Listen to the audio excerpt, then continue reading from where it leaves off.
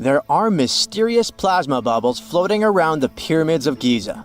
As bizarre as that might sound, let's get one thing clear right off the bat. There's nothing extraterrestrial going on here. Plasma bubbles are those weather anomalies that form in a layer of Earth's atmosphere called the ionosphere. This is an invisible layer surrounding our planet that stretches roughly from 50 to 400 miles above Earth's surface, right at the edge of space. In this layer, the sun, being the giant hot power that it is, basically cooks gases, splitting them into electrically charged particles called plasma. Here's where it gets interesting. At night, especially near the equator, these charged particles get disturbed, and when a bunch of them suddenly vanish at the same time, it forms what we call a plasma bubble. Imagine it like a big empty pocket where the plasma is missing or its quantity is lowered. But it's only considered a plasma bubble if this phenomenon occurs on a large scale, typically around 62 miles in size.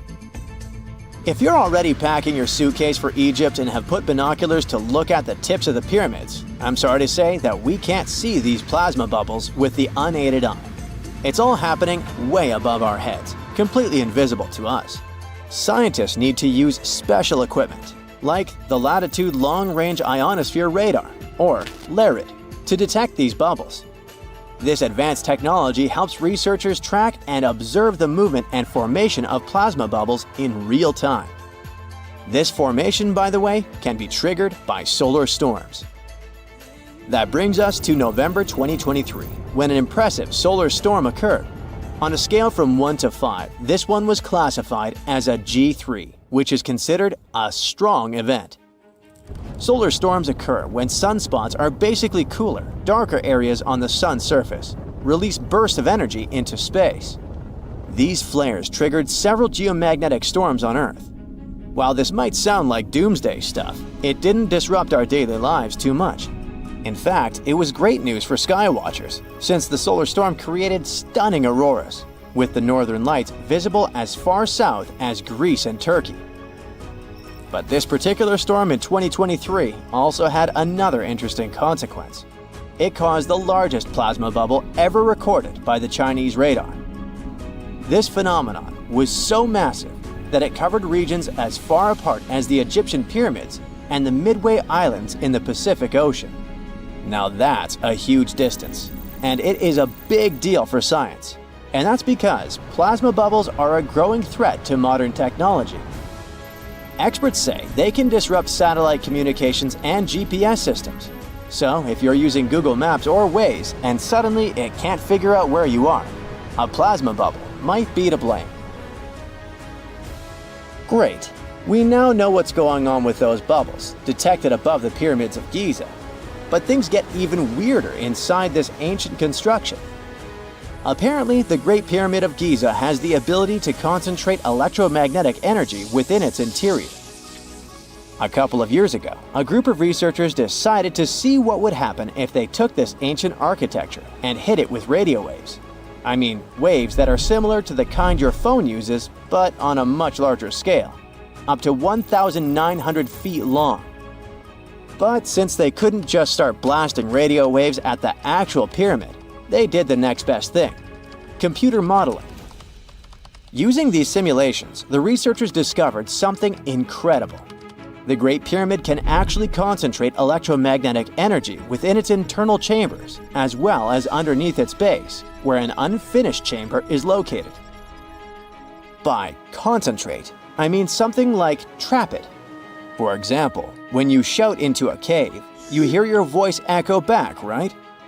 The sound waves don't just disappear, they bounce around and get focused. Similarly, when radio waves hit the pyramid, they don't just pass through or around it. Instead, they get absorbed, bounce around, and focus inside and underneath the pyramid. Our list of mysterious phenomena surrounding the Egyptian pyramids doesn't end there. Inside the pyramid, there's a long, narrow passage that leads to what's known as the King's Chamber. This room sits at the center of the pyramid, and it's believed to have been the final resting place of Pharaoh Khufu, the ancient Egyptian leader who commissioned the entire thing over 4,000 years ago. When visitors step into the king's chamber, two things normally strike them: the room's incredible acoustics and its heavy, imposing structure, which is entirely lined with red granite. Recently, scientists have started to connect these two facts.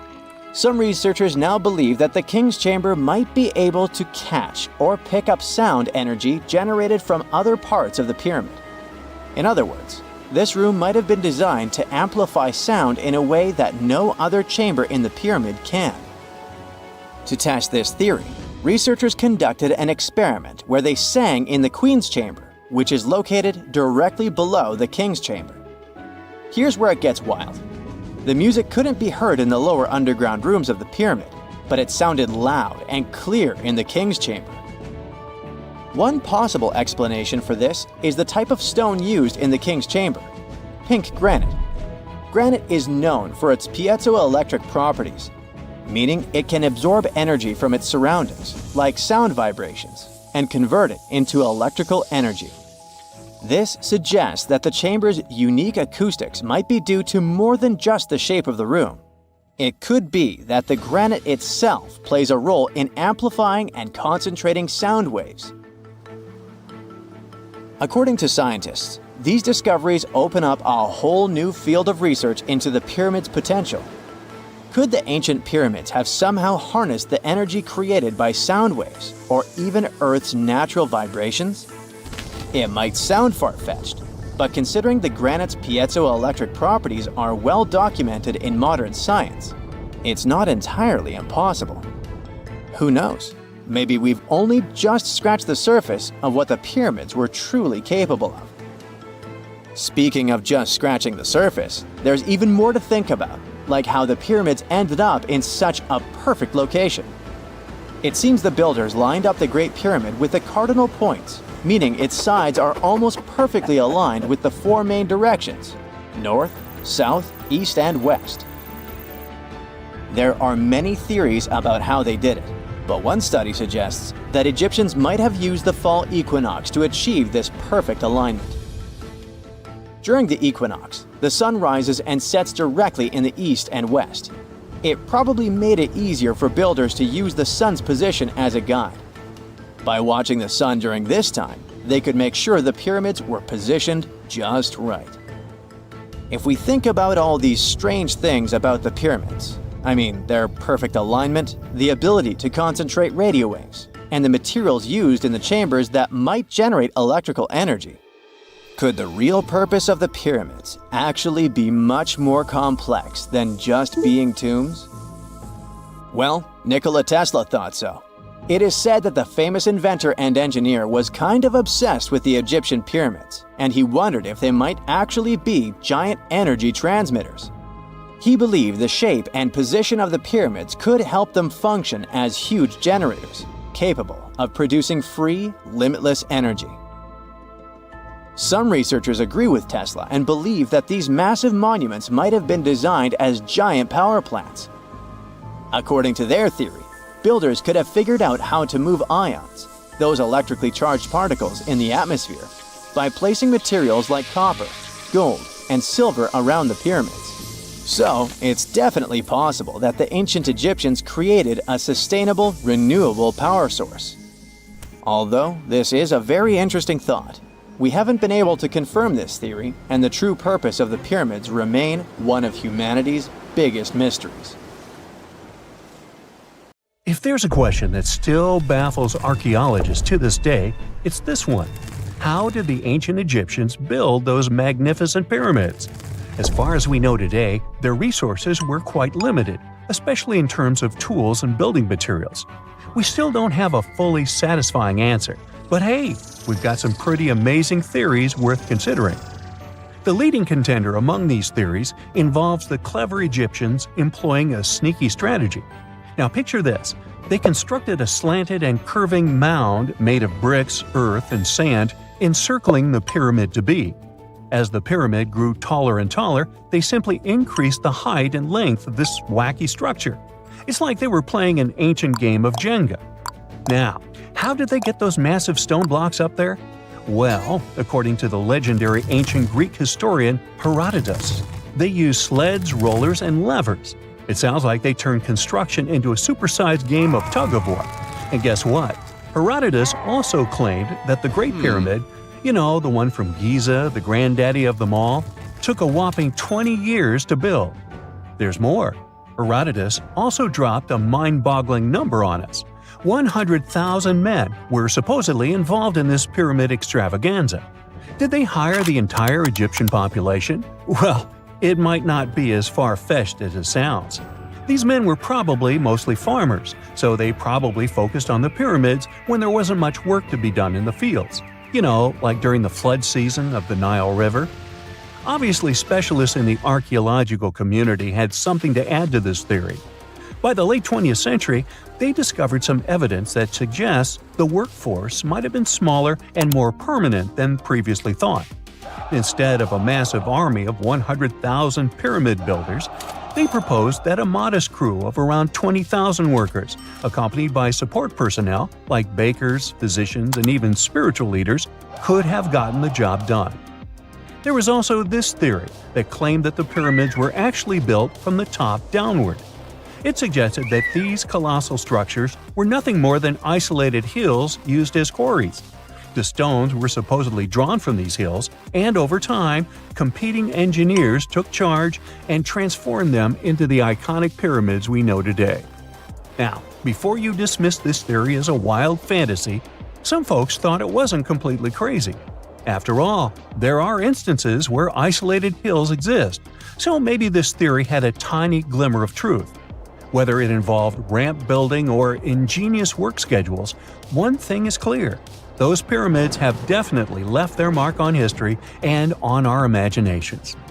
Now, speaking of ancient Egyptian mysteries, there's this gigantic unfinished obelisk sitting in ancient Egypt, and scientists are trying to figure out how it was shaped. Now, some people suggest that our industrious ancestors used handheld pounders to get the job done. One expert has a different take on the matter, though. He argues that if we take a closer look at the pattern left behind by the shaping tool, we'll notice something peculiar. The walls of the trenches surrounding the obelisk display a neat and even pattern, which is pretty unlikely if they were pounded away by mere mortal hands. According to this expert, those horizontal striations are usually the result of a tool that takes breaks while removing material, leaving its mark on the surface. But wait, there's more. Imagine the tool being rocked back and forth against the trench walls, clearing away the waste to keep the trench from narrowing. Well, in that case, the tool might have left some funky horizontal striations where it was pressed against the sidewall. This sounds like some fancy technology at play, don't you think? And guess what? The dynastic Egyptians probably didn't have access to that kind of know-how. Another famous Egyptologist from way back also uncovered a bunch of core drills during his adventures. Although the actual drill bits are missing, his collection houses these particular core remnants made of limestone, alabaster, and even granite. These constructions aren't the only amazing thing the ancient Egyptians left behind, though. As it turns out, the Egyptians were the genius minds behind the creation of the handheld mirror. Yeah, that little mirror you use every day to check yourself out. But here's the twist. These mirrors are like pieces of art. They were decorated with inscriptions and figures. But that's not all. The Egyptians had a serious concern with their appearance. They knew the importance of personal hygiene and looking fabulous. So, in their quest for pearly whites, they invented toothbrushes and toothpaste. Dental problems were pretty common back then, and their smiles weren't exactly all white. Dentistry wasn't their strongest suit, you see. Maybe their minds were distracted by all that pyramid building. So that doesn't mean those ancient toothpaste recipes weren't amazing. One delightful concoction included rock salt, mint, dried iris petals, and pepper. Some brave dentists in the 21st century tried it out, and it worked pretty well. Ground-up ash was also used in another recipe to create a tooth cleansing paste. Mint was missing, so that didn't do much for their breath. That's when the genius Egyptians came up with the world's first breath mints. They made tablets from heated spices like cinnamon, and they mixed it with honey. Now, let's shift gears to home decor, Egyptian style. They surely took ornamentation to the next level. While the concept of decorating furniture started in Mesopotamia, the Egyptians cranked it up a notch. They went all out with different colors of ink and even developed various weights of paper. Oh, and let's not forget about those cute little area rugs we all have in our homes today. Guess who came up with the idea? Yep, the Egyptians. They used the versatile papyrus plant to make those cozy rugs. And speaking of trends, the Egyptians loved their knickknacks. They had an assortment of small figurines in the shapes of cats, dogs, and people. These statues were made from various materials, like simple sun-dried mud to the ultimate bling of gold. It all depended on how loaded you were. The Egyptians were also all about farming, and they knew that clean water was crucial for their crops and animals. That's why they came up with some nifty inventions and techniques to make sure their land was fertile and their plants were happy. First off, they had the genius idea of using ox-drawn plows. They had two types of plows, heavy and light. The heavy plow would strut its stuff, cutting deep furrows in the soil, while the lighter plow followed behind, fluffing up the earth. But they didn't stop there. After plowing, the Egyptians would break up clumps of soil and sow the rows with seeds. To give those seeds a good old squish into the furrows, they'd march their livestock across the field, effectively closing up the furrows. But hey, all that hard work would be pointless if their seeds were as dry as the Sahara. That's where irrigation comes into play. The Egyptians were so good at it that other cultures, like the Greeks and Romans, couldn't help but copy their techniques. Now let's switch gears and talk about the marvelous architecture of ancient Egypt. These folks weren't just skilled farmers, they were also architectural maestros. They built these fancy canals to carry water to farms and villages, and boy, did they know how to make those canals look pretty. Just imagine strolling along a canal lined with ornate structures. The pharaoh Ramesses the Great was quite the overachiever when it came to construction. One of his mind-blowing creations was the construction located at Abu Simbel. This building was designed so that twice a year, the sun would shine directly into it and illuminate the statues of Ramesses. And let's not forget about the corbelled arch. Without this architectural gem, we'd be missing out on some mind-boggling structures like the Great Pyramid. The Egyptians knew how to make things stand tall and proud, thanks to their engineering and construction wizardry. They built grand halls and inner sanctums that make your jaw drop. And some of these temples doubled as astronomical observatories.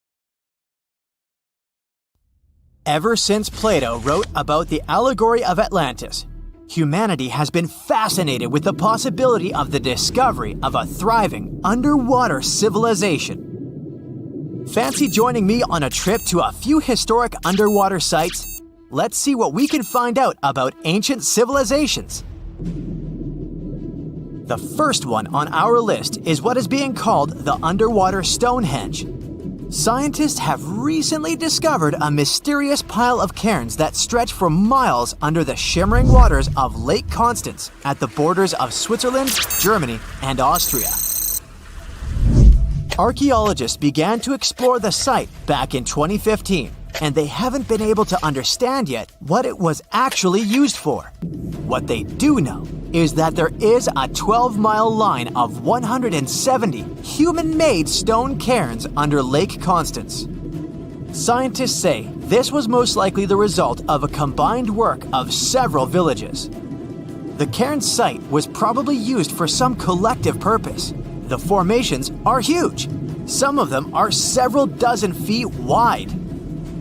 The most amazing discovery so far is that the site dates back to around 5,500 years ago. Now, what were we humans doing back then? We were living in the prime years of the so-called Stone Age. We were beginning to make artifacts from stone and use them to hunt and eat. Can you imagine what a knife and fork might have looked like back in those days? It's no coincidence that scientists call this site the underwater Stonehenge, though. Both sites are believed to have been built around the same period of time. You see, Stonehenge dates back to around 3,100 BCE. Both sites carry the distinct characteristic of stone monuments built in a circle. Not to mention the fact that scientists also haven't figured out why on earth our early ancestors would feel the need to build a monument such as Stonehenge. Well, the mystery of Lake Constance hasn't been solved yet. Who were the Neolithic people from this area? And for what purpose did they go through such an amount of work and effort to build this huge stone site? Next, we're taking you on a tour of the Ryukyu Islands just off the coast of Japan. You're diving deep down to an archaeological site. But I should warn you, the waters of the Pacific Ocean are far from smooth. It doesn't take long before you see a huge structure, thanks to the sunlight shining down on the seabed. At first, it looks like Machu Picchu's ruins located across the globe in Peru. As you approach the site, you slowly figure out its forms. A pyramid-shaped structure, arches, staircases. It's something that could have easily been a palace or a castle. Could this be a sign of human activity? What you've just seen is known today as the Yonaguni Monument. It also goes by the name of Japan's Atlantis. The entire monument is about the size of 5 soccer fields and the height of a 5-story building. Its most surprising feature is its expanse of terraces. Explorers and scientists believe that Yonaguni might be 10,000 years old. But whether it's a human-made structure or a natural formation is still under debate. For Japan's top marine geologist, Professor Masaki Kimura, Yonaguni is the heritage of a lost civilization. Kimura has dived to the bottom of the ocean to explore the ruins over 100 times over the past 10 years. According to him, there are clear signs of human activity down there. On the monument's surface, there is a triangle-shaped concave that is a historical symbol of water fountains in the region. There's also a giant turtle carved on the eastern side of the structure. And, according to Kimura, turtles have an important cultural meaning. Several pieces of stone tools have been recovered from the site. Their estimated age is around 10,000 years. However, not all scientists support this theory.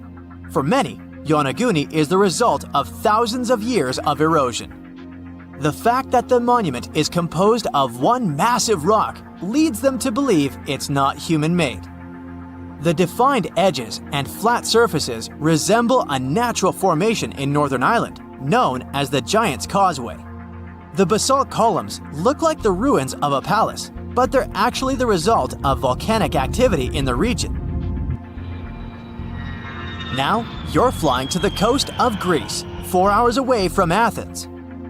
More specifically, you're in the Peloponnese Peninsula. You dust off an old snorkel and head for a free dive on a bright sunny day. Sometime into the dive, you start noticing patterns on a seabed. 13 feet below the surface, outlines of familiar objects start to appear, one by one. As you continue swimming, what looks like the outline of an entire city emerges in front of your eyes. Are you wondering how water could have taken the whole city? Rocks are perfectly aligned into what appears to be the foundation of a building. This is Pavlopetri, an ancient city you've probably heard about for the first time. It was discovered by Nicholas Fleming, a British oceanographer, when he was on vacation in Greece. He had heard rumors about Pavlopetri's existence and indeed found several artifacts on the seafloor. He went back to the area a year later with the team. They found a site filled with pots, storage vessels, and tools. A kernstone, for instance, is a tool used for grinding grains and turning them into flour. Multiple amphoras indicate that this settlement dates back to the Bronze Age, 5,500 years ago, when people started living in towns. The settlement is believed to have existed for over 2,400 years. Today, Pavlopetri is considered the oldest submerged town ever discovered, and what's impressive is that it wasn't a simple village. It was a vibrant port city with stone buildings, a marketplace, streets, and even squares. The next stop on our voyage is one of today's most famous underwater cities that has been turned into an archaeological park. The city of Port Royal in Jamaica exists only below the surface, but in 1692 it was one of the wealthiest cities in the Western Hemisphere. Port Royal was the center of the British Empire at the time and an important trade city that attracted people from all over the region. It was also home to real-life pirates of the Caribbean. On the morning of June 7, 1692, the people of Port Royal met a different fate than they had probably expected. The city woke up shaking. People were thrown out of their beds by the power of a massive earthquake, ranking 7.5 on a Richter scale. One survivor said he had seen Earth opening up and swallowing the whole town. What he said could be true, as the city was mainly built on sand. The ground swallowed buildings, roads, you name it. Geysers erupted, and finally, waves as big as 10-story buildings hit the city. About 33 acres of the city disappeared under the water. Amazingly, most of its 17th century remains are still in good condition under 40 feet of water. Archaeologists have found taverns, storage rooms, kitchens, and recreational buildings used for diverse purposes. You can also see a grand lion statue, a submerged bridge, and many picturesque arches. Of course, I saved the best for last: India. Just off its coast lies another sunken marvel. A site known as the Lost City of Cambay is located in the Gulf with a similar name.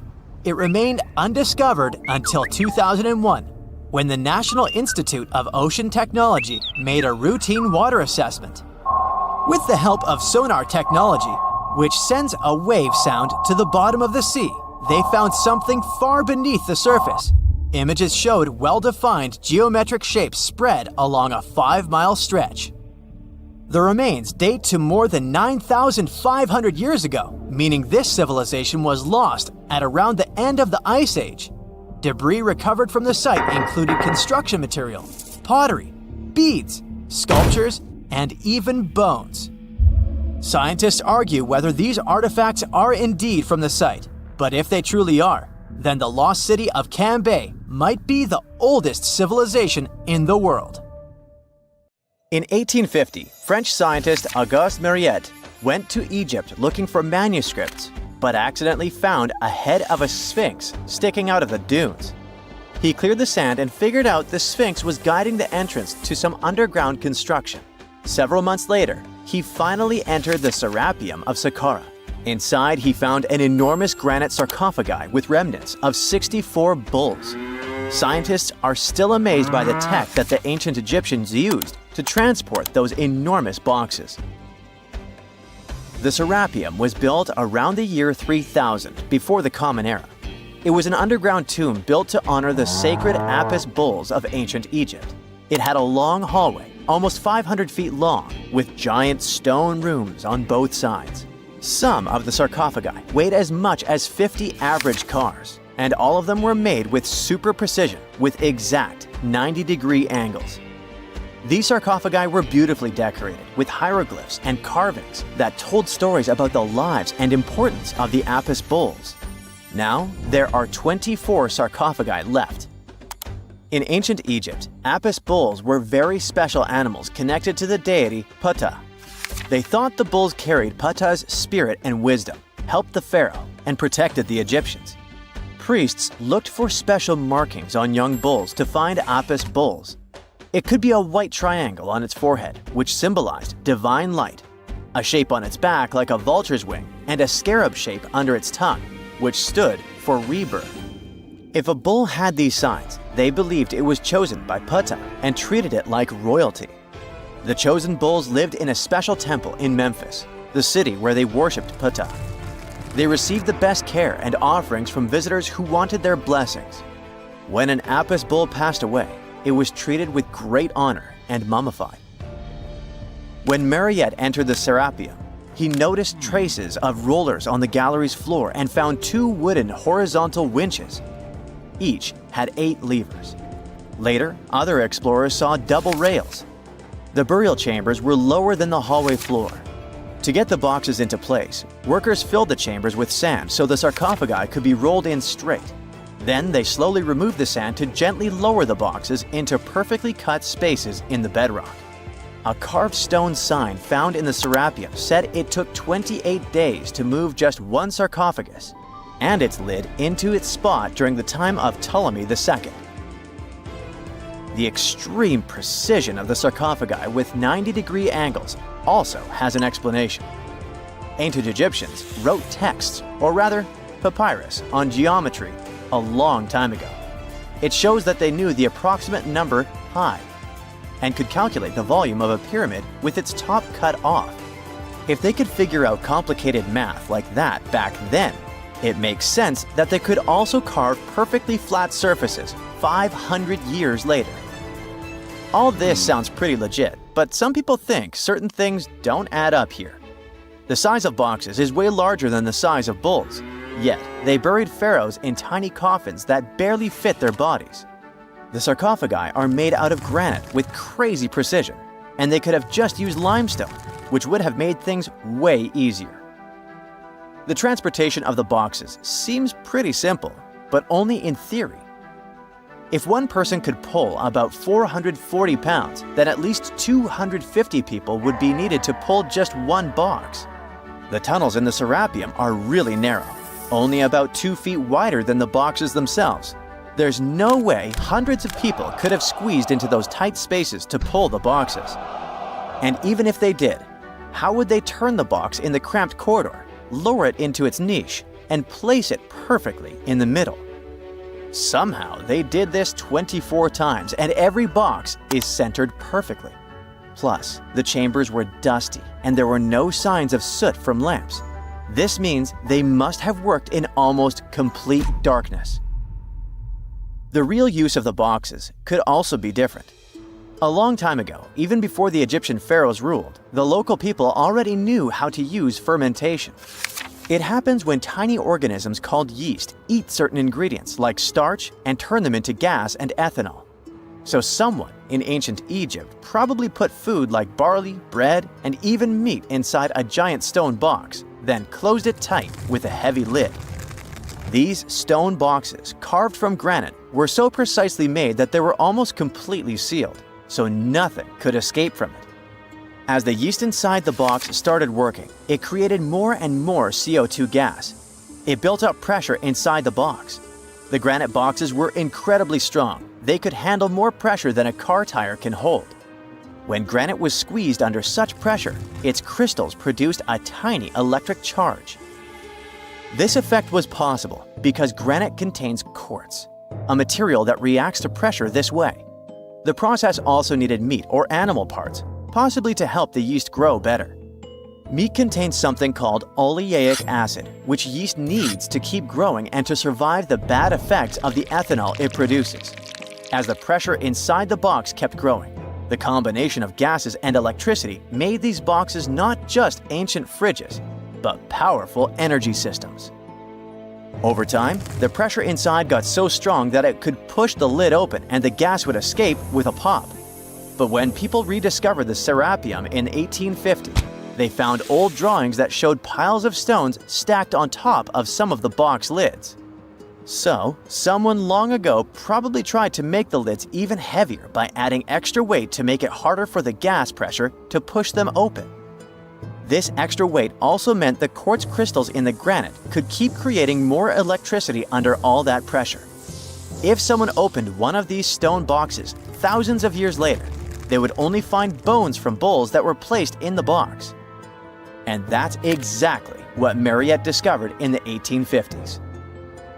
They opened the Serapeum for visitors soon after the first excavations in the second half of the 19th century. Prince of Wales even had a luncheon with his guests in one of the sarcophagi. Sands and earthquakes made the site inaccessible for a while, but now you can visit it again and try to solve the mystery yourself. With new tech, we could have answers to many other historical mysteries soon. A team of scientists at Chicago's Field Museum of Natural History recently used a special CT scanner to learn more about ancient Egyptian mummies without unwrapping them. They gently rolled 26 mummies on custom carts out to the parking lot, where the scanner was waiting. It took thousands of detailed X-ray pictures of each mummy and their coffins. When all the pictures were put together, they created 3D images that showed what was inside, the skeletons, and some artifacts.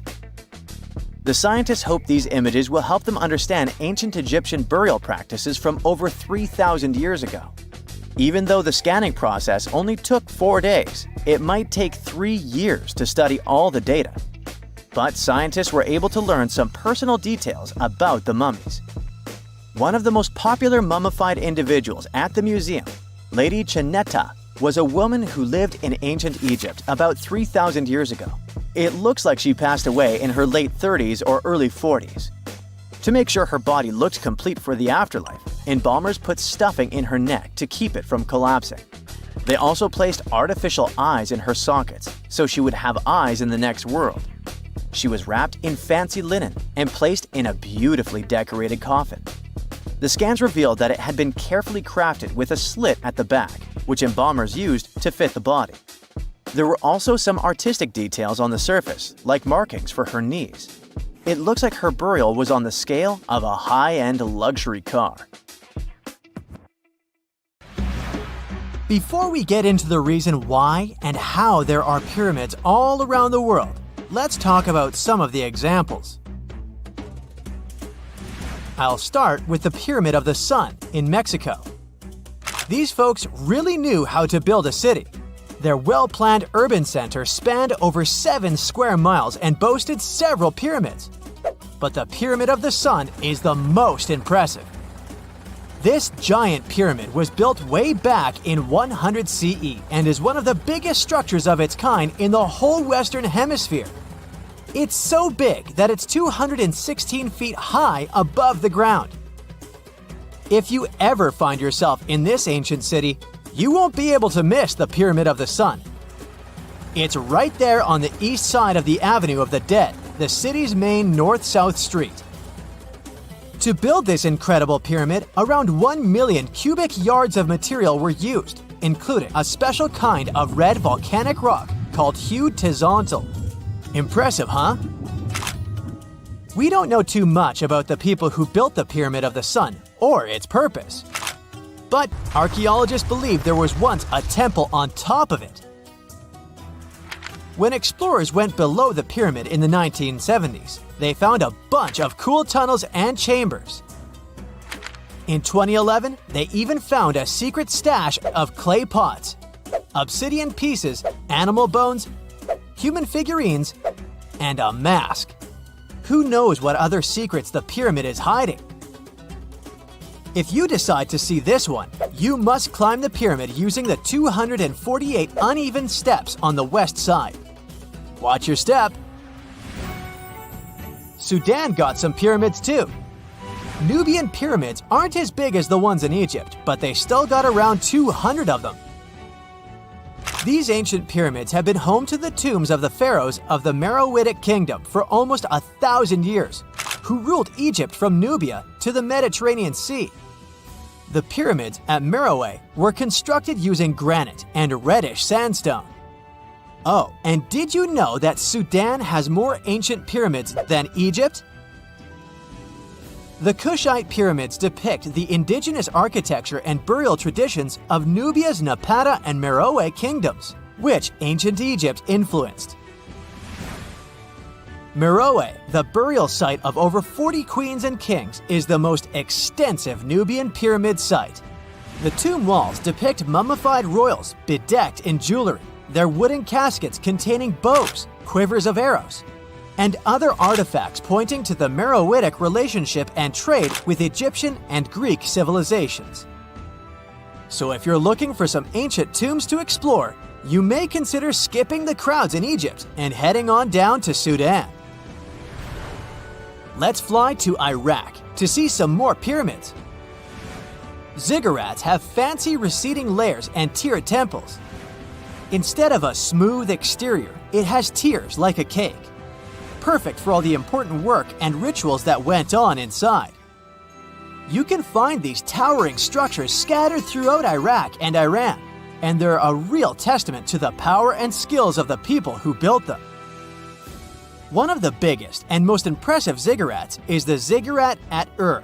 It's basically a giant rectangular pyramid that stands a whopping 70 to 100 feet tall, with 3 levels of terraces and a temple on top.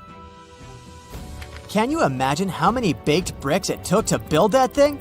Try 720,000 for just the lower portion. This particular ziggurat was built for Sumerian king Ur-Nammu. Similar to other ones, this pyramid has been around for thousands of years, so it got a little rough around the edges. Thankfully, the Babylonian king Nebuchadnezzar II and some archaeologists came to the rescue in the 6th and 20th centuries respectively, and now you can find this near Talil Air Base. The ziggurat at Ur was built in 2100 BCE by King Ur-Nammu for the moon deity Nana. It was the tallest building in the city, and you could see it from miles around. It was like the medieval cathedral spire of its day. People would come here to bring their agricultural surplus and get their food allotments and seek spiritual nourishment. Sadly, the Nana temple at the top of the ziggurat didn't survive, but we do have some blue glazed bricks that may have been part of its decoration. The lower parts of the ziggurat are pretty amazing though. The architects even included holes in the temple's baked exterior to let the water evaporate from its core. Since we explored some of the pyramids on our planet, let's take a broader perspective. They can be found in many parts of the world. Egypt has over 100 pyramids, double that number in Sudan, and dozens of others are scattered in the Middle East and China. The Americas have the most pyramids in total, with more pyramids than the rest of the world combined. These pyramids are located in Mexico, Guatemala, Honduras, and El Salvador. Time to know more about the evolution of pyramids through history. The oldest pyramid is in Egypt. This pyramid was a step pyramid, which was created by placing one layer of stone on top of another. The pharaoh Sneferu is credited with creating the pyramid shape we recognize today. During his 45-year reign, he built 3 pyramids. His first 2 attempts failed, but he finally got it right with the Red Pyramid, which is considered the first true pyramid. It was Sneferu's son, Khufu, who built the Great Pyramid of Giza, which was the tallest human-made structure on Earth for almost 4,000 years. Latin American pyramids are similar to early Egyptian step pyramids, but they were built independently, with no knowledge of each other. The pyramids in Sudan were built around 700 BCE and are tall but much narrower than those in Egypt. How in the world did all these civilizations build these things without even texting each other?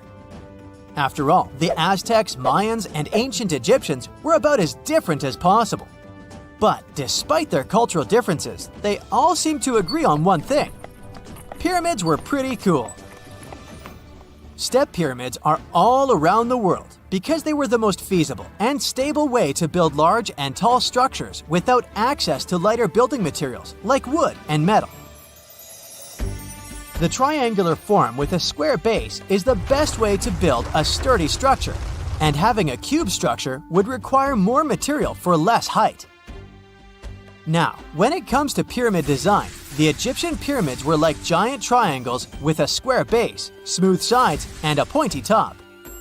On the other hand, the Aztecs and Mayans went for a tiered cake look, with steps leading up to a flat platform on top. So, while all these pyramids share the same basic shape, they have their own unique flair. Each group built its pyramids using different materials, techniques, and slope angles. So while they may have been inspired by each other's work occasionally, they were just doing their own thing. Egyptian pyramids had smooth, angled sides that were designed to help the pharaoh's soul ascend to heaven.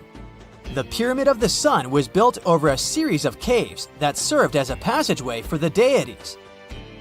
The Maya built the temple of Kukulkan in Chichen Itza to honor the deity Kukulkan, usually represented by a serpent. Nicknamed El Castillo, it has 91 steps on each side, plus a platform. That's 365 steps, one for each day of the Mayan calendar. Tell me, Brightsiders, how were pyramids built? To begin with, humans made them, not a foreign race from space that landed on Earth. You see, one thing that all pyramids have in common is that they were built without advanced tools or even the wheel. It took a lot of people to build them, including skilled laborers and architects. For example, it's estimated that 20,000 people built the Great Pyramid of Giza, and it's believed that most of them were skilled laborers. Building pyramids was a massive undertaking that required years of planning and effort. The Great Pyramid at Cholula, Mexico, took 600 years to complete.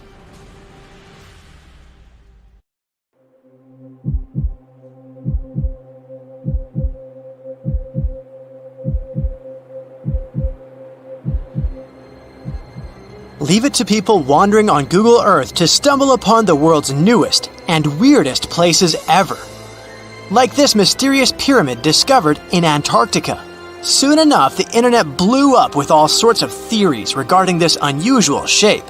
Could it be a sign from a different life form? Is this pyramid indeed natural, or is it man-made? For starters, it's not the first time we've discovered a pyramid in the Antarctic. The first one was observed by the British Antarctic expedition in the 1910s and kept secret for a long time. Its discovery being kept hidden only added to the mystery. A second such structure was discovered in 2016, which further increased the interest in the matter. The mystery was soon enough deciphered by scientists. These formations are just mountains. They're located near the Ellsworth Mountains, a range over 250 miles long, so they're just mountain peaks that have broken through the ice sheet. As for their particular shape, it's just a coincidence. Pyramids are found throughout nature. The Matterhorn in the Alps and Mount Ballenstinder in Iceland, for example, are quite similar in terms of shape. As for the official name of these peaks, they're called nunataks, or peaks of rock peeking through a glacier or an ice sheet. Antarctica has way more incredible features, like the fact that it's home of 60 to 90% of the world's fresh water. That's because its ice sheet is the biggest on our planet, stretching across 5.4 million square miles. I'll spare you the calculations, but that leaves only 1% of the continent ice-free. Antarctica's ice reaches 2.7 miles thick at its deepest point, meaning half the height of Mount Everest. Should it ever melt completely, our sea levels would rise to roughly 200 feet. It wasn't always this cold, though. At some point in our planet's history, Antarctica had some average temperatures as the city of Melbourne has today. It took a lot of research, but scientists figured out that Antarctica's temperatures could have reached up to 62.6 degrees Fahrenheit. Sure, that was 40 to 50 million years ago, but if you think about it, it was at the same time when dinosaurs roamed our Earth. Time is also different on this icy continent. All the lines of longitude that help us calculate different time zones merge into a single point at the South Pole. Here, there are 6 months of daylight in the summer, followed by 6 months of complete darkness during the colder season. So, scientists working here stay, on average, in the same time zone they've come from.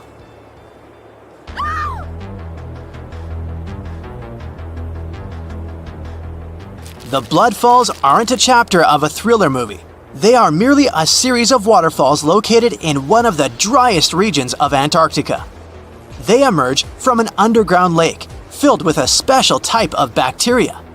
These little organisms use sulfates as fuel instead of sugars, which makes them very intriguing for scientists.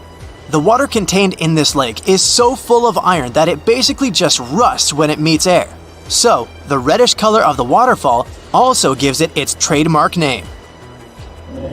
The megalodon was the largest predator ever known in our planet's history. In terms of its location, the megalodon lived practically in all waters on our globe, except near the poles. The reason why there were no megalodon teeth found in Antarctica is probably because the gigantic creature was adapted to only warm tropical and subtropical waters. If you plan to visit Antarctica by boat someday, just know you might not get there on a non-metallic boat. The hull of your transportation device must be made of either steel or aluminum to withstand the harsh weather conditions here. Antarctica isn't home to a lot of bugs. In fact, there is only one true species of insect that calls this place home. It's a wingless midge called Belgica antarctica. This fly is so tiny that it only reaches 0.08 to 0.23 inches long, but it's still the Antarctic's largest terrestrial animal. A lot of Antarctic fish also come with an antifreeze substance in their blood. They drink the sharp ice crystals, so they're less likely to cause any pain. It also doesn't rain a lot here on this icy continent, but one amazing meteorological quirk of Antarctica is that it's full of diamond dust.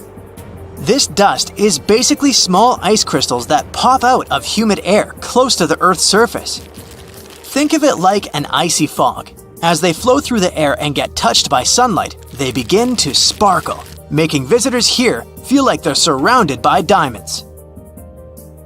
It's probably the last place you'd want to go into labor, but in 1978, the first person was born here ever. Emil Marco Palma was its name, and ever since, 10 other people have been born here in Antarctica. There's a lake on this icy continent that is so full of salt, it makes it impossible for it to freeze over, even if temperatures can go as low as 5 degrees Fahrenheit. That's because pure water freezes at 32 degrees Fahrenheit. Water that has salt in it, or any other substance for that matter, will freeze, but at a way lower temperature. That lower temperature is adjustable depending on the substance itself and the amount that has been placed into the water. Antarctica was the last official continent to be discovered. It remained completely unseen until the 1820s. But it took another 20 years to confirm it was actually a continent and not just a group of icy islands. Just because it's really cold here doesn't mean you can't go on a date here. One December night, an American scientist that was posted in Antarctica logged into a dating app simply out of curiosity. He was certain no other profiles would show up, but to his surprise, he found someone soon enough. Another researcher who was stationed just 45 minutes away, by helicopter of course. They eventually got together and went on the first date in Antarctica ever recorded. Apart from ice, this continent has something else way more abundantly than any other piece of land on Earth: meteorites. If we look at the research done by scientists, meteorites have equal chances of reaching any place on our planet. However, once they go through our atmosphere, the situation is a bit more complex. That's because different climates on our planet, like the humid ones found near the jungle, have a lot of moisture and oxygen, which will corrode most meteorites. The climate in Antarctica is really dry, so the possibility of meteorites corroding is little to none. More so, it's way easier to spot these rocks on the icy white surface of this area than in any other place on Earth. If you're not scared of the cold, you'll surely freak out when you hear about the winds here. That's because Antarctica is for the most part the windiest place on Earth. Wind speeds have been reported here to reach even 200 miles per hour. Secant, cosine, tangent, sine, 3.14159. Yeah, that was the cheer we heard coming from the trigonometry club back in the day. For the rest of us in math class, terms such as sine, tangent, and pi were just bewildering. Who invented these and why? Was their only purpose to make it harder for students? Well, not quite. Trigonometry was invented by the ancient Egyptians. They needed this knowledge to construct pyramids, and they did a pretty good job too. The Great Pyramid in Giza still stands today, some 4,500 years after it was built. No recalls either.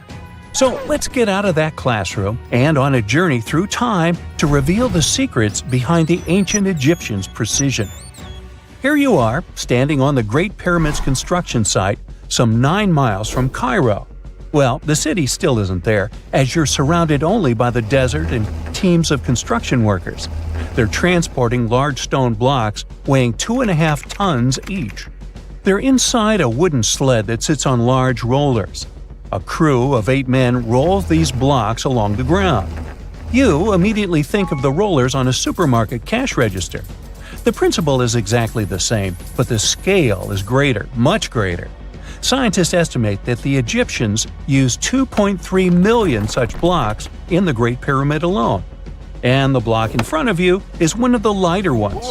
The heaviest of them weighed up to 15 tons. But where did all these blocks come from? Most of them originated from quarries around Giza. It's not that impressive, you think. But wait until you hear how ancient engineers transported the granite used in construction over 500 miles to the pyramid. There were no railways or highways back then, but the mighty Nile was always there. Researchers even believe that the Egyptians dug a canal to connect the Nile directly to the pyramid's construction site. All they had to do then was to wait for the flood season to begin, and voila! The rising water levels floated the heavy stone blocks for them. But how did they lift the enormous stones on dry land to stack them up to the top? Did they use oversized cranes? Well, ancient Egyptians worked around this problem, literally speaking. One of the workers is now pointing to the giant ramp going around the pyramid they're building. This is how a mountain road zigzags its way to the top. If the ramp went directly to the top of the pyramid, then workers couldn't pull the stone blocks along it. It would be too steep. Scientists have calculated that 8% could be the maximum incline. So ancient Egyptians just extended the ramp around the pyramid. Again, these are all theories, as the ramp could have been inside the pyramid, as some researchers suggest. The exact building method is still a mystery, guarded by the Sphinx. That's its real name, right? Wrong. As the Great Sphinx is just the statue's alias. You know, the name writers take when they want to hide their true identity, or a singer's stage name. The Sphinx's real name, translated from Egyptian, means Horus in the horizon. That was the name for the Egyptian deity of the sky. The trail of mystery doesn't end there. As a man walks past you with a bucket of paint, he's going to add a touch of color to the Great Sphinx.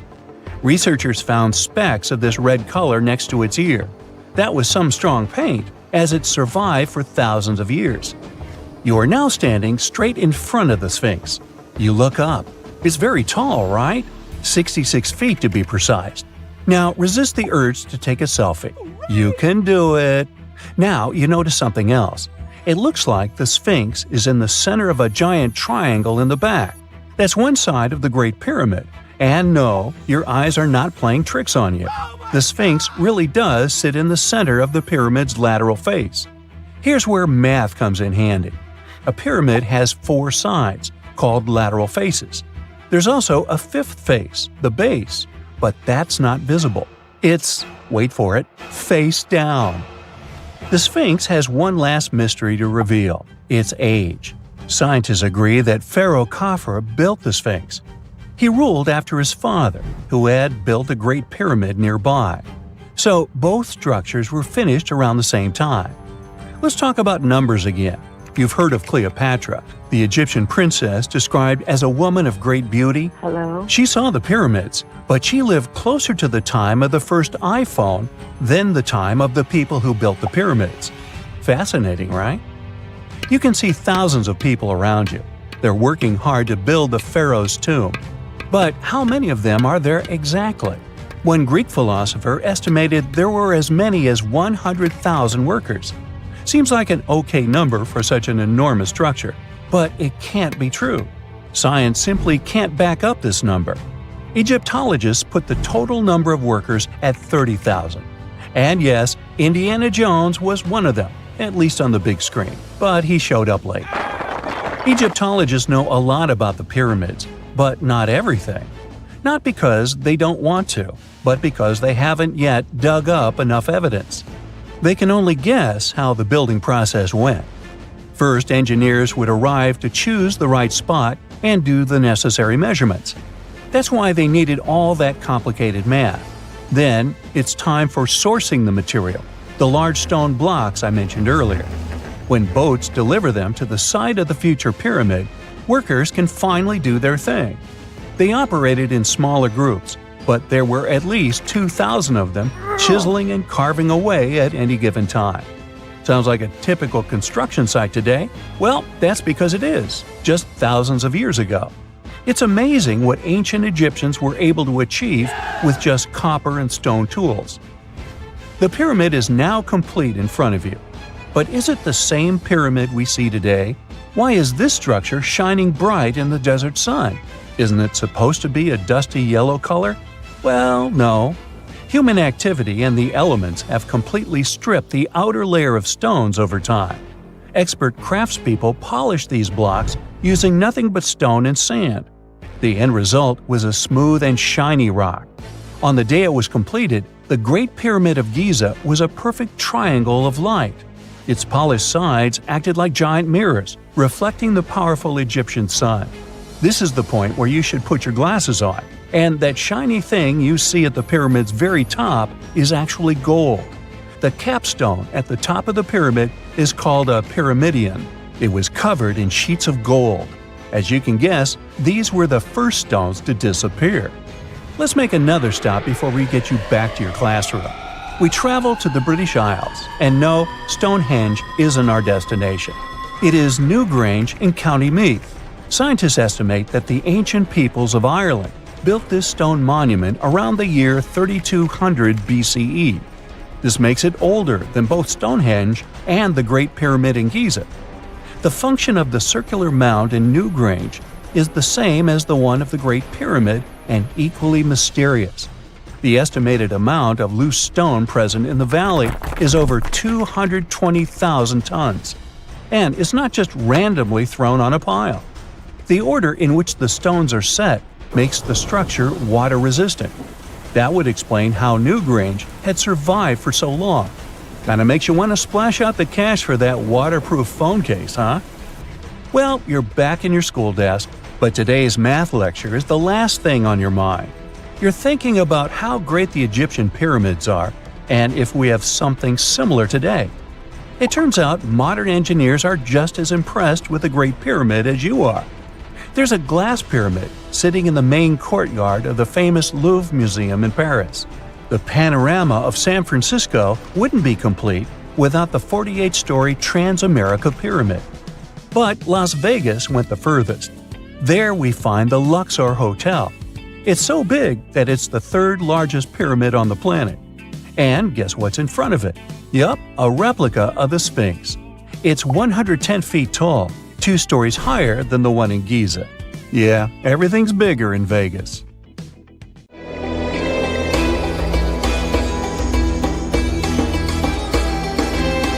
The Great Pyramid was created as the final resting place of ancient Egyptian monarch Khufu.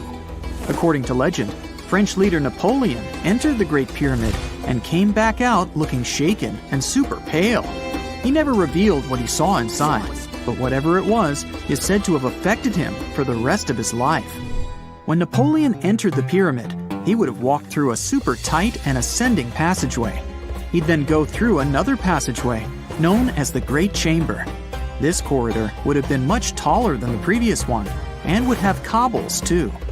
He'd then reach the King's Chamber, the centerpiece of the Great Pyramid, which was lined with huge blocks of granite. But it wouldn't have looked as grand as we might imagine. There are no hieroglyphics decorating its walls, as Egyptians only began decorating the burial chambers of pyramids much later on. The pharaoh's tombs deep inside the pyramid would have also been filled with treasures, from chunks of gold to the world's most expensive jewelry.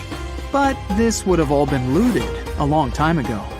The only thing that probably would have been left in there would have been a huge sarcophagus, which would have once contained the king's mummy. He'd also have to walk past the queen's chamber. This room most likely didn't hold any queens though, as pyramids were usually only built for one person. There are mysterious tunnels leading from here. To this day, no one is really sure what they're there for. And that's not the only mysterious and creepy thing Napoleon may have encountered, as stories of pharaohs leaving ancient curses on pyramids go way back. Many pyramids had warnings written on the outside, telling of horrifying things that would happen to those who entered and disturbed the peace. We might not know what exactly Napoleon found in the Great Pyramid that scared him so much, but we know for sure what was found in Tutankhamun's tomb. Tutankhamun was an ancient Egyptian pharaoh who was only 8 or 9 years old when he took to the throne. He became a cultural phenomenon when his tomb was discovered almost completely intact in 1922. His pyramid sits in the Valley of Kings in Thebes, modern Luxor, which is in Egypt. Unlike the Great Pyramid, Tutankhamun's tomb was covered in beautiful wall decorations. The walls told the story of how he would travel to the afterlife through the underworld. Egyptians believed all people would have to take this journey, so they would fill their tombs with objects and paintings to help them get there. There'd also be spells painted on the walls. They believed this would help people pass over to the next realm. The journey would be pretty long, and for that reason, the ancient Egyptians would also fill the pyramids with food. Tutankhamun's pyramid was filled with 8 fruit baskets. They even found something called gingerbread fruit in there. The rooms were jam-packed with furniture, statues, clothes, and staffs, amongst a whole bunch of other things. You'd likely find a lot of clothes and expensive jewelry in the pyramids as well. The ancient Egyptians wanted their ancestors to travel in style to the afterlife. They put Tutankhamun in his final resting place with over 50 pieces of clothing, all of the highest quality.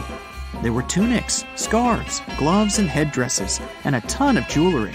Bracelets, pendants, necklaces, rings, and scarabs for protection were all found inside. Each of them was made of gold or precious stones. There were also fans made of ostrich feathers to keep the old pharaoh cool in the hot Egyptian sun. But the temperature inside the pyramids never actually went above 68 degrees Fahrenheit. The ancient Egyptians developed a super cool air conditioning system that we don't fully understand even today. Tutankhamun's pyramid also contained 130 walking sticks made from ebony, ivory, silver, and gold to help him on his journey.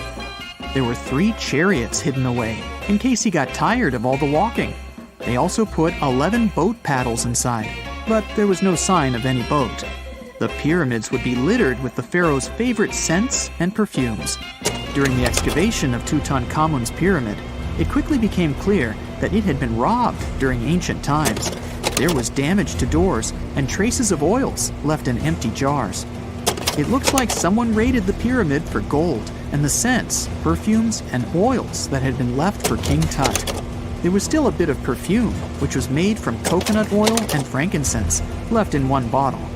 It seems like Pharaoh Tutankhamun loved board games. There was an ivory traveling set of Senet in his pyramid. Although we don't know for sure exactly how to play it, we have figured out it was sort of an ancient Egyptian version of backgammon. It looks like it was a 2-player game where the goal was to knock your opponent off the board. Not really sure who Tutankhamun's mummy was supposed to play with, though. The ancient Egyptians had some rituals that may seem pretty strange to us. For example, they used to shave their eyebrows off if they ever lost a cat. So it's not too surprising they put some really weird things inside pyramids.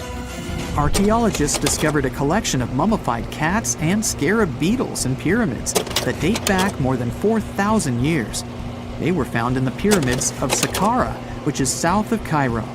They also found a bunch of makeup kits and mirrors inside. Makeup was worn proudly by both men and women in ancient Egyptian times. Eyeliner was the most popular cosmetic. The Rosetta Stone was one of the best discoveries ever made in pyramids. It was found by our man Napoleon Bonaparte and his team. It's a black granite rock that dates back to 196 BCE. It's transcribed in Greek, Demotic, and hieroglyphic. When it was translated in 1822, we got the key to understanding ancient Egyptian hieroglyphics for the very first time. The discovery of Queen Hatshepsut's mummy in 1903 changed our understanding of the Egyptians forever. After she had passed away, her successor, Thutmose III, removed most of the evidence of her reign, so we basically knew nothing about Egypt's first great female leader. She's now gone on to become one of the few and most famous female pharaohs of Egypt. Pharaoh Khufu even had a fully fledged boat in his pyramid. Archaeologists uncovered more than 1,200 pieces of a giant boat near the Great Pyramid at Giza. They reassembled the boat, and it's a whopping 144 feet long. It's most likely a solar boat, which was designed to carry the resurrected king with the deity Ra. Fun fact, the Pyramid of Giza is the last remaining of the 7 wonders of the ancient world. The other 6 are the Hanging Gardens, the Colossus, the Temple of Artemis, the Mausoleum, the Lighthouse, and the Statue of Zeus. This pyramid was also the world's tallest man-made structure for 3,800 years, and it's the biggest pyramid in Egypt. It took a staggering 2.3 million blocks of limestone, and some weighed as much as 80 tons. It took an incredible 100,000 laborers and a whopping 23 years to build. Its original height was a mega 480 feet. In 2017, archaeologists discovered something weird about Egypt's Great Pyramid. There's a hidden void that's at least 100 feet long, and no one really knows why it's there or what's actually inside it. The weird void is the first inner structure discovered within the 4,500-year-old pyramid since the 1800s. Scientists used cosmic rays to detect the massive hole, but are still no closer today to finding out what's inside. The ancient Egyptians took a lot of care building the pyramids, and everything was strategically placed and structurally sound, so it's super unlikely that this hole is due to blocks falling over time. Loads of pyramids also contain small model figurines called ushabti. These represented attendants. They believed they would come to life to serve the pharaohs in the afterlife. But it's amazing that all this stuff actually fit inside. There isn't actually a huge amount of space inside the structures. It's mostly just rock. One of the most unexplored and mysterious places on Earth is located in plain sight. It's one of the most majestic monuments of humankind. The wonder of the ancient world hides a secret that scientists and archaeologists still can't solve. This is the Great Sphinx of Giza in Egypt. The huge sculpture of a lion with a human head was carved out of rock about 4,500 years ago. Scientists still don't know the exact date of its creation and are also unaware of who built it and what for. There are many assumptions and theories, but none of them has been confirmed. Most people have seen this majestic sculpture either in photographs or in reality, but almost no one knows what's hidden underneath it. The statue of the Sphinx was carved from a single piece of limestone. It was painted. The remains of color pigment on the surface prove this. In the distant past, the Sphinx looked much brighter and more colorful than what we see now. But even after thousands of years, its greatness hasn't diminished. And by the way, Sphinx is not the real name. It was invented by the Greeks about 100 years or more after its creation. Initially, the Egyptians called the statue Hor-em-Akhet. There are many legends and theories saying the Sphinx is there for a reason. It's like a watchdog that guards the tomb of the pharaoh and the secrets of ancient Egypt. These legends become more plausible when archaeologists discovered hidden entrances at the feet of the Sphinx. They believe that these secret passages are the beginning of the tunnels leading to the halls with treasures. You can find a lot of stories on the internet that claim the Sphinx hides the Hall of Records, a repository filled with ancient and secret knowledge. One of the main artifacts of this repository is supposed to be the records of the ancient mythical state of Atlantis. According to legends, the entire library from this city was moved under the Sphinx. The entrance to this library must be located next to the Sphinx's right paw. Many archaeologists tried to find this entrance, but came away empty-handed. Also, there are many images with detailed diagrams of the underground city that consists of a network of tunnels and chambers under the Sphinx. Someone says there are structures as tall as 12-story buildings hiding underground, but there's no evidence of this. Archaeologists, even after millennia, continue to explore the mysterious sculpture. At the same time, many Egyptians don't want to learn more about the Sphinx. They're terrified of awakening something supernatural. In 1998, scientists discovered tunnels leading to empty caves under the Sphinx. They found evidence of earlier excavations there. It's quite possible that someone managed to find the treasures and take them away. Some people believe Egyptians found some kind of artifact under the Sphinx that has the power of unknown advanced technologies. The artifact is so powerful that it can change the course of history. Of course, most theories are just fairy tales of conspiracy fans, but it's a confirmed fact that the Sphinx hides a system of caves and rooms. There are so many rumors surrounding the Sphinx that it's impossible to understand what's true and what's false. In any case, it's difficult and dangerous to study the sculpture because active excavations can destroy it. And then the entrance to the underground rooms can get blocked by rocks and lost forever. Also, further exploration requires a lot of money, and financing is not always easy to find. But the main reason? It's too risky. There's no guarantee that people will be able to get out of the underground labyrinths. For these reasons, scientists and archaeologists have been exploring this majestic structure for so long. Another famous architectural monument with a secret is Mount Rushmore in South Dakota. Everyone admires the images of the U.S. presidents' faces carved into the rock, but few people know that there's a secret room hidden behind the head of Abraham Lincoln. The architect of Mount Rushmore wanted to carve slabs on the rock with the record of the main stages of the country's history. But his plan was too complicated to carry out. Then he was offered to implement it on a much smaller scale, to build a secret room inside the mountain. The idea was to save this knowledge so that future generations will always remember the history of their country. Unfortunately, the architect didn't have time to finish his work. The construction stopped for several decades. But in the late 90s, the project was resumed. Porcelain enamel panels depicting the history of the U.S. were placed in the room. It's possible that these plates will be stored there forever. But people can't see them, at least for now. The room is inaccessible to tourists as it's too difficult to get inside. Another secret room is located in the Empire State Building. More precisely, it's not even a room, but a place where you can take cool photos. Almost all tourists gather on the observation deck of the 86th floor to enjoy a stunning view of Manhattan. But there's another deck with panoramic windows on the 102nd floor. There are way fewer people there because almost no one knows about that place. Fortunately, access to this deck is open to everyone. You probably won't have to wait in line for a long time to take a photo. You'll feel special because you're in such a secret place where there are almost no people. But the coolest place is even higher, on the 103rd floor. This is a spacious observation deck where celebrities get their photographs taken. It's not a public place, but if you know the right people, you can get there. There are almost no security measures on the site. Only a low ledge between you and an abyss. That's why crowds of people are forbidden from coming here. It's not so easy to get there, and you're unlikely to succeed without a guide. First, you need to choose the right elevator that will take you there.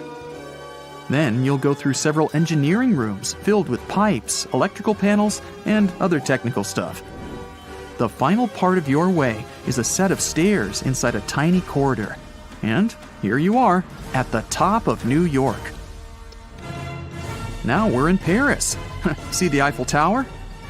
Inside it, there are restaurants and observation decks. But if you try hard, you can find a secret apartment. Now it's a museum, but it was built so that people could live in it. The architect of the tower, Gustav Eiffel, created this apartment in 1889 for himself. It's almost at the very top of the Eiffel Tower. Imagine what a beautiful view he observed every day. He was the first and only tenant. No one else could gain access to this place.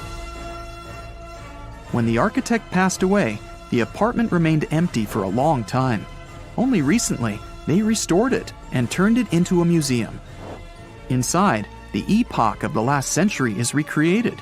They even put wax figures of Gustav Eiffel, his daughter, and the American inventor Thomas Edison inside the room. This place is filled with an endless stream of passengers, office workers running late, visitors from other cities, noise, and train whistles.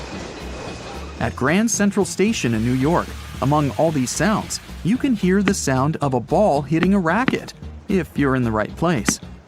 A real tennis court is hidden inside New York Central Station.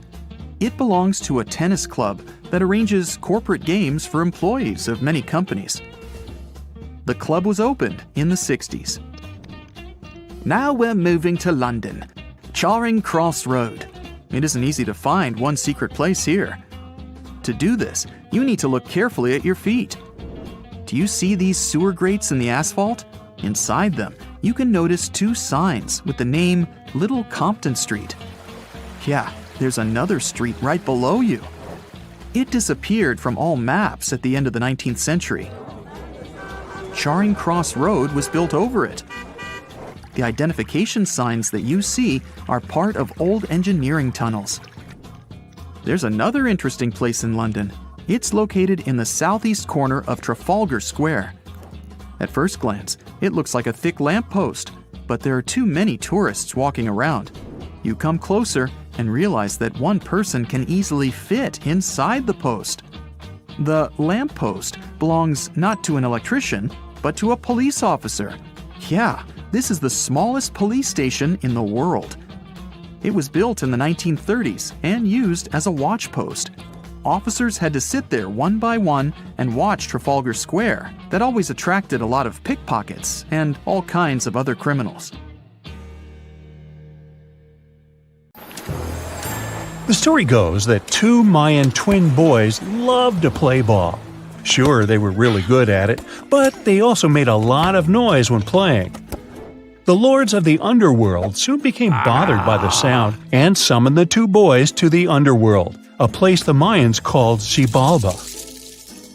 As soon as the boys reached their gloomy destination, the lords of the underworld began putting them through a series of tests. Soon enough, the inexperienced twin boys failed the tests and lost their lives. But this was not in vain. This sad event resulted in the appearance of a beautiful fruit tree. Soon enough, a young woman saw a beautiful fruit on this tree and reached up to pick it. Legend has it that soon after that, she gave birth to another set of twin boys named Hunahpu and Xibalabal. Just like their ancestors, these twins were great ball players, but they were equally as loud, and the lords of the underworld became annoyed again. They decided to ask this pair of twins to come to play a game in the underworld, hoping to get rid of them too. When the twins arrived, the lord sent them through a number of frightening places. The first one was the House of Gloom, which was very dark. They then passed through the House of Knives, where they had to avoid getting injured. The twins then built a fire in the House of Cold so that they didn't freeze and ran through the House of Jaguars, where they tricked the animals into not eating them. Finally, they entered the House of Bats, where they seemed to have lost their luck. One of the bats managed to run off with Hunahpu's head. The lords then challenged the twins to play ball with them, but the boys were clearly at a disadvantage. Xibalabal placed a turtle on Hunahpu's shoulders to make up for his lost head, and they began playing. As the lords became distracted by an animal near the court, Xibalabal stole his brother's head and placed it back in its place. Much to the annoyance of the lords, the twins were now able to tie the game. Hunahpu and Xibalabal continued to perform a series of tricks for the lords of the underworld. One of them involved Xibalabal injuring Hunahpu and then bringing him back to life. The lords were so impressed by the twins' performance that they asked them to do the same trick on them. Of course, the twins agreed, but after performing their trick on some of the lords, they refused to revive them. Seeing what had happened, the lords of the underworld admitted defeat and begged for their lives, promising not to intervene in the lives of people ever again. Hunahpu and Xibalabal were happy to have avenged their ancestors and gained the respect of the lords. Legend has it that the lords of heaven were so impressed by the twins that they took them to live in the sky by turning them into the moon and the sun. The Maya civilization was one of the most dominant indigenous societies in history, and their folklore and traditions are still discovered and studied today. They used to live in a territory called Mesoamerica. It was made up of modern-day Mexico and parts of Central America like Guatemala, Belize, Honduras, Yucatan Peninsula, and El Salvador. They lived from 1800 to 900 BCE and up to 900 to 1500 CE. Apart from their impressive legends, the Maya were very skilled inventors.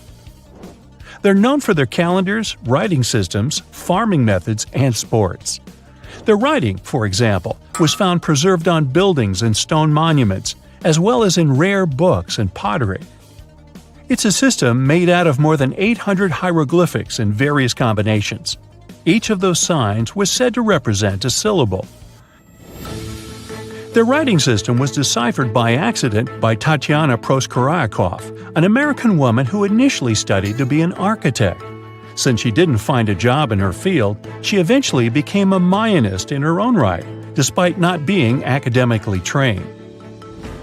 She was the first to notice that the Mayan upended frog glyph meant birth, and that their toothache glyph meant the date when the king ascended to the throne.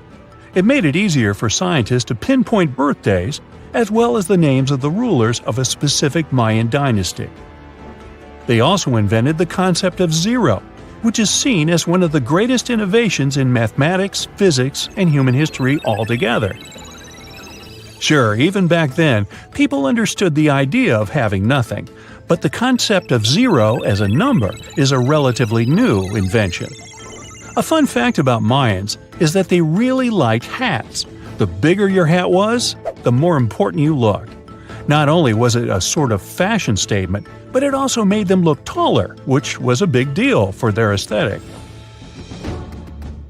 The Mayans also came up with one of the most intricate and complex calendars in human history. It was the first to use zero as a placeholder. Their calendar ended on December 21st, 2012, which led some people to believe that it translated to the end of the world. Obviously, that was not the case. It just so happened that the date coincided with the end of a Mayan cycle of years. But you know, as advanced in science and astronomy as they were, they did make some mistakes. One of them was their belief that the world was flat. Their theory was that the four corners of the world were watched by the Brother Lords, who kept the sky from falling over their lands. Hats off for their menus, though, as they were well-known chocolate eaters. They turned eating chocolate into a form of art. The drink they made wasn't really like the hot chocolate we enjoy today, though. The recipe included mixing cacao with water, honey, chili pepper, cornmeal, and other ingredients to make a foamy, spicy drink. The ritual of drinking cacao was a crucial part of their celebrations. We're not done discovering all the amazing parts of their architecture and civilization. It was only a few years ago that a Maya pyramid was found at Tonina, in the Mexican state of Chiapas. It was estimated to be more than 1,000 years old. The reason why it escaped archaeologists for so long was that it lay hidden under what was believed to be a natural hill. The ruins of two Mayan cities have been recently discovered in the Mexican state of Campeche. Why didn't we find them until now? Well, they were concealed by really thick vegetation, which made it difficult for archaeologists to reach them. The Mayans didn't just disappear. Their descendants are still around today, many of them choosing to live in their ancestral homelands. You can find them in Guatemala, for example, where the Maya people make up the majority of the population. Overall, the Maya ethnic group contains people that speak different Mayan languages, such as Yucatec, Quiche, Quechua, or Mopan. They had no idea what a spa day was, but the Mayans really enjoyed a nice sweat once in a while. Sweat lodges were discovered around ancient Mayan sites. They were built out of stone or adobe. These rooms were an essential part of their cleansing and healthcare rituals. One of the earliest sweat lodges was found in Quello in northern Belize and appeared to date back 3,000 years. One of the most important parts of the Mayan culture was a ball game which they named pits. It had both political and spiritual significance. We can see ball courts at important parts of Mayan archaeological sites. The main goal of the game was to pass a rubber ball through a very high stone hoop without using your hands. Basically, it was a combination of soccer and basketball. However, it could have serious consequences. The loser could, at times, even lose his own life. Ooh, high stakes indeed. Because of this game and the need for bouncy balls, the Mayan people were some of the first cultures to use rubber. They made it using natural latex. There were different kinds of rubber depending on what natural substances the latex was mixed with. And that, my friend, is the way the ball bounces. Sorry, but you know me, I just couldn't resist. Imagine you were chosen to answer one of history's most important questions. What was the first civilization on Earth? The job description is simple, yet the task is extremely challenging. You need to unearth the proof of the world's first official civilization. Was it the Sumerians in Old Mesopotamia? Or was it the ancient Egyptians spread out along the Nile River? Not to make you nervous or anything, but history is quite literally in your hands. Good luck! Since you can't turn back the clock and visit Old Mesopotamia to get the answers to your questions, you'll need to research museum databases in order to get some clues. First things first, we need a definition of what is considered a civilization. It's not just thousands of people grouped together and living harmoniously. There are some key elements that together make a group of people a civilization. Like, for example, the domain of urbanism, aka city building, irrigation systems, and writing. You decide to begin your search by diving deep into the history of the Sumerians, which today hold the position of the world's first civilization. Now, imagine being the first of your kind. This means having no external examples. Rather, it means starting from scratch. First thing you'll need? A piece of land. And since there were no active water companies in the world at that time, you'll need a piece of land with easy access to water. So, the Sumerians settled between two major rivers known as the Euphrates and the Tigris in southern Mesopotamia around 5000 BCE. Fun fact, Mesopotamia translates to the land between two rivers. On a modern-day map, it's more or less where Iraq is situated today. Together with land, a civilization needs ways to get food. The Sumer civilization had to face a dry and hot climate, but they managed to make agriculture thrive in the region. By diverting river waters and creating reservoirs and dams, the Sumerians allowed for a series of settlements to emerge across Mesopotamian plains. The famous city of Babylon was one of them. You know, the city that supposedly had those hanging gardens? I say supposedly because no definitive proof of the real existence of this monument has ever been found. However, it was considered one of the 7 wonders of the ancient world, and cited as a remarkable feat of engineering in an ancient book published around 290 BCE.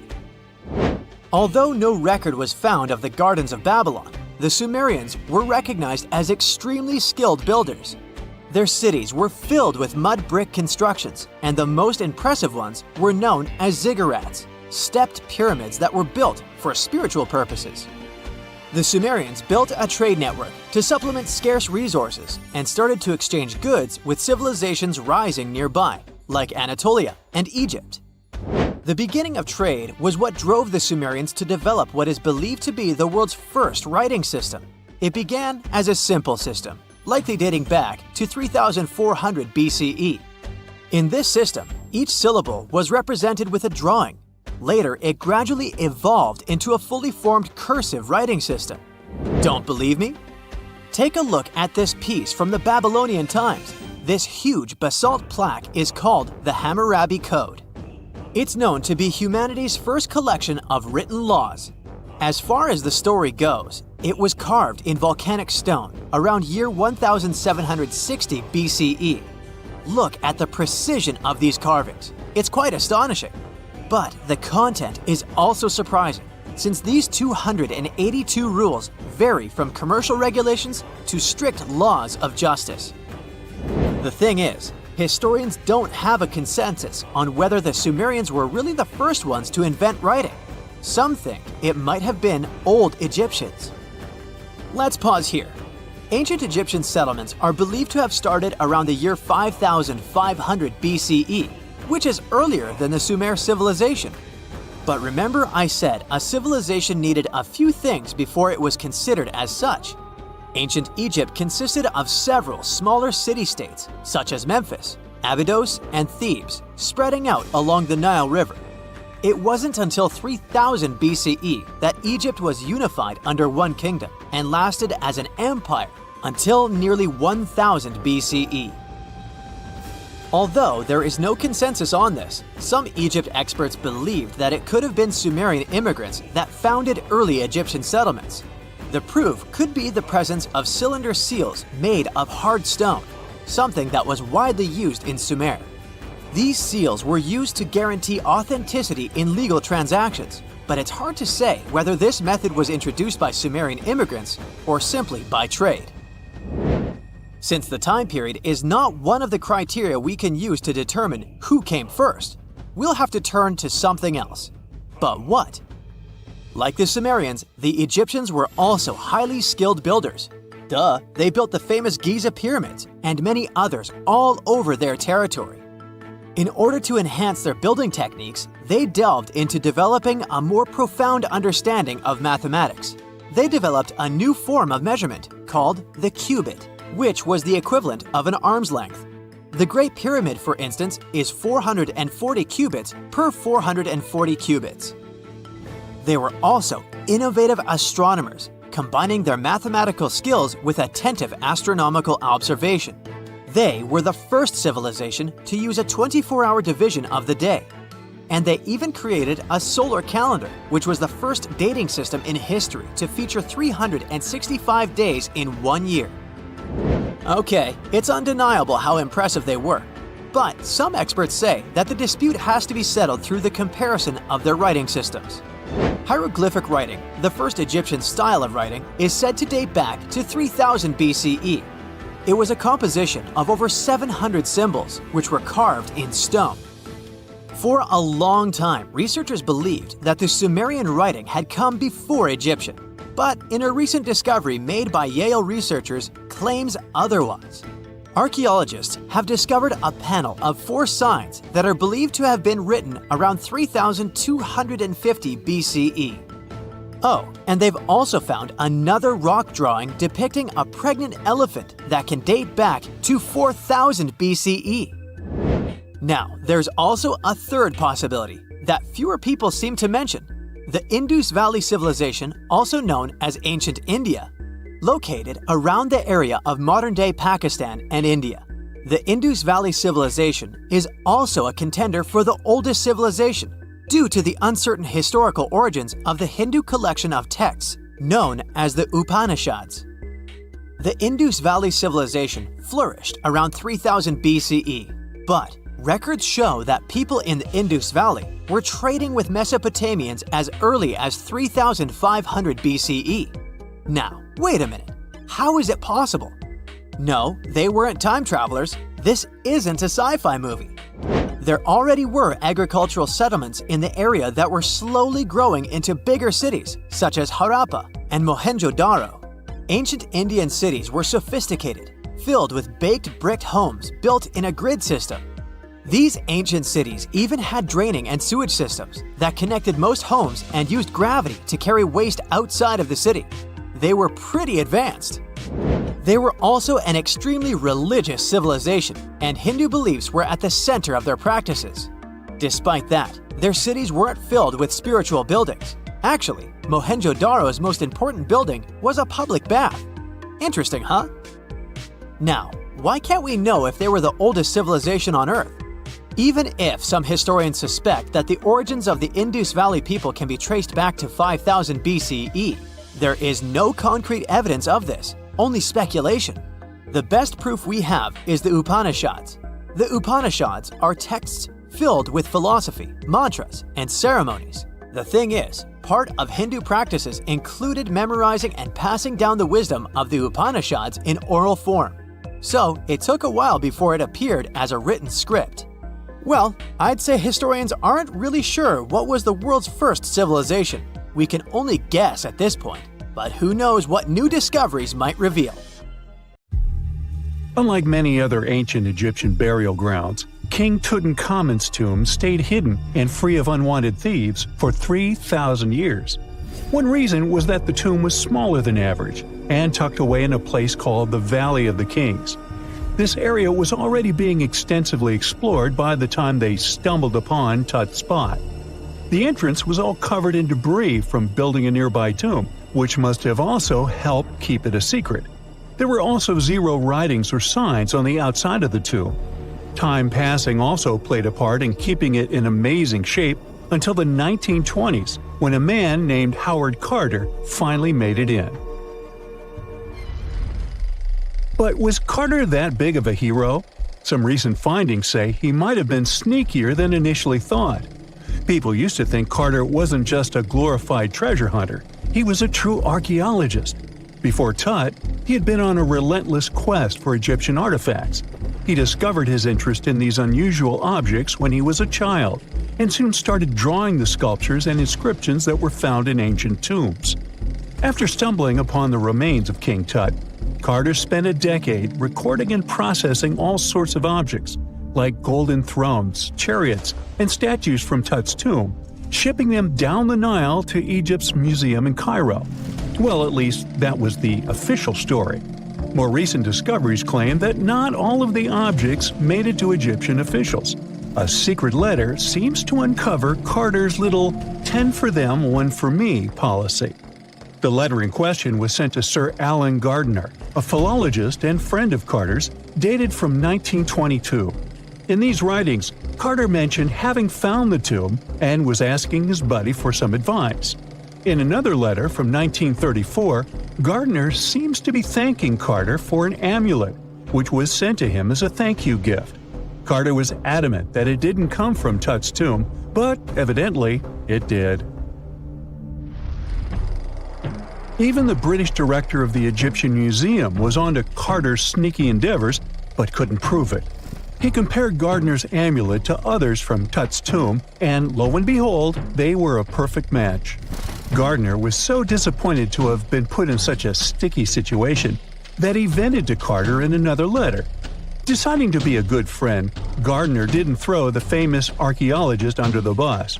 Instead, he advised Carter to take those stolen goods back to Cairo, just like he'd advise you to like this video and subscribe to the Brightside channel for more amazing videos on the most unique topics in history. It's not the only shady piece of information on Carter's post-discovery behavior. In 1947, a man named Alfred Lucas, who used to work with a controversial archaeologist, gave some information in an obscure journal in Cairo. He claimed that Carter sneakily cracked open the burial chamber door himself. Then he sealed it back up like nothing had happened before the official uncovering. Now, why would he do that? Well, the same theory suggests that Carter and his crew might have entered the tomb early so they could get their hands on some ancient goodies. Obviously, these people couldn't risk having such objects sold while they were still alive, but made sure they were auctioned off after they passed. Carter, though, never confessed to anything. He made no official denial either, but the Egyptian government couldn't risk any more mysterious disappearances, so they prohibited him from entering the tomb for a while. Some have connected this apparent stealing to the curse of King Tut.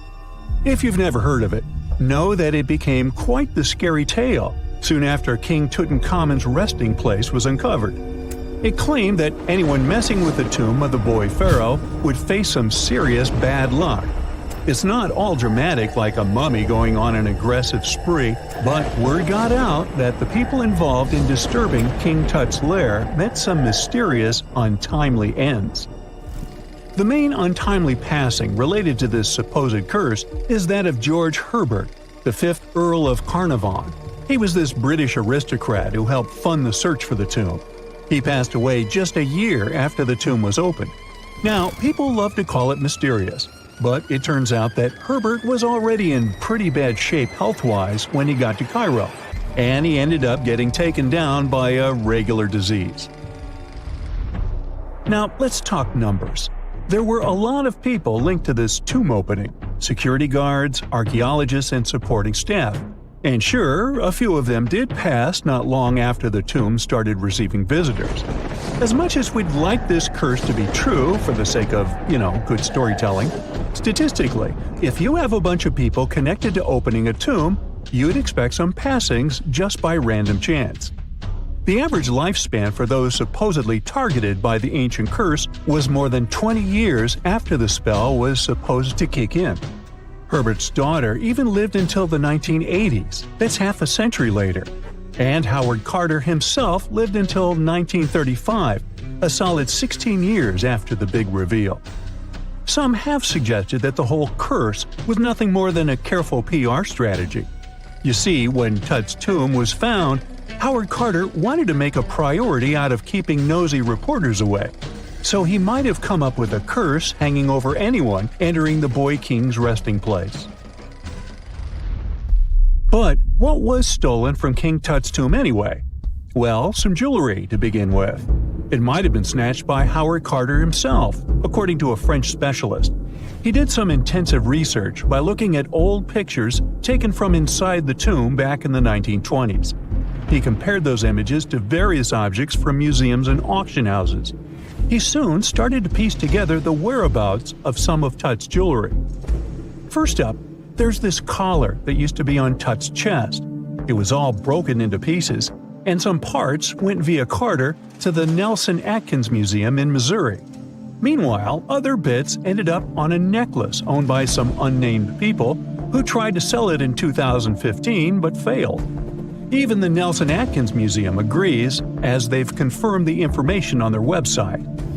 Then there's a headdress piece. Some beads from it that once belonged to Tut apparently got stolen by Carter too. They were also strung into a necklace and are now being held at the St. Louis Art Museum. Another fancy collar made out of glazed ceramic magic spent some time at the Met, far away in New York. Thankfully, it was sent back to Egypt a bit over a decade ago. This seems to have been, as you'd expect by now, also stolen by Carter. Missing artifacts aside, King Tut still gave a ton of amazing objects that helped us learn more about this incredible ancient culture. Starting with the famous burial mask. It's this massive 21-inch gold art piece with semi-precious stones and glass paste. It weighs 22 pounds and showcases the boy pharaoh with a long beard and a headdress with a cobra and vulture. On the back, there's this spell from an important ancient Egyptian spiritual book that's supposed to make sure it works just as well in the afterlife. Tut was also apparently a board game enthusiast. They found 4 board games in his tomb, some made of ivory.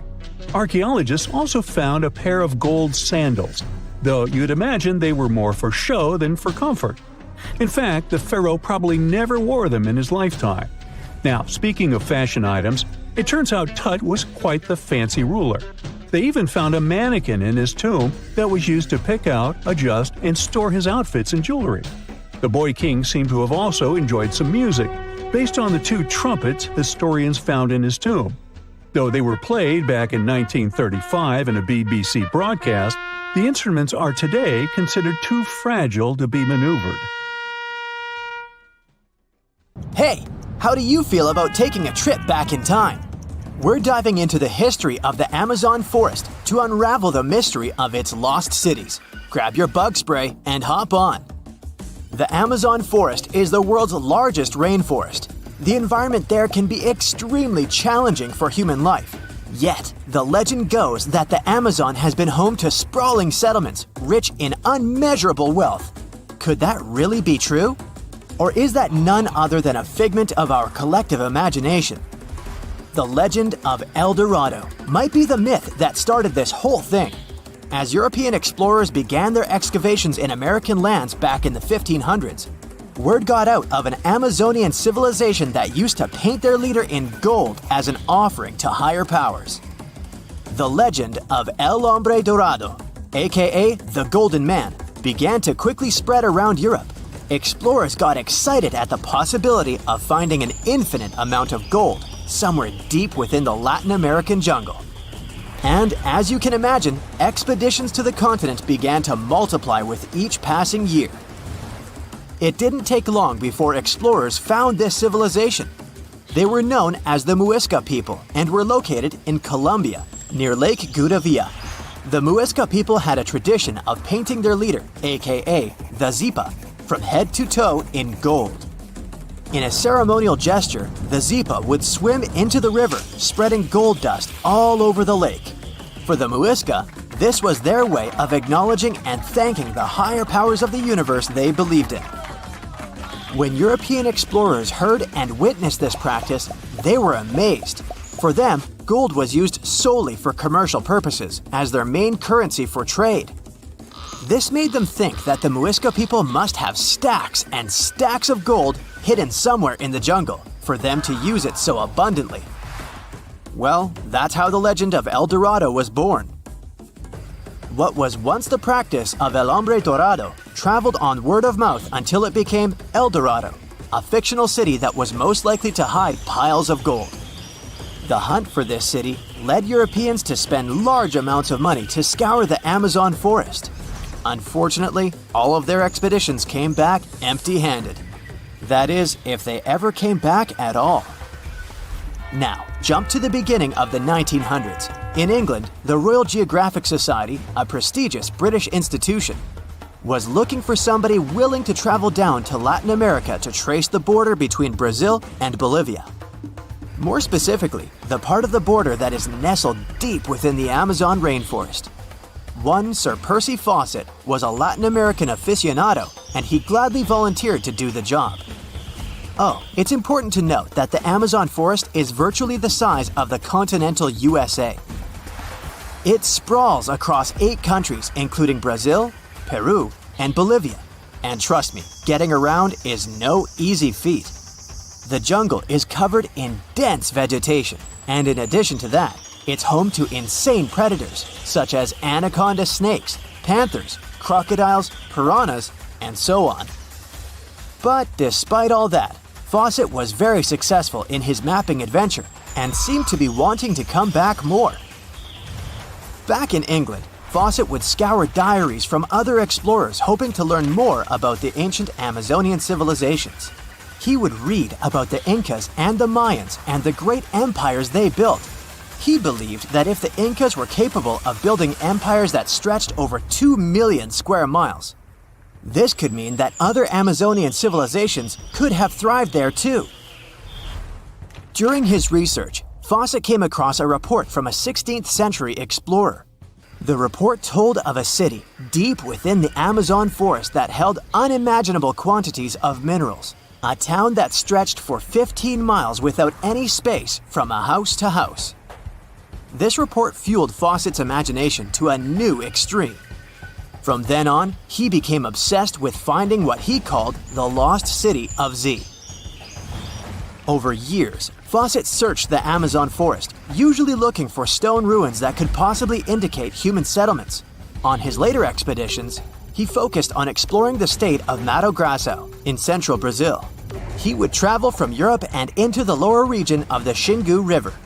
The trip to the Xingu would take him around 14 days on foot. Then, he would set sail in small wooden boats accompanied by local indigenous leaders that knew the region better than anyone. How he communicated with the indigenous population is still a mystery, since they only spoke in local dialects. Some scientists believe that this could have been the real reason why he never found the city. They believed he wasn't able to communicate what exactly he was looking for. And this was not his greatest difficulty. As we've said before, Amazon is not a kind place for its visitors. In his diaries, Fawcett tells of encounters with a 60-foot-long anaconda, which he bravely survived. He writes of endless sleepless nights and waking up with his hands and feet swollen from mosquito bites. Some of his peers said he was invincible and tireless, but the day came during his 8th expedition when he didn't make it back home. Fawcett disappeared without leaving any trace behind. Some even suspect that he was close to reaching his lifelong goal. On the day of his disappearance, he sent an optimistic letter to his wife saying there was nothing to fear, and that he was setting out on a certain final search. Fawcett's failed attempt to find ruins seemed to support what had become a consensus among experts at the time, that this rainforest was too inhospitable to support large, complex societies, let alone cities. Experts were convinced that the Amazon's lost cities were nothing more than fiction. That is, until the 1960s, when modern research began to find evidence that suggested otherwise. Scientists discovered patches of extremely fertile soil. They called it Black Earth. And apparently, they found lots of it in the Amazon, especially alongside rivers. Further research even showed that such soil was created by human waste or the intentional burning of forests, which adds nutrients to the soil below, which could only mean bingo! The discovery of Black Earth was the evidence that large-scale agriculture was possible and probably did exist amidst the Amazon, confirming that settlements could have formed there after all. In the 1990s, along the Xingsu River in Brazil, a team of archaeologists from the University of Florida made a remarkable discovery. Working alongside local indigenous people, they found very long ditches. After mapping them, they realized that these ditches were a sign of a big settlement. They were remnants of carefully designed walls centered around a plaza. Some were roads that led to more settlements. In fact, just this part of the Amazon, about the size of New Jersey, was once a network of dozens of settlements that experts believe could have been home to at least 50,000 people between 1250 and 1650 CE. Other discoveries were possible thanks to LiDAR imaging, a type of technology that allows researchers to take satellite pictures of the forest's ground without having to step inside of it. A network of trenches in Acre, Brazil, dates back to 200 to 1200 CE. These suggest settlements that could have supported 60,000 people. Other images from near the Xingu River suggest cities that could have housed about 50 million people. These were the lost cities of the Amazon. Believe it or not, these images suggest that Fawcett was very close to a major discovery. He was looking for the ruins in the right place, but he was looking for the wrong thing. Unlike cities such as Cusco, which used stone as their primary material, Amazonian settlements used wood and earth to build their cities. These materials are highly deteriorating and probably decomposed over time. Finding them required a bit more technology than what Fawcett had available at his time. For more than 3,000 years, the gold mask of Pharaoh Tutankhamun stayed hidden in the Valley of the Kings. This artifact, which stands about 21 inches tall, shows how skilled and artistic the ancient Egyptians were. But nobody expected that X-rays would reveal its biggest secret. King Tut was the last ruler of his family during the 18th dynasty. He took the throne at just 9 years old, but ruled for only 10 years before he passed away unexpectedly. If we're being honest, back in ancient Egypt, he was mostly forgotten by the rulers who came after him. His tomb wasn't a big deal for them, so much so that even the grave robbers forgot about him. It might sound a bit sad, but the truth is that it was actually great news for us. Since his tomb was practically forgotten, it ended up being perfectly preserved. While the other tombs in the Valley of the Kings were looted, his remained sealed and untouched. So, when it was discovered back in 1922, it had over 5,000 precious objects inside. That made Tutankhamun basically an instant celebrity and one of the best-known pharaohs nowadays.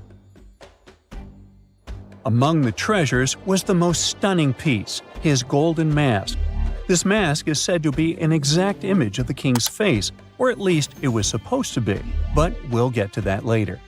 The purpose of this accurate representation of his face was to make sure that his soul would recognize him in the afterlife and return to his mummified body. In ancient Egyptian beliefs, this would allow him to continue living in the afterlife. The details of the mask clearly looked incredibly difficult to create, but people didn't realize how complex it truly was until many years later. The first X-rays of the mask were taken in 1967. Back then, the main reason for these scans was practical – conservation. The mask was heading to Paris for an exhibition, and it was the first time it had ever left Paris. This would help them keep track of any changes during the exhibit. Plus, the images could give clues about how the mask was made. But back then, they probably didn't fully realize just how complex its construction was. I mean, Egyptian goldsmiths didn't use modern soldering techniques. So, how did they make this mask? New X-rays taken in 2007 gave us some answers. It turned out the Egyptians didn't use pure gold, which is 24 carats. The mask was actually made of 23 karat gold, meaning it was mixed with another material. So specialists discovered that the gold sheets contained a small amount of copper, a reddish-brown metal. This was likely done to make the material more flexible and easier to shape. They would then shape the gold sheets by heating and hammering them over and over again. But there was one more secret inside the mask that wasn't discovered until 2015.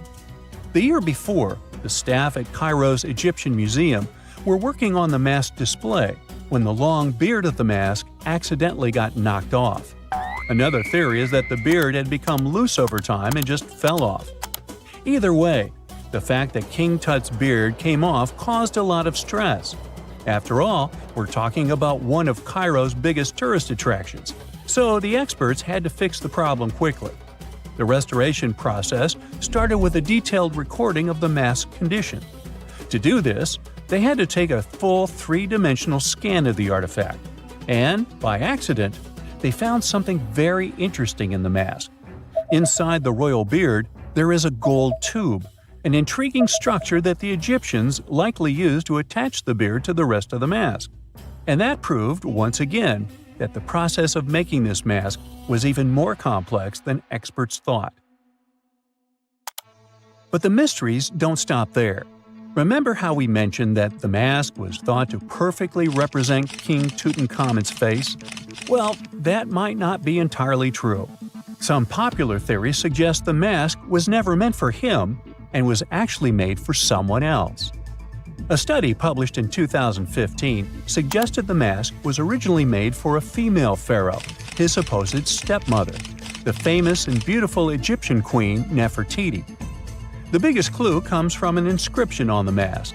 At first glance, it seemed to belong to Tutankhamun, but after a close examination, researchers noted that something else was actually written underneath King Tut's name. The royal name stamp seems to have been altered, and originally it had something written on it that translates to Queen Nefertiti. There is another feature of King Tut's golden mask that was overlooked for years, which adds even more mystery. As we mentioned earlier, experts believe he wasn't respected much by the pharaohs who came after him. And one of the clues that made archaeologists think this is the pierced ears on the mask. Some researchers believe that King Tutankhamun wouldn't have worn earrings after he was a kid.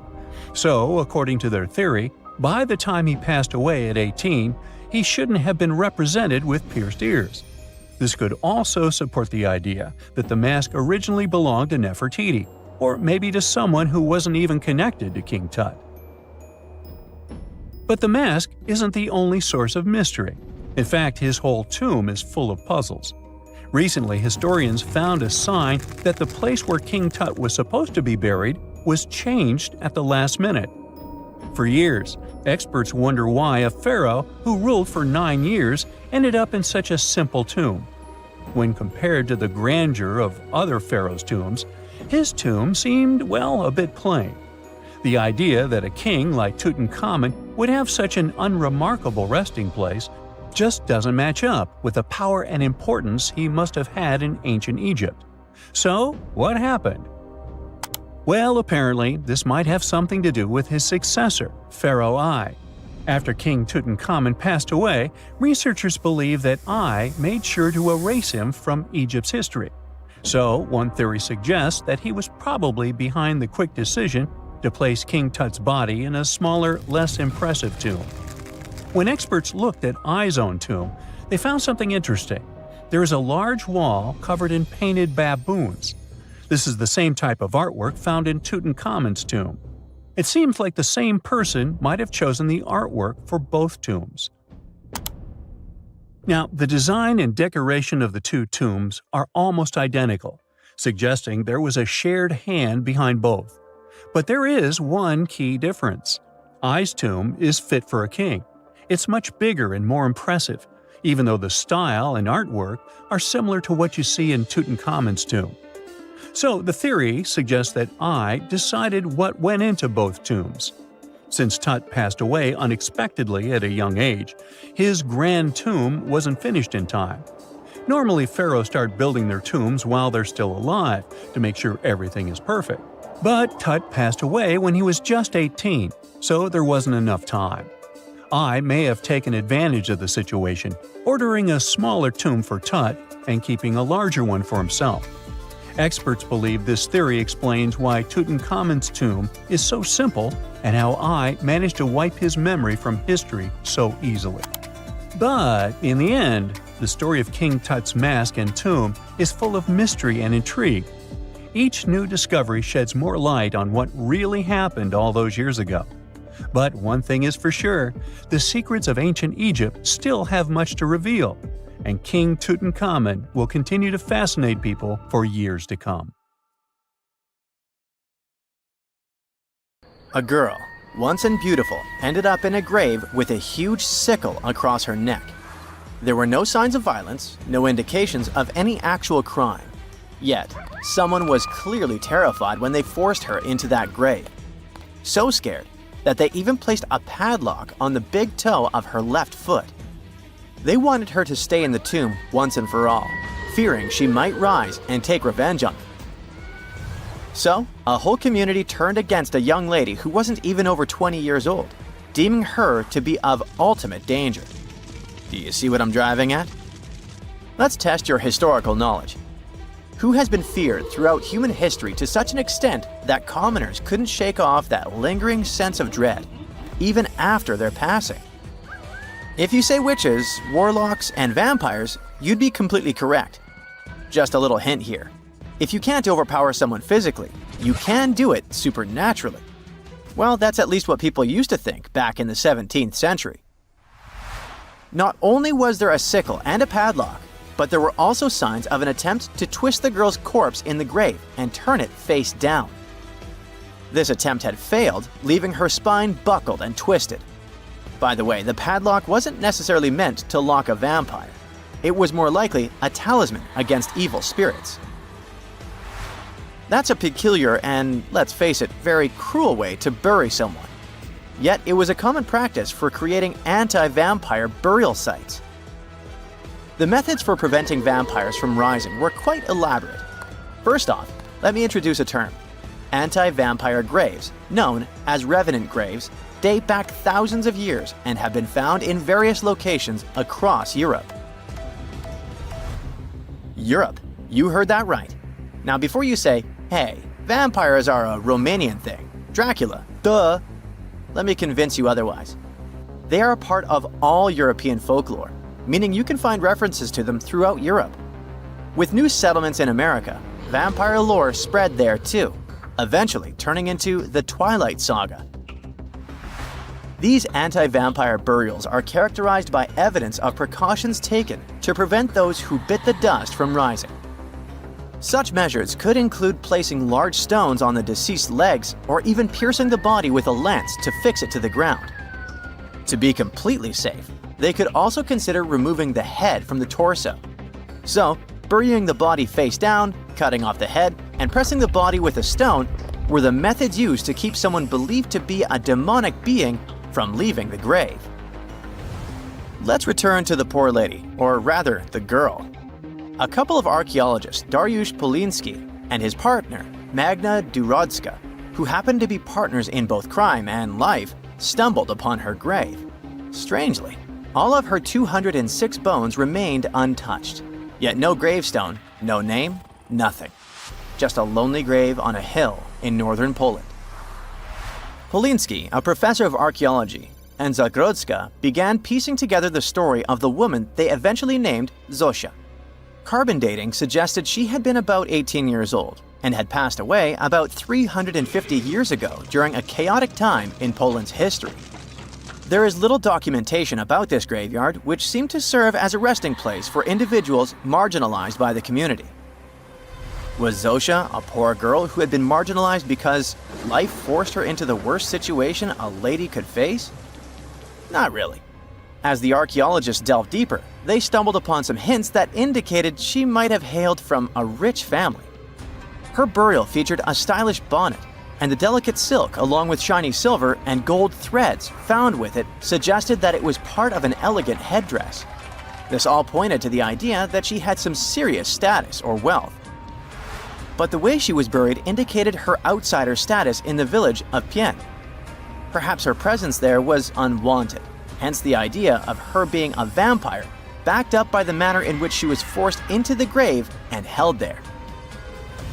By analyzing the structure of her skull and extricating DNA from her skeleton, scientists created a reconstruction of what her face might have looked like.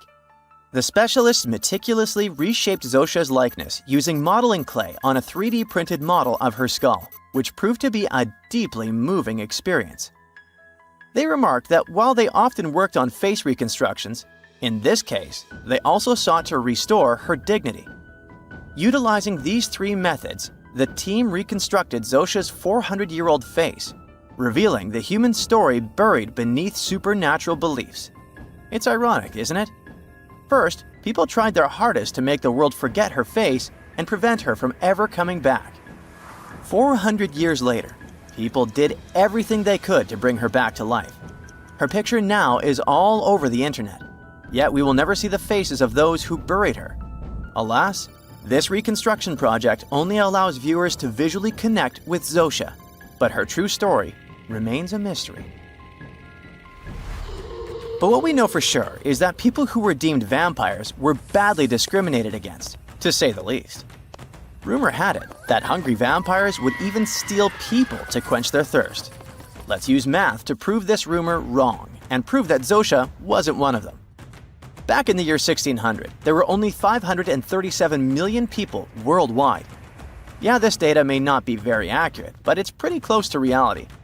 A physicist, Kostas Eftimiou, calculated that if a vampire had been drinking one person's blood each month, humanity would have faced extinction within a few years. Starting with one vampire and a population of 537 million in 1600, this math shows we'd have no humans left by July 1602. But here we are now. Well, while placing a stone on a corpse to make sure the vampire doesn't rise may be something new to you, there are also a bunch of stereotypical things associated with these creatures that you definitely know, such as garlic and mirrors. Funnily enough, even though it's all based on a bunch of superstitions, there's pretty good logic behind the garlic thing. You see, it contains a special compound called allicin, which is a powerful antibiotic. While people back then couldn't know what an antibiotic was, they noticed garlic was pretty effective against various conditions. Since they believed vampires were created by a particular blood condition, they also believed garlic could defeat a vampire. And there's more. There's actually a blood condition called porphyria, which makes people look like real vampires. Their skin is pale and their teeth get bigger as their gums shrink. And guess what? People who have porphyria cannot consume garlic, as it worsens their condition. Wow, that's a cool coincidence. The next superstition is a bit fresher, and it's about vampires avoiding mirrors. The first known reference to the mirrors comes from the book Dracula in 1897. But why wouldn't a vampire show a reflection? Simple. Before the plastic era we live in, mirrors were traditionally backed with silver. Silver was commonly believed to repel evil spirits, possibly because it has antimicrobial properties. Much like garlic, its healing properties may be what was supposed to scare off a vampire. Another reason why suspected vampires may have avoided mirrors is the changes to their appearance from conditions commonly confused with vampirism, like porphyria and rabies. People afflicted with these conditions may have avoided looking in mirrors for that reason, causing others to assume that vampires avoided mirrors. But if you ever met a vampire and these methods don't repel it, I have one more trick for you. Ask the potential vampire to count. It can be spilled grains, seeds, or even the holes in the fishing net if you happen to have one. Vampires are into math, so they'll stop to count, delaying them until sunrise. And we all know that vampires don't do well in sunlight. Ironically, it's Count Von Count, a vampire who teaches us how to count on Sesame Street. The most exciting accidental discovery I've made in my life was a $10 bill in my old winter jacket. Some folks are luckier though, as they find underground cities from centuries ago or make inventions that turn them into millionaires. Velcro was invented after a routine walk in the woods. Kellogg's cornflakes were inspired by a chipped tooth, and Play-Doh saved a business empire from falling by chance. Back in 1998, electrical engineer John Williams found something that looked like an electrical plug sticking out of the ground. He started digging and noticed that it was stuck in a small rock. He found it in a rural location in North America, far from civilization, industrial complexes, airports, factories, and electronic plants. This piece of electronics embedded into a solid granite stone got the nickname Enigmalith and a price tag of $500,000. Some scientists are sure it's a big hoax and not a souvenir left by some visitors from space, as Williams claims. But the finder of the rock wanted to prove that it was a real piece of ancient technology, some sort of an electrical connector. If it's not a hoax, then this little find could be proof that humans, or some other civilization from the past, were way more advanced than we ever thought. They must have managed to invent a way to transmit electricity long before humans in the 19th century. He offered scientists to take a look at this find and establish what it really is without breaking the rock open, but there were no takers. Williams consulted an engineer and a geologist, and both confirmed there were no traces of glue on the electronic component. It hasn't been welded either, so it must be as old as the rock, which is around 100,000 years old, according to geological analysis. Dr. John Kellogg had a philosophy of biological living with regular exercise, massage, plenty of water, zero bad habits, caffeine, and no meat.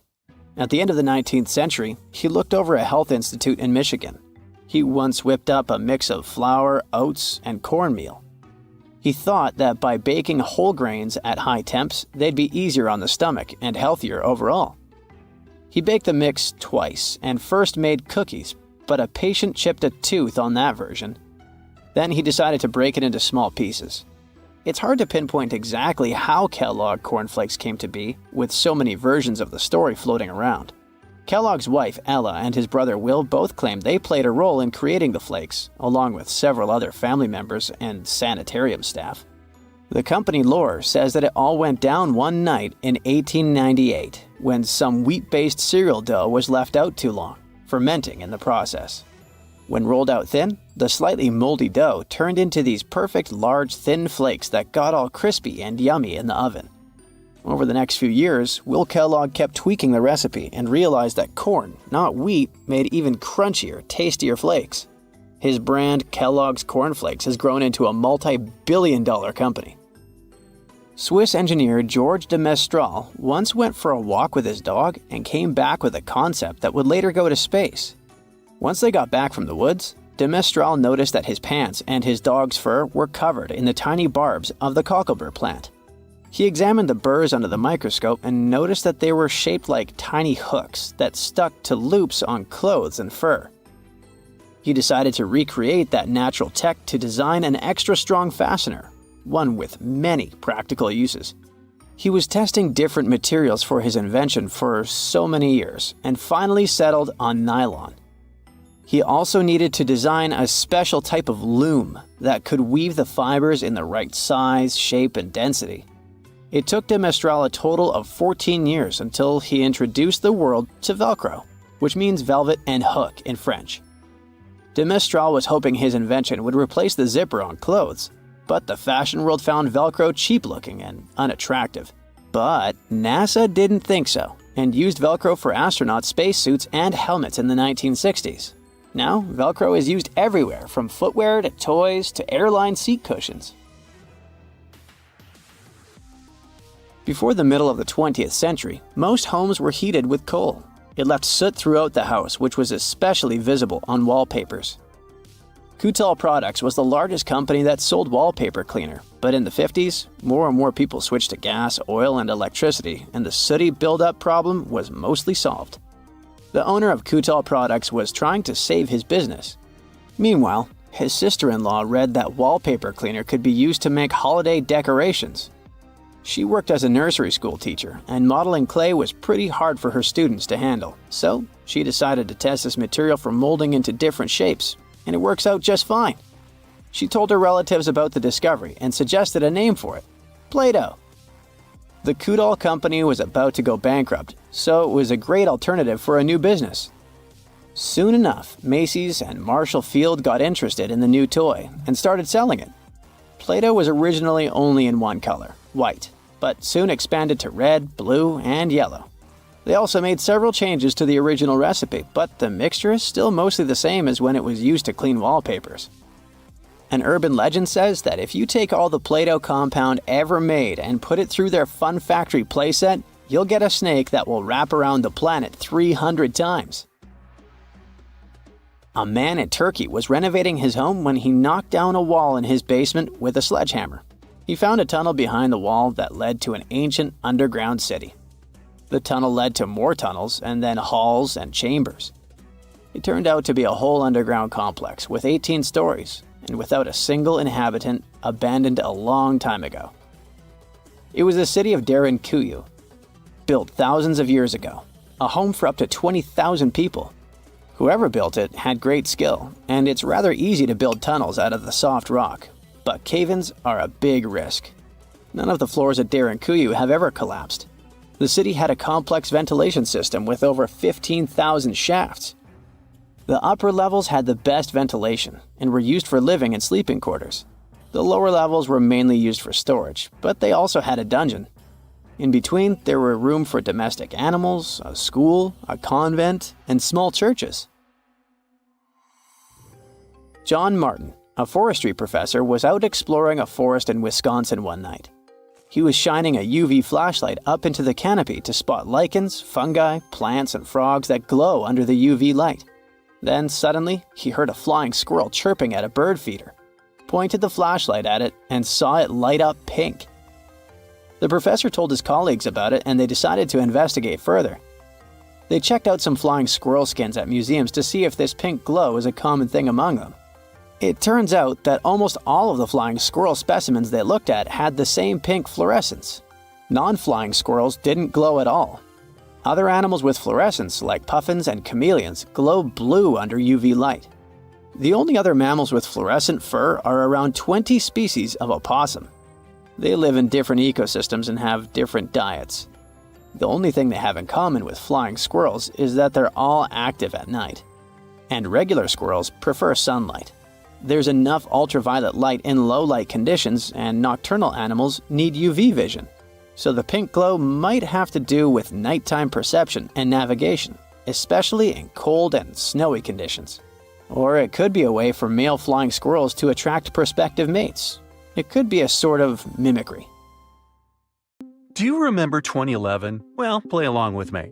A diver is set to go deep into the waters of the Musi River, located in the heart of an Indonesian island. He is one among many who have been getting unbelievable artifacts from the bottom of the river. Little by little, divers and fishers discover a long-lost Sumatran civilization. Known as the Island of Gold, the kingdom of Srivijaya was most likely the closest to a real-life El Dorado there has ever been. However, it disappeared late in the 13th century, and until recently, researchers didn't even know the exact location of the kingdom. Picture a civilization built on a river, a true water world. According to the archaeologists that have been studying Srivijaya, houses, markets, and places of worship were built on wooden piles above the level of the water. Citizens moved around like modern-day Venetians in simple boats. Srivijaya was known to be a rich and important kingdom. It existed from the 7th to the 11th century CE. It was part of the Silk Road, and anyone traveling from east to west had to pass through the city. Their kings were smart and gained control of the Malacca Strait, which allowed the town to have total control over trading routes in the region. If anything, they sure were honoring the town's name. Srivijaya translates from Sanskrit into prosperous victor, or simply glorious. The kingdom was an important commercial outpost of ancient times. It was strategically located among the most influential commercial routes of the ancient world, which means its citizens became extremely rich. Ancient wealthy societies used to overly display their gold and precious metals. They would often use these metals as offerings to their deities, or they would use them to forge large statues and to make jewelry for kings and queens and decorations for their palaces. Srivijaya wasn't different. Local Indonesian divers who have been exploring the half-mile of the Musi River near the city of Palembang have found some evidence. So far, they've discovered a life-size statue of Buddha, jewelry studded with precious gems, temple bells, mirrors, golden jugs, and other items. No official archaeological excavations have been done in the area, so these artifacts are the first items of the Srivijayan Empire ever found. Sean Kinslett, a British maritime archaeologist who has reported on these discoveries, says he is truly surprised. For long, people have been speculating about the true wealth of Srivijaya, and it seems that the rumors have been confirmed. We're starting from ground zero, he says. We don't know what clothes the people of Srivijaya wore, what their tastes were, what kinds of ceramics they like to eat off. Even though this discovery has brought excitement to the scientific community, there is a downside. Divers and fishers sell the retrieved artifacts at the International Antiquities Market before archaeologists can take a look at them. Researchers could try to buy some items, but they're sold for millions of dollars worldwide. Most of the information we know about this El Dorado of the East was learned from merchant accounts of the city. These descriptions say Srivijaya was a kingdom of human-eating snakes and multilingual parrots. That's weird. Some say its active volcanoes gave the town an eerie and enigmatic sight, and all stories emphasize the amount of gold available there. Travel reports were a common way to describe cities in ancient times. In case you didn't know, this is how the legend of El Dorado originally began. As European explorers began their excavations in South American lands back in the 1500s, the word got out that an Amazonian civilization used to paint their leader in gold as an offering to higher powers. The legend of El Hombre Dorado, also known as the Golden Man, began to quickly spread around Europe. It turned out that it was only a ceremonial piece of pre-Columbian civilization. It had nothing to do with the land of infinite gold. Now, no one knows what brought about the decline of the Srivijaya Empire. Some speculate that its active volcanoes could have swallowed it, or maybe wooden houses built above the river eventually sank. Maybe if divers keep retrieving lost items from the bottom of the river, archaeologists will be able to figure out what happened to the city. It seems to be quite common in the history of the world. Some ancient civilizations disappeared without a trace, as happened with the Mayan civilization, for example. The Mayans managed to build one of the biggest empires in pre-Columbian America. It was believed to be home to over 2 million people, and it thrived for over 6 centuries. Its sudden demise is something that bothers archaeologists and scientists alike. The Mayans began to settle in South America as early as 1500 BCE. Their civilization spanned Mexico's Yucatan Peninsula, Guatemala, and Belize. They are believed to have built around 40 cities at the height of their empire. They also developed a complex hieroglyph system that has been studied since it was discovered by modern scientists. The Mayans were keen engineers, astronomers, and farmers. They were post-nomadic people that settled in vast areas of farmland where they could grow corn and other types of vegetables. Archaeologists are still learning a lot about the Mayan civilization by examining their ruins. The city of Chichen Itza, located in the Yucatan Peninsula, is one of the most important Mayan sites unearthed today. The site is made up of a total of 26 ruins, and it is home to a world-famous pyramid known as El Castillo. It consists of a series of square terraces with stairways on each of the 4 sides of the temple. It was built as an homage to a feathered serpent deity. The Mayans were such architectural geniuses that they managed to build a pyramid that cast a particular shadow.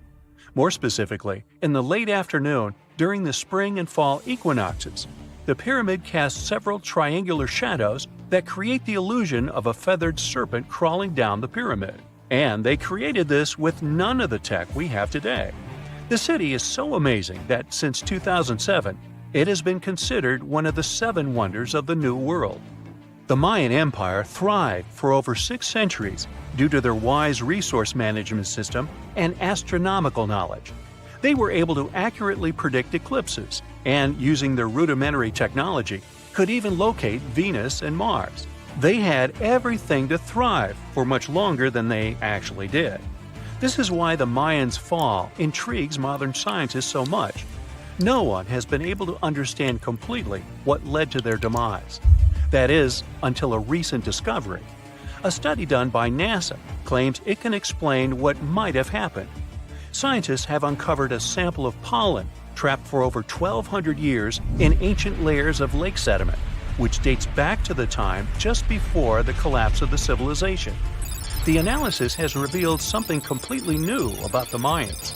Instead of the suspected claims that the Mayans disappeared due to terrible disease or some extended conflict in the region, it could have happened due to deforestation. Perhaps to build their entire empire, they had to cut a lot of trees. Without trees, their soil could have eroded, and all their fertile lands could have slowly and gradually become barren. According to NASA scientists, the temperatures in the region could have risen by about 6 degrees, and from that point on, the land would have become even drier and crops more difficult to grow. Basically, NASA says that the Mayans couldn't do the sole thing that made them thrive, which was agriculture, and their kingdom began to decline. Oh yeah, and this theory was supported by yet another find. Archaeologists found skeletons from the time of the empire. Those had prominent signs of malnutrition. This theory might really shed new light on Mayan history. It could explain what brought down such a powerful civilization. So, what do you say? Which theory is true? Have we actually managed to find out the reason for the fall of the Mayan Empire? Imagine you've booked a tour through the jungles of Costa Rica. All of a sudden, you stumble upon a huge stone sphere, nearly the length of a king-sized bed in diameter. How on earth did it end up there? And what does it symbolize? You immediately ask your guide. He's not as amazed as you are and tells you that there are actually several hundreds of them scattered across the south of the country. The mysterious stone spheres don't have an official name. The locals simply call them las bolas, which means balls in Spanish, while historians refer to them as Diques spheres, after the culture that produced them. Scientists have studied the sediment layers of the Earth around them and estimate that the earliest were made around the year 600 CE, and the newest ones date to the year 1000 CE. Many of the spheres were relocated after their initial discovery, and that's why archaeologists can't date them precisely. The Diques culture completely disappeared shortly after they were discovered by the Spanish in the 16th century. Unlike the Mayas and the Aztecs, the myths or legends of these peoples didn't survive, so they cannot explain the existence of the mysterious orbs. More than 300 of these objects have been discovered so far, with some being smaller than 1 inch in diameter, and the largest measures 6.6 feet in diameter, standing taller than most humans. Although there are ones made from limestone, most spheres were carved out of a coarse version of basalt, a type of rock that forms when lava cools rapidly. Some orbs weigh up to 15 tons, and in most cases, their surface is smooth to the touch, although there are coarse, mostly unfinished pieces. If we throw away the theory that river erosion naturally sculpted the spheres, the ancient people seem to have created them by hammering boulders with other rocks. Once they got the rough shape they were aiming for, they would polish the rock to perfection, using techniques such as controlled fracture and grinding. The mysterious spheres are located in the Diques Delta, on the coast of the Pacific Ocean. Most of them can be found in a place called Farm 6, which, alongside 3 other sites, was proclaimed a UNESCO World Heritage Site in 2014. The area contains other finds from the pre-Columbian era, such as paved areas, burial sites, and mounds. For centuries, the stone balls were hidden under a thick layer of sediment that protected them against the elements and looters until they were unearthed during the 1930s. The company that owned the land was clearing the rainforest for banana plantations when they stumbled upon these unusual stone constructions. Some were damaged by bulldozers, and some by workers trying to pry them open, as they believed there was gold hidden inside. It took a while before the authorities intervened to stop further damage to the finds. Doris Stone, the daughter of an executive of the company that owned the land, was the first to study the spheres. In 1943, she published an article in a leading American archaeological journal, turning the world's attention to the orbs. Expeditions soon followed, and archaeologists were immediately able to determine that the stone formations were human-made. probably created by the ancient indigenous population of Costa Rica. To this day, no one has been able to fully explain their function in a scientific way. It means there's still room for some wild theories about the sphere's origins and true purpose. The most popular theory in the scientific community is that the stone spheres served as decorations and status symbols, as many of them were found near the houses of chieftains. Local tribal leaders were also laid to rest with some of the smaller balls, so these stone formations were definitely associated with power in some way. Chiseling a boulder to perfection involved a lot of labor and planning, and only powerful individuals could afford it at the time. The other popular theory is that the boulders were used for astronomical observations. Individual spheres represented stars or planets, like a primitive map of the night sky. Since they were perfectly round, it was easy to roll them around. Before the jungle engulfed them, the area where they were found was a flat alluvial plain, ideal for rolling large boulders around. Another version of this theory suggests that the stones were used as boundary markers, much like modern border stones, which are also mostly made from stone. Finally, legends from other tribes that lived in the area tell of how the spheres were cannonballs that the deity of thunder used to drive away the deity of winds and hurricanes. We still don't know the original purpose of the Costa Rican spheres, but they remain an important part of the country's national identity. The National Museum in the Costa Rican capital, San Jose, has 6 of them in its courtyard. Many other spheres have become prized garden decorations for wealthy Costa Ricans. There's even one at Harvard University.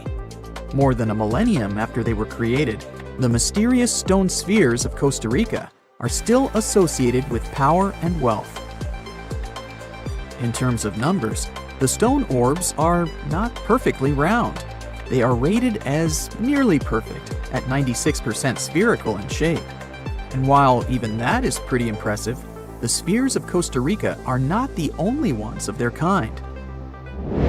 Nearly a decade ago, workers came across mysterious giant stone spheres deep underground in a coal mine in northern Asia. The surface of the spheres, which measured a little over the length of a human footstep in diameter, was unusually smooth, and people tried to explain it somehow. Some were certain they were out of this world, and others suggested the spheres were actually petrified dinosaur eggs. Scientists quickly put an end to further discussion, as it turned out that the mysterious spheres were concretions. Those are rock formations that take millions of years to form deep underground. Think of a pebble that picks up snow as it rolls down a hill. That's how concretions are made. Groundwater, rich in sediment and minerals, flows around the sediment, slowly shaping it into a perfect orb. The process is quite common in nature, but most concretions are fairly small. The spheres found in the coal mine grew to their size in the mineral-rich ground, and they were big enough to get the press and the general public interested. Another possible case of concretions is the massive stone spheres found in the Visoko Valley in Bosnia. Samir Osmanagic, better known as the Bosnian Indiana Jones, was the first to explore those objects about as wide as the length of a London bus. He believes the stone spheres were carved by a lost civilization that lived in the area 1,000 years ago. The reddish color of the orbs, though, is proof to geologists that they are indeed concretions, rich in iron content. The Moki marbles, found in rural Utah, are similar in color to the Bosnian spheres. These tiny concretions are the size of toy marbles and consist of a sandstone core and a shell made out of hematite, an iron ore. In South Africa, miners have come across Klerksdorp spheres, which are similar in shape and size to Moki marbles. The only difference is that these ones formed inside volcanic sediments and ash. The most intriguing among human-made tiny spheres are probably the orbs found on several Greek islands. Scientists discovered 700 stones smaller than golf balls near the Bronze Age site of Akrotiri on the island of Santorini. They believe that the finds were between 3,600 and 4,500 years old. When they compared all the stone's variations in size and color, the archaeologists concluded that these enigmatic stones could have easily been the oldest board game ever made. With the help of artificial intelligence, scientists are now trying to work out the rules of this game. This just in, the world's oldest pyramid was built during the last ice age. And I'm not even talking about Egypt. I'm saying our ancestors might have spewed a 27,000-year-old pyramid in West Java. Gunung Padang is not exactly shouting pyramid. It's more of a mound with huge scattered stones tossed all over it. But local people seem to revere it, and they have for centuries. It wasn't until recently that the Indonesian authorities decided to excavate a bit deeper to see what all the fuss was about. They ended up finding the remains of a human settlement.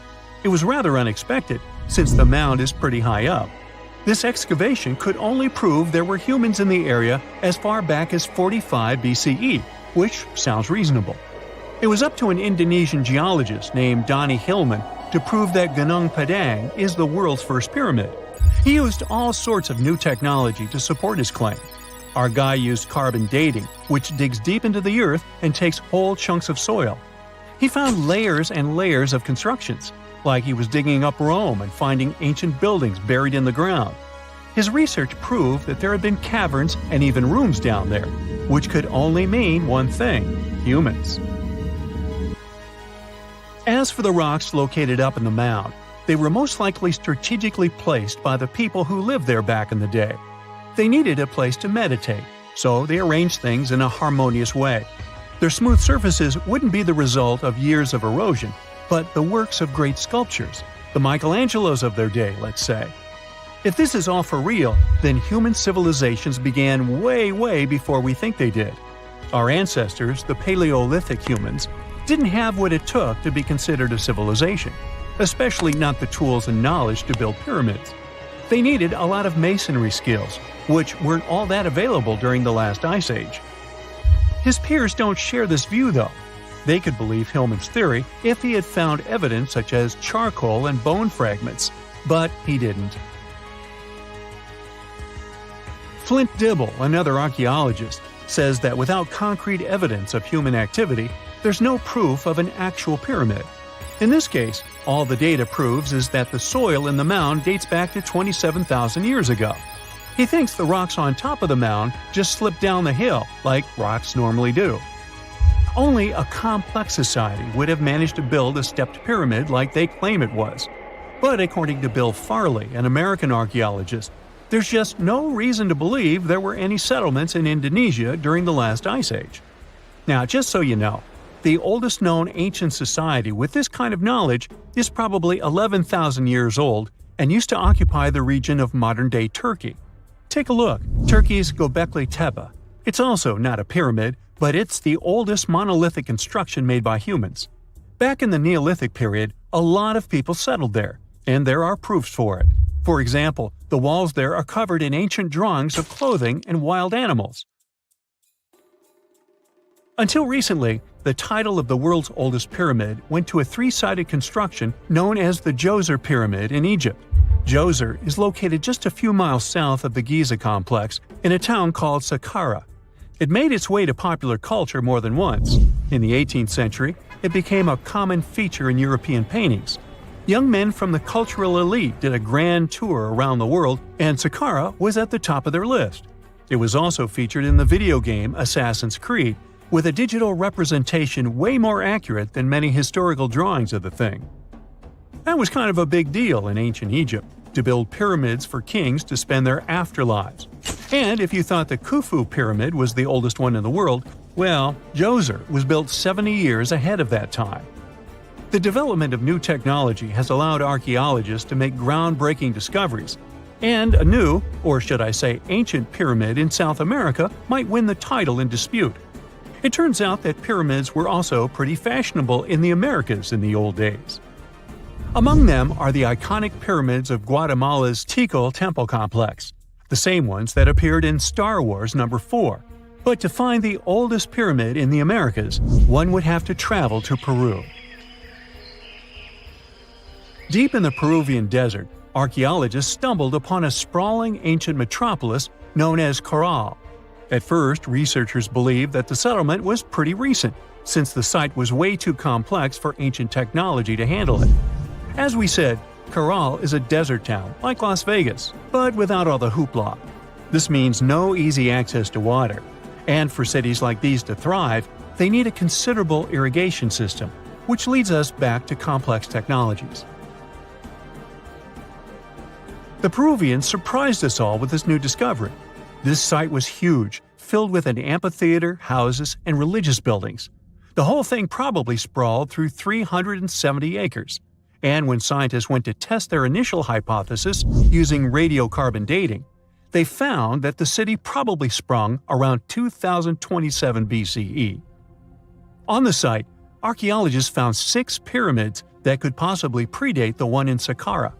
As far as they know, both civilizations coexisted in the same time period, in opposite parts of the world. But since researchers can't pinpoint the exact age of Caral's pyramids, it's pretty hard to guess which civilization completed their pyramid first. If only we had a crystal ball. Now, it just so happens that the shape of a pyramid is something that nature is able to produce all on its own, leaving us modern-day humans a bit confused. A classic example is the Japanese side of Yaonagani, which also goes by the name of Japan's Atlantis. The entire monument is about the size of 5 football fields and the height of a 5-story building. Explorers and scientists believe that Yaonagani dates back to 10,000 years ago. For Japan's top marine geologist, Professor Masaki Kimura, Yaonagani is the heritage of a lost civilization. Kimura has dived into exploring the ruins over 100 times over the past 10 years. To him, there are clear signs of human activity down there. Check out this triangular-shaped pool on the monument's surface. Kimura thinks it's actual proof of humans, because this triangle-shaped concave is a historical symbol of water fountains in the region. As it happens with a lot of these cases, not all scientists are convinced the same. For many, Yaonagani is probably the result of thousands of years of erosion, and the fact that the monument is composed of one massive rock leads them to believe it is not really human-made. Sure, these huge basalt columns may look like the ruins of a palace, but they're most likely the result of the intense volcanic activity in the region. And speaking of natural formations that really look like a human made it, a pyramid on Mars has been a hot topic lately. Humans have been keenly trying to prove that there is life on Mars for quite some time. But some are stretching it really far, saying that little green or gray people built a pyramid on the planet to try and build their own civilization.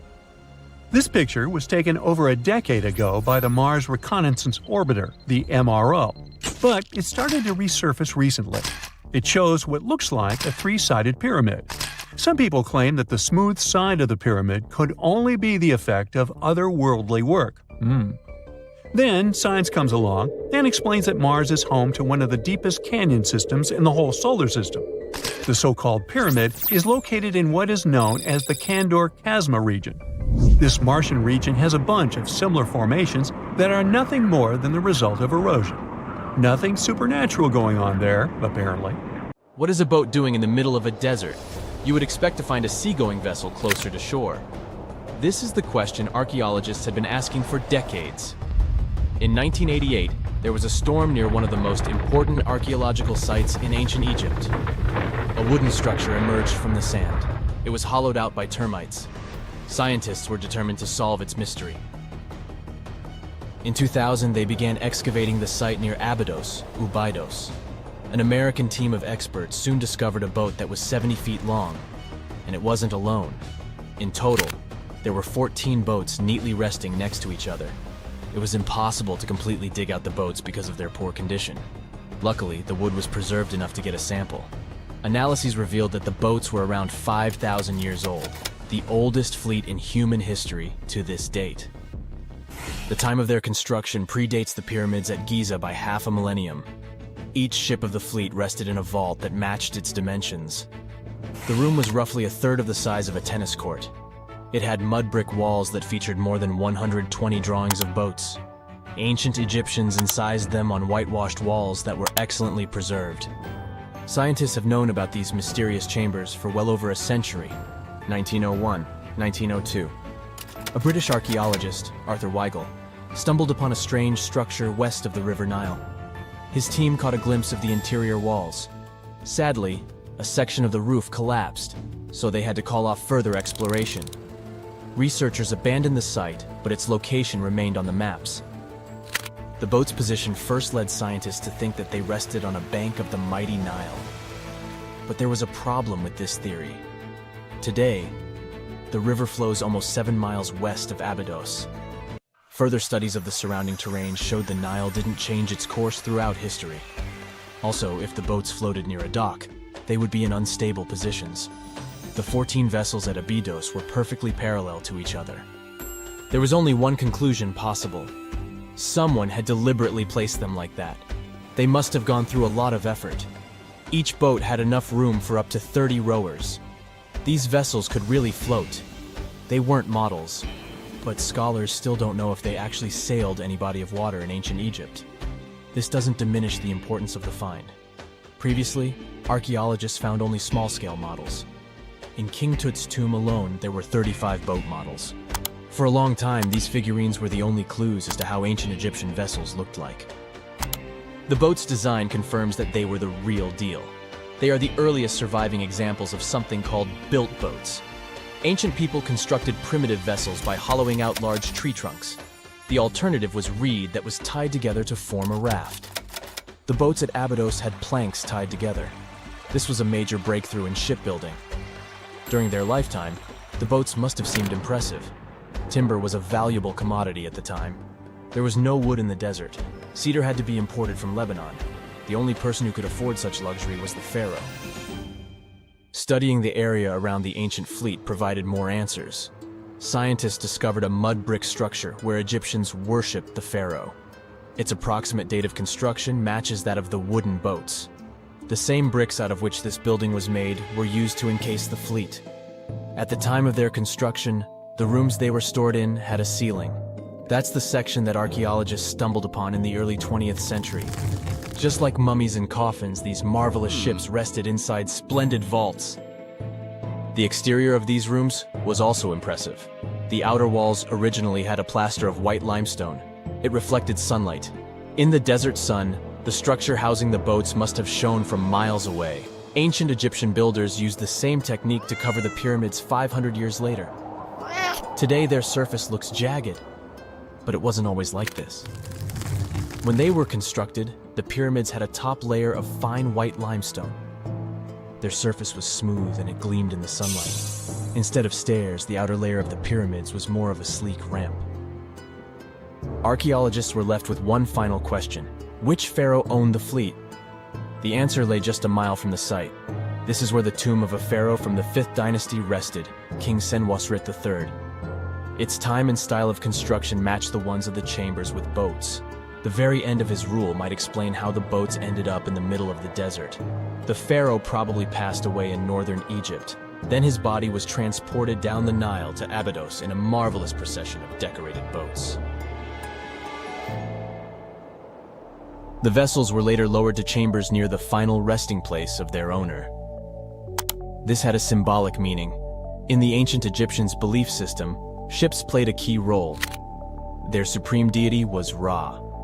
He traveled through the sky during the day in the form of the sun. At nighttime, he sailed through the netherworld in a solar boat. The pharaoh identified himself with Ra. That's why he needed boats in the afterlife. That was the only way to regenerate himself. Just as the sun rises every day above the horizon. This belief existed for thousands of years. The more famous Pharaoh Khufu also had a ship.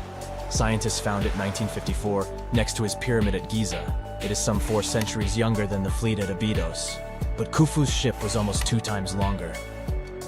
The Great Pyramid of Giza and King Tut's tomb are some of the most famous archaeological finds in Egypt. But there are many more secrets hiding beneath the endless sands of the Sahara Desert. Recently, 2020, archaeologists found a lost city there. They have labeled it as the most important discovery since King Tut's tomb, 1922. The city of Aten is some 3,000 years old. Historians hope it will give them a unique insight into the everyday life of ancient Egyptians. The famous archaeologist and Egyptologist Zahi Hawass proclaimed the site a lost golden city. Aten sits some 300 miles south of Egypt's capital, Cairo. It is close to the famous Valley of the Kings. Archaeologists first found sections of mud brick walls that spread out in all directions. They discovered complete rooms with tools of everyday life inside. The research team unearthed a bakery, a residential neighborhood, and an administrative district. They all date back to the time when the Egyptian civilization was the wealthiest in its long history. They were also the first to make objects from iron. In 1911, scientists found a set of iron beads near a village in Lower Egypt, El Girza. These are the earliest known iron artifacts. The discovery is literally out of this world. Ancient people made them by beating into shape a piece of a meteorite. The 9 beads were once part of an ornate necklace. They are now blackened and corroded, which is perfectly normal for a piece of jewelry that is over 5,000 years old. They consist of an iron-nickel alloy. Researchers were impressed by the skill of ancient jewelers who processed the beads. Their craftsmanship is more impressive when you think that they didn't know the stellar origins of the material. The Great Pyramid of Giza also has a remarkable feature. An international research group investigated the electromagnetic response of the structure to radio waves. They found that the pyramid has the ability to concentrate electromagnetic energy inside it. This occurred inside its chambers as well as under the pyramid's base. It contains an underground, unfinished chamber. It seems that the electromagnetic response is connected with the properties of limestone, the Great Pyramid's main building material. The research results might have a practical application. The way solar cells and nanosensors function could be improved by this remarkable find. Experts found the oldest lakeside village ever discovered in Europe underneath the waters of Lake Ohrid in Albania. The lake itself is ancient too. It's said to be one of the oldest lakes in the world.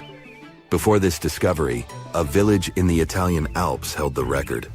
It was about 7,000 years old. But radiocarbon dating shows that the village under Lake Ohrid was built between 6,000 and 5,080 BCE, which means it's around 1,000 years older than any other village in Europe. Around 200 to 500 people lived in this village.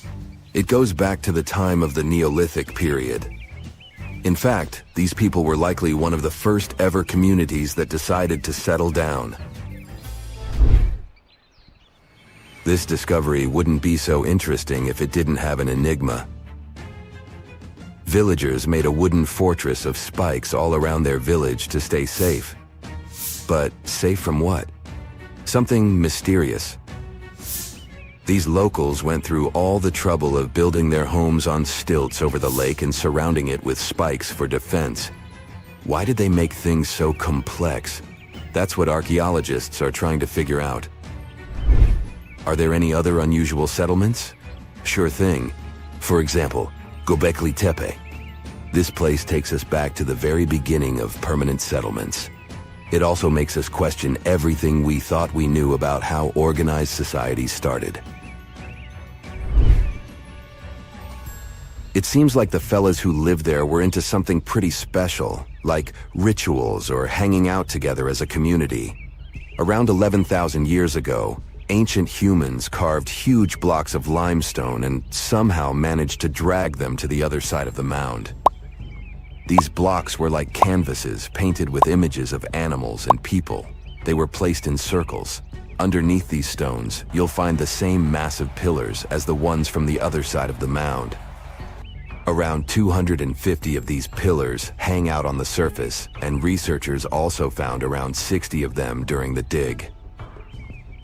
These are like messages from the past, telling us about people who once lived here and the stuff they were up to. These findings challenge traditional timelines and interpretations of early human society. While Göbekli Tepe has gained popularity among tourists, there's another site nearby, Karahan Tepe. It remains lesser known, but equally significant.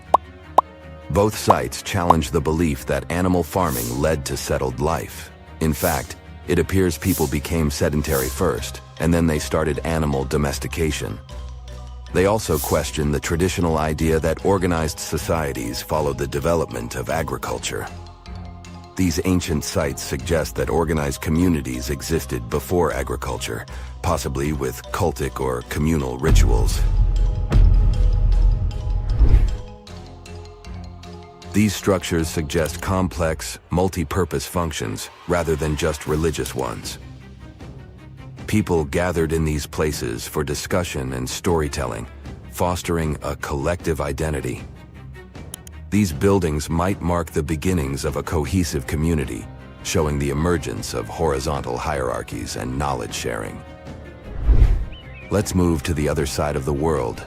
Mexico's 1,500-year-old unknown pyramids are worth talking about.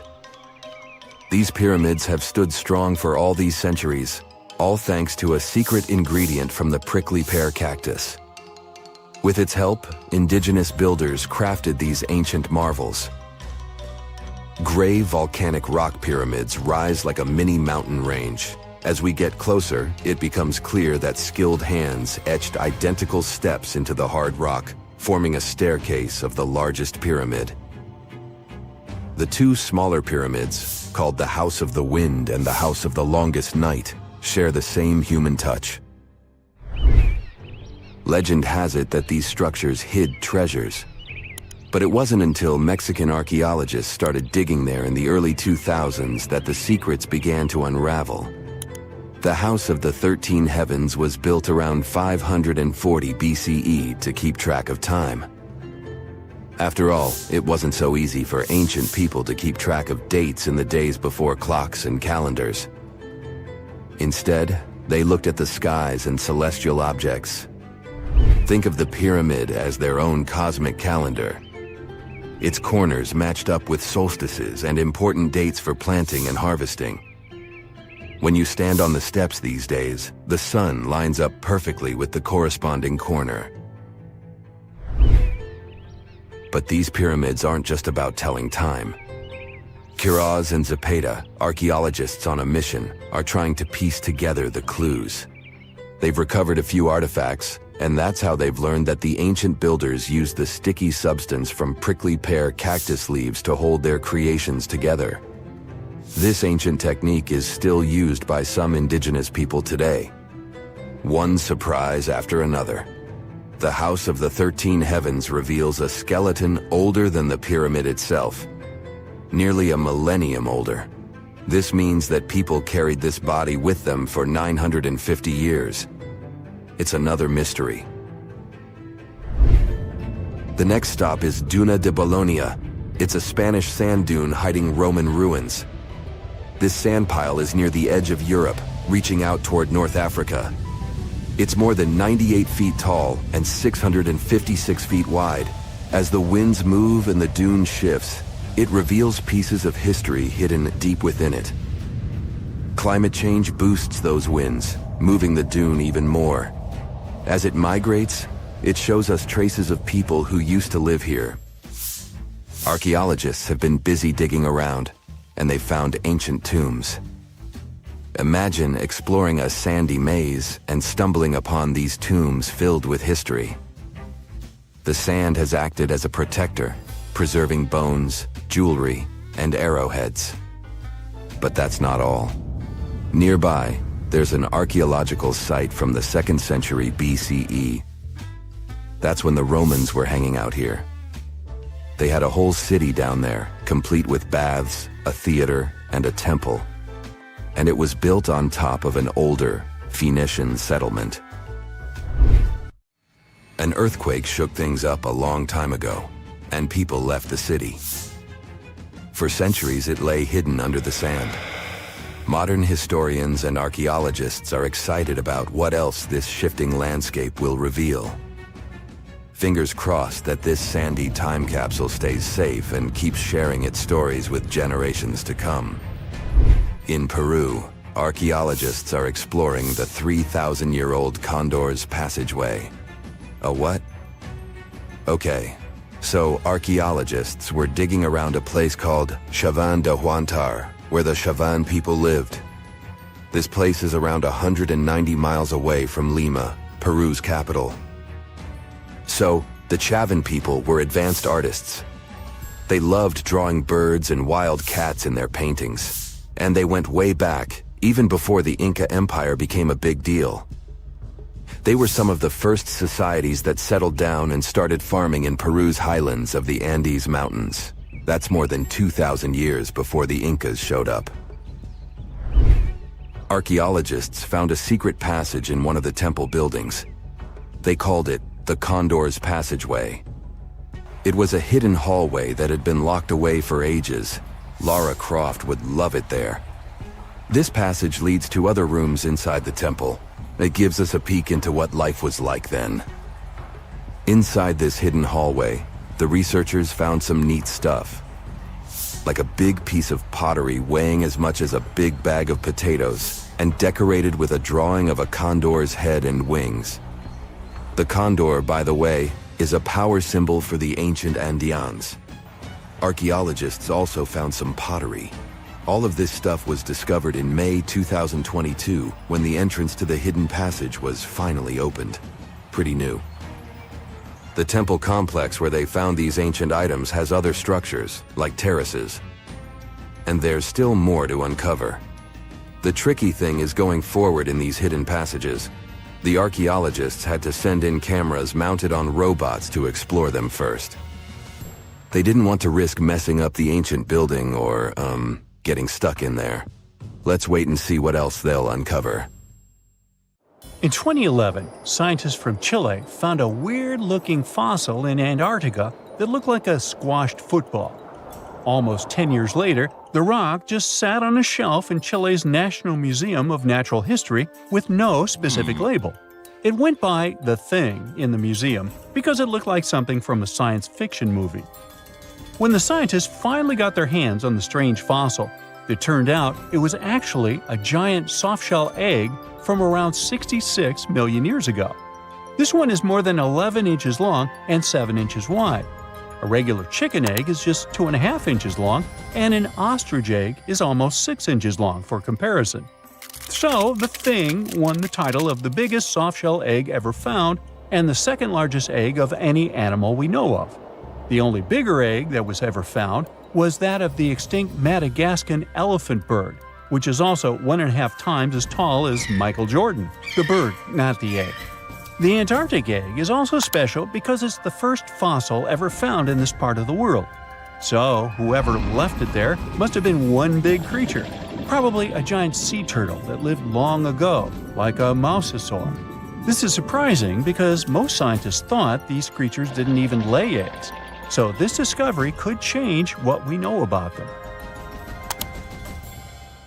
The egg is also unique because it has a thin eggshell and no pores, which is totally different from most dinosaur eggs. It actually looks more like the eggs of lizards and snakes, but it came from a giant creature related to these animals. No known dinosaurs or flying reptiles from that time and place were big enough to lay such a huge egg, so it must have been a mosasaur after all. But we can't be 100% sure.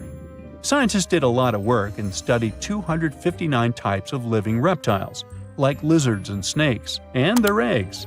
From this, they figured out that the mommy who laid the egg was probably at least 23 feet long, not counting her tail. During the late Cretaceous period, this part of Antarctica might have been like a nursery. Paleontologists have found bones of tiny mosasaurs and plesiosaurs in the same area, along with bones from the grown-up ones. Archaeologists in Norway made another cool but literally discovery and found dozens of arrows that had been hidden in ice for 6,000 years. They were melting out of a large ice patch in the high mountains, covering an area of about 45 football fields. In 2014 and 2016, when the summers were extra warm, scientists went to an ice patch called Langfoni to look around. They also found lots of reindeer bones and antlers there. Some of the arrows were whole and some in pieces, along with 5 arrowheads around the melting ice patch. This is more arrows than have been found at any other frozen site in the world. Some of the 68 found arrows date back to the Neolithic period, and the newest ones are from the 14th century of the Common Era. Ice is like the perfect time machine that can preserve whatever ends up there in an almost perfect condition. Langfoni became famous as one of the first ice patch sites after a local hiker found a 3,300-year-old leather shoe right next to its edge.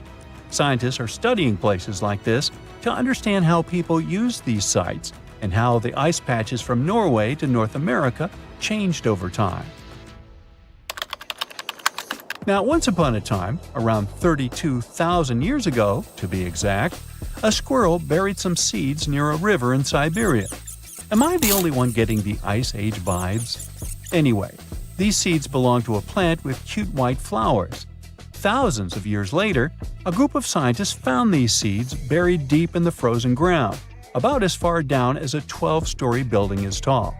The seeds were surrounded by ice and bones of animals like mammoths, bison, and woolly rhinoceroses. The mature seeds had been damaged, maybe by some squirrel, but some of the younger seeds still had good plant parts inside them. The scientists carefully took those out and put them in small containers to help them grow. And here comes the coolest part. They were able to grow the plants. Their flowers were shaped a little differently from the flowers of the same plant that grows today. After a year, the Ice Age plant even made new seeds.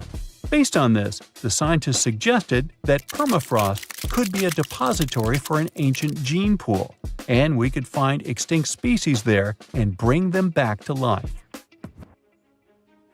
Scientists on an icebreaker in Antarctica were looking for whales, but found something way more unusual.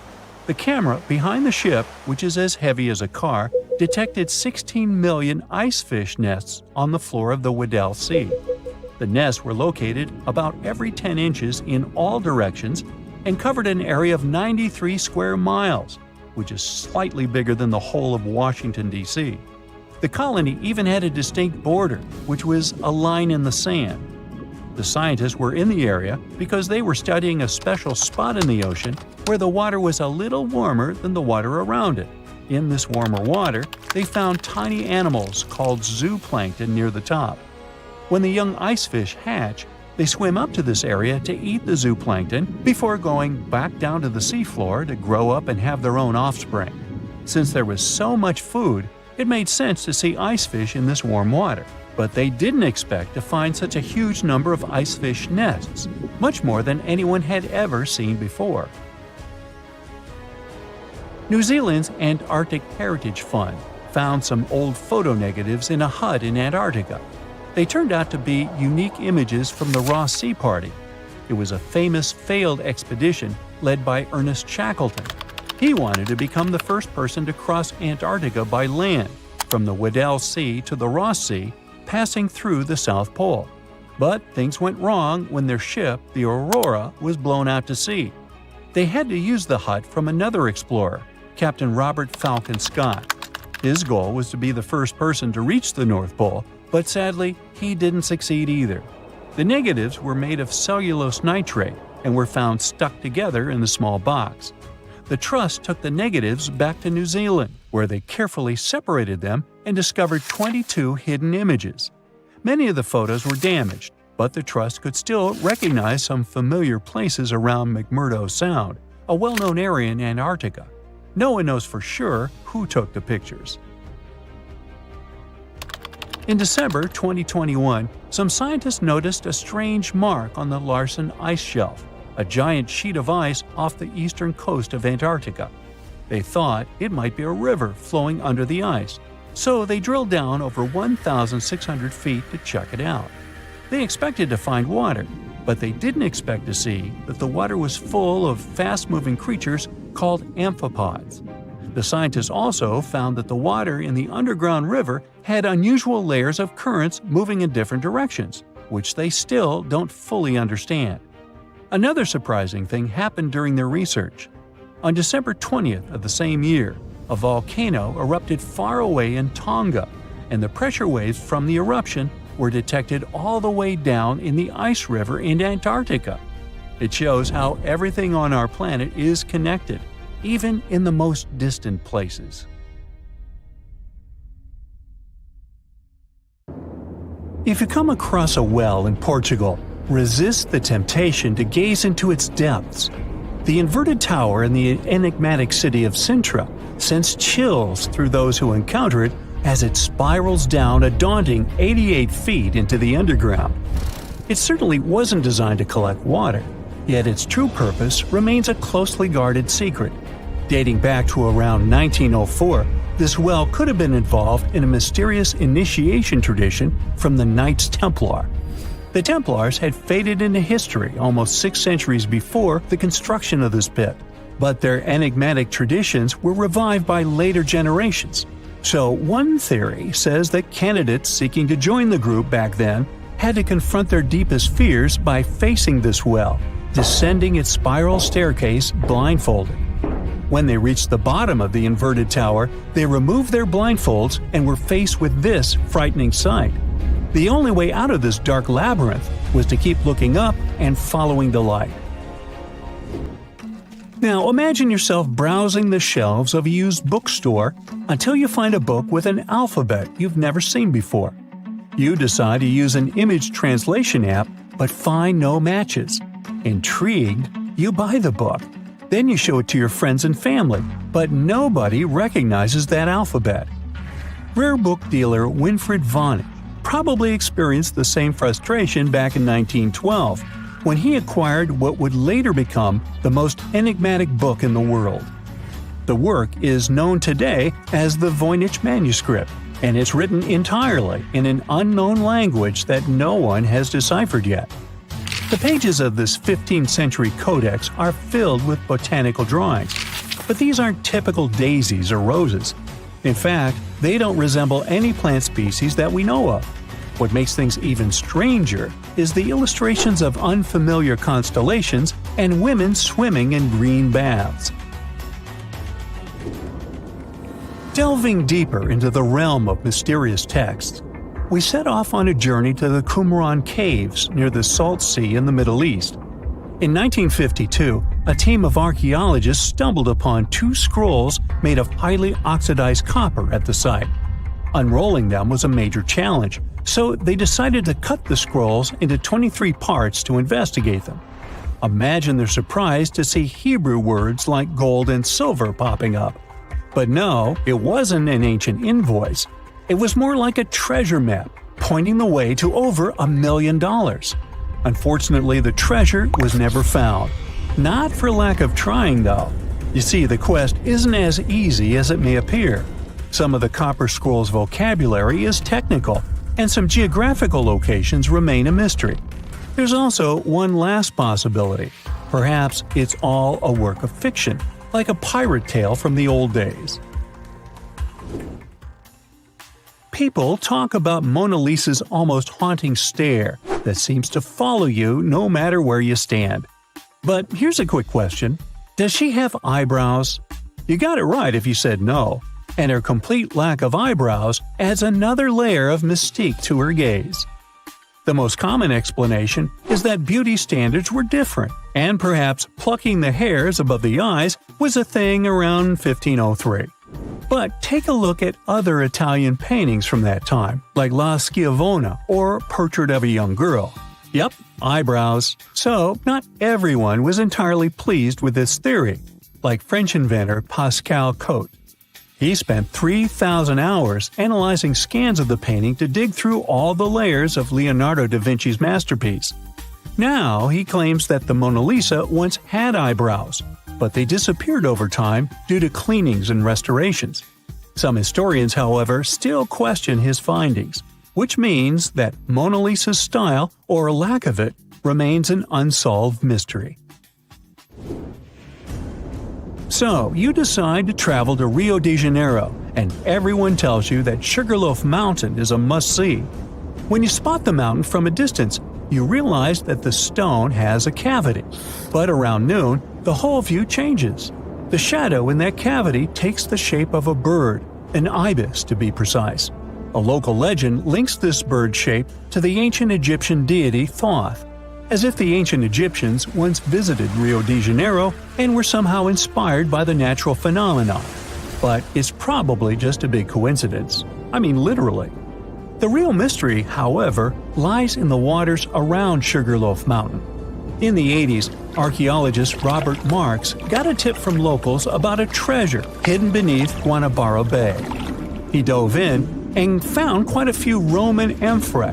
You know, those ancient vases with two handles? His discovery could potentially provide evidence of a Roman shipwreck that might have reached Brazil 17 centuries before the Portuguese even set foot there. However, he couldn't proceed with his research, and to this day, the idea of the Roman presence on Brazil's coast remains uncertain. The true location of Cleopatra's tomb isn't the only ancient Egyptian mystery. Many secrets are carved into the walls of ancient structures, like in the Temple of Seti I. Take a close look at this hieroglyph, and you'll notice that it resembles a modern-day helicopter. Look to the right, and you'll see an engraving that looks like a submarine. Odd, right? The most reasonable explanation for this has to do with the legacies of different rulers. When a new pharaoh came to power, they had their own hieroglyphs added over the original ones. But this is still a topic of debate, as some Egyptologists believe that these mysterious hieroglyphs may represent some kind of ancient technology. The same applies to the Dendera light.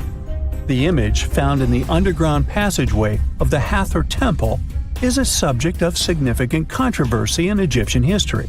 Some researchers suggest that the inscription simply represents a rising sun, while others interpret it as evidence of some kind of modern lighting system. And it does indeed resemble Crookes' tube, one of the early experiments with electrical discharges. Although there's no concrete evidence of ancient Egyptians having modern electricity, some historians believe that this theory could help explain why many discovered tombs don't have any residues left behind from the use of oil lamps or candles.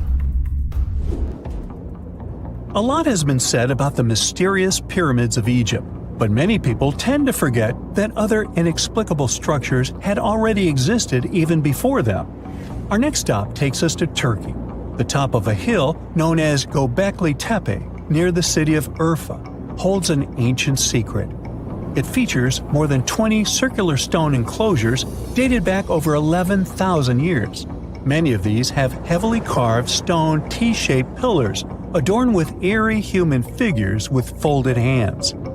The most accepted theory is that it's the world's first temple, likely used for rituals or social events. But the greatest mystery lies in how it was built, as this site existed before the domestication of animals or the use of metal tools. So the construction must have been very difficult, challenging our understanding of the historical timeline. Now, I hope you're not afraid of heights, because we're about to take a flight over the Nazca Lines. You've probably already heard about these massive, mysterious drawings etched into an arid region of Peru. They come in many different shapes, like a spider, a monkey, and even a Google-eyed ET that is probably just a fisher. Anyway, this story got some fresh chapters in 2022 when an additional 168 new drawings were discovered. The original ones could only be seen from the air, but these new ones are much smaller and can be observed from the ground. However, one thing they have in common is that their purpose remains totally unclear. Some might call them the largest-scale calendar in the world. Others suggest that they served as a tool for agricultural purposes.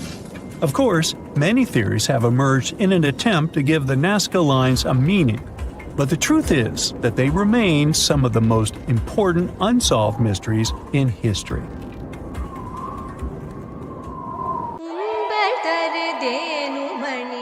Let's dive into the fascinating world of Tamil, a language that's truly one of a kind. From its vibrant history to its user-friendly nature and its wide coverage, Tamil is a linguistic gem that'll leave you in awe. For starters, Tamil holds the title of being the oldest living language on the planet. I mean, it's been around for more than 5,000 years. It's hard to know if it's truly the oldest language ever, but it sure takes the cake for being the oldest living language still in use today. The word Tamil itself isn't just a one-trick pony. It has multiple meanings up its sleeve. Of course, it refers to the language itself, but it also signifies beauty, sweetness, and even the concept of being natural. Talk about a versatile word.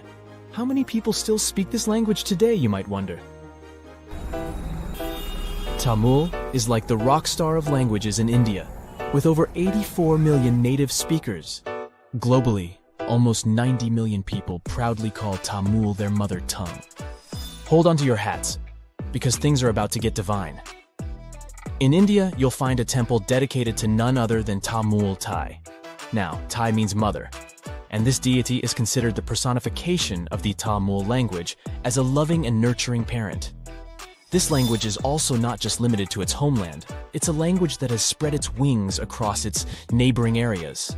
For instance, it's also an official language in Singapore and Sri Lanka. Not to mention, it's also recognized as a minority language in South Africa, Malaysia, and Mauritius. Have you ever wondered how it all started? You know, the whole spoken word shenanigan? And where? It's not like words magically popped out of thin air, right? It must have taken quite some time to develop.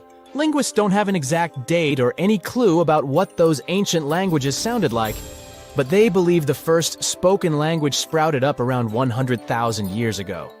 Unfortunately, since written language only came about 5,000 years ago, we don't have much info on what those early languages sounded like. All we know is that they're somehow related to the languages we speak today. Earth is one massive place. We're talking over 7,000 spoken languages among a population of over 7 billion. Sounds like a lot, right? Well, historically speaking, that's not too many. In fact, many languages are gradually fading away, being replaced by their respective countries' official languages.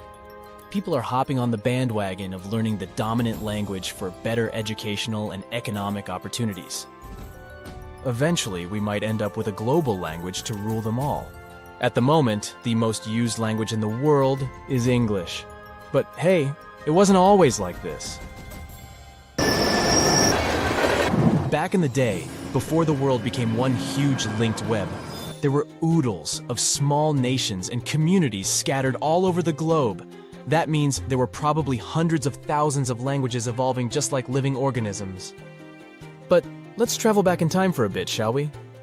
Picture a bunch of early humans roaming the land in their little tribes and communities.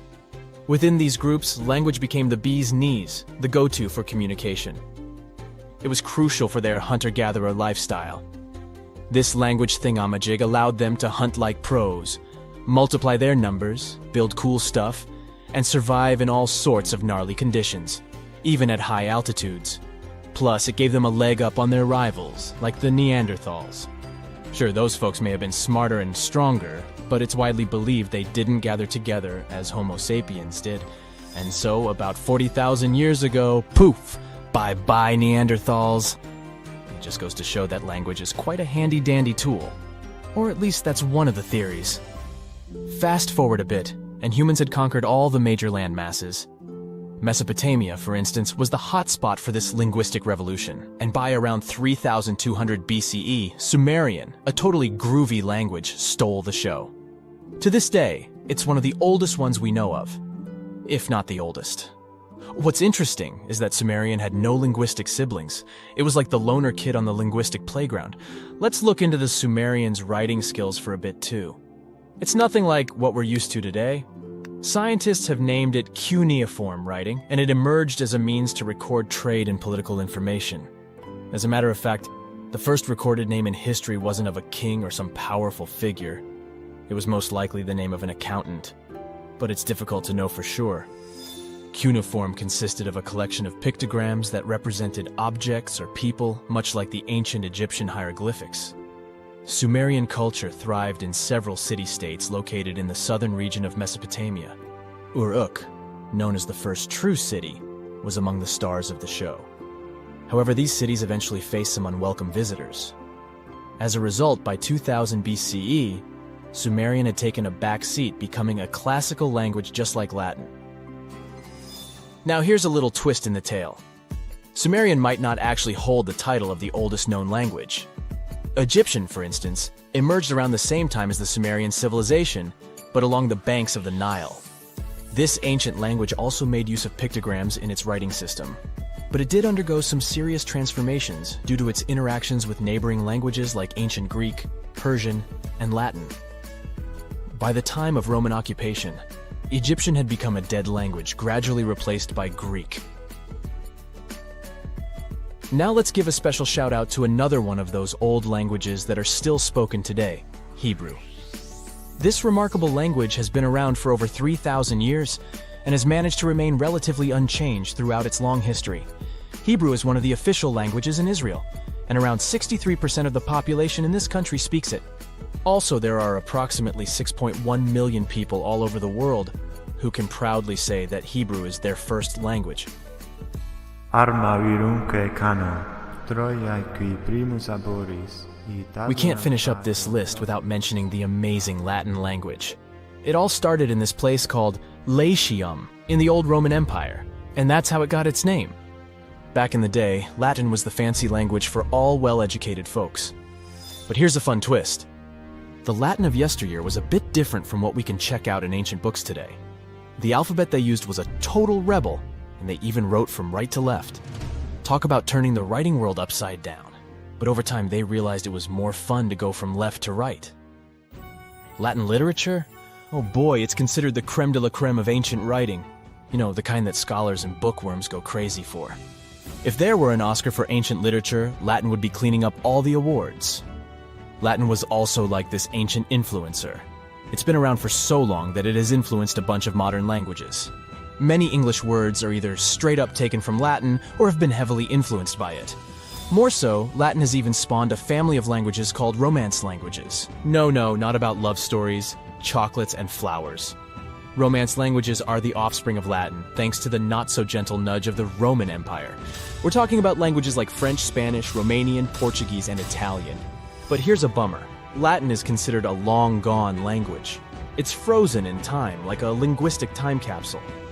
While living languages like English keep changing and growing, Latin is stuck in the past. It had its transformation and alteration phase when it was still spoken, but now it's just enjoying retirement in the linguistic retirement home. Regardless, Latin still sneaks into our daily lives without us even realizing it. You know when someone asks you the time and you say it's 4 p.m., well, guess what? You're speaking Latin. PM stands for post-meridiem, which basically means after midday. And AM? That's ante-meridiem, meaning before midday. We've all been afraid of the dark at some point in our lives, haven't we? I mean, do you remember getting tucked into bed by your mom or dad after they read you some scary fairy tale with monsters and dragons or even dinosaurs? But just as your parents were about to turn the lights off and silently step out of your room, you remembered. What if there was something hiding under your bed? Or worse, what if some spooky creature was stuck somewhere in the closet? You could probably get up and check, but it was too dark out there. Wouldn't it be great to have some source of light that would come from within your body? You could always use it whenever you get surrounded by darkness. Unfortunately, as humans, we aren't able to do that. But there are a bunch of creatures out there that can, in fact, light themselves up. That's thanks to a little something scientists call bioluminescence. Animals and fish living in the ocean tend to have this talent more often than others. And you can find these creatures anywhere, close to the surface or deep down at the bottom. 2.5 miles deep if you have a knack for numbers. These creatures use their light for a lot of things, like communicating with other members of their species, luring in prey, and even scaring away enemies. Bioluminescence is basically an organism's ability to emit its own light. Chemistry has a lot to do with it. Such animals use two chemicals, one called luciferin and the other called luciferase. Add a bit of oxygen and bam! Light! Should you ever wonder if you actually observe bioluminescence or if someone just dropped a glow stick in the ocean, be on the lookout for neon blue, green, or even red sparkles in the sea. They're usually spread over a large area. This can even make the water look like glitter or a starry sky. You can thank squid, tiny crustaceans, and algae for this romantic atmosphere. Now, I've got another unusual phenomenon for you. How about a golden waterfall? I'm not kidding, it actually exists, and it's a natural phenomenon. To see it, you have to drive to Yosemite National Park to the Horsetail Fall. Make sure to plan your trip in winter or early spring. That's the only time during the year when you can see this awesome phenomenon. It doesn't need any scientific explanation.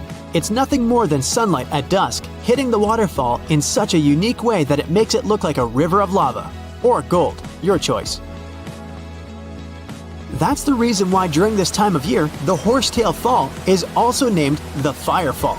Unfortunately, this phenomenon is becoming less and less visible within the years, mostly because of drought and other issues connecting with the melting of snow. So, should you ever decide to visit, keep an eye on the waterfall since the effect is very brief. Ever heard of a dirty thunderstorm? It's also called volcanic lightning. Apparently, specialists looking into the phenomenon have yet to fully grasp what it is. When a regular thunderstorm happens, particles with positive and negative charges collide, hence the giant spark we call lightning. It also makes a lot of noise, which you can recognize as thunder.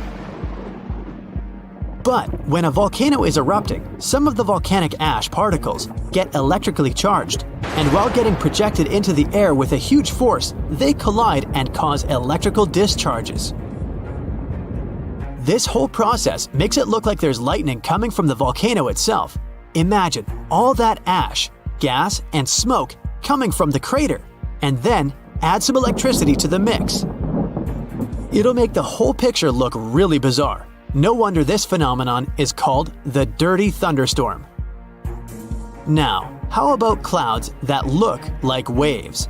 Those are called asperitas clouds, and they're actually quite close to the ground, unlike your regular day-to-day clouds. The name comes from the word aspero, which in Latin translates to rough or uneven. On rare occasion, you may spot such clouds when the weather is calm, but they're mostly associated with thunderstorms. These clouds appear during unstable atmospheric conditions, and surprisingly, they don't produce rain. Even though they do resemble dark storm-like clouds, they also create random patterns, tricking your eyes into thinking you're looking at the surface of the sea from under the water. Another impressive kind of cloud is called mammatus clouds. What makes them so special is a series of bulges emerging from the base of each cloud. One such cloud enters a level in the atmosphere where the wind direction changes. You can see these wave-like patterns in the sky. Australia is the place for you if you like surfing, but not all the waves you can catch there are made of water. Near a town called Hayden, there's a mysterious wave made out of rocks. This granite formation supposedly dates back to 2.63 billion years ago. That's way before dinosaurs started hanging around the planet. Standing at 49 feet high and 360 feet long, the wave was formed as a result of two processes: weathering and erosion. There's softer sediment at the base of the wave rock, which was chemically weathered by groundwater. Winds and rain did the rest of the job, causing the erosion of the rest of the formation. Its red, yellow, and gray stripes are made of iron hydroxide, carbonates, and other chemical compounds that were washed down by the rain. You've made it to Australia, so stick around a bit more. There's one more location here that seems unreal. You'll need to fly over this one, however, if you want the best picture. In the western part of the country, surrounded by green woodlands, there's a series of lakes. They're all a staggering shade of bright pink. Out of them all, the most famous is Lake Hillier, a 2,000-foot-long reservoir. It's surrounded by both sand and a forest of eucalyptus trees. This makes the cartoon-like hue of the lake stand out even more. One of the many theories explaining the color of these mysterious lakes is connected with algae. These algae appear to gather high levels of a substance called beta-carotene, which has a red-orange pigment in it. Another explanation involves haloarchaea. Those are microorganisms that sometimes look red. Even if you don't enjoy flying, the lakes are great for taking a swim. They're not toxic, even though they have loads of salt in them. This means you'll be able to stay afloat easily, and the water won't damage your swimsuit. During winter up north in Canada, a bizarre phenomenon happens at Lake Abraham in Alberta. Underneath the frozen surface, you can spot some weird objects that look like frozen jellyfish. It's definitely not the case, as these creepy formations are just frozen methane bubbles. Those are pockets of gas that were trapped underwater and got stuck there after the lake had frozen. They appear when leaves and grass fall into the water and bacteria digest them. This process transforms them into methane. This phenomenon is as beautiful and strange as it is dangerous. The pockets of methane can easily become highly flammable. When the temperatures rise during the spring, the ice melts and these bubbles start popping and fizzing. It's a spectacular sight to observe. Picture a lake filled with soda. Remember not to bring any source of fire. It can be very dangerous for visitors. You can check out these types of lakes all across Canada's Banff National Park. Nature often tends to make its own music. Just listen to the sound of crickets at night, or the soothing noise of a waterfall. But in Bucks County, Pennsylvania, there's a strange geological phenomenon which takes nature soundtracks to a completely different level. These are called the ringing rocks, and scientists still can't explain their unusual behavior. If you strike these rocks with a heavy object, like a hammer or another rock, the stones will make a ringing sound, as if they were hollow, but they're not. What makes the ringing rocks even more bizarre, apart from the mysterious sound they make, is that no animal wants to hang around there. Even though the rocks are surrounded by a thick forest, scientists haven't managed to trace any animal activity in the area yet. Even more striking is the fact that despite all the trees around the rocks, you won't find any leaves lying on the boulders. What makes these rocks so unappealing for both animals and vegetation is still up for debate. They say this place is swarming with money. It's been stored there for centuries, but no one managed to take it away from this island. Treasure hunters have been bewitched with this place since 1795. Many people have tried their luck looking for the treasure that could be hidden there by the Spanish pirates or even by the Knights Templar.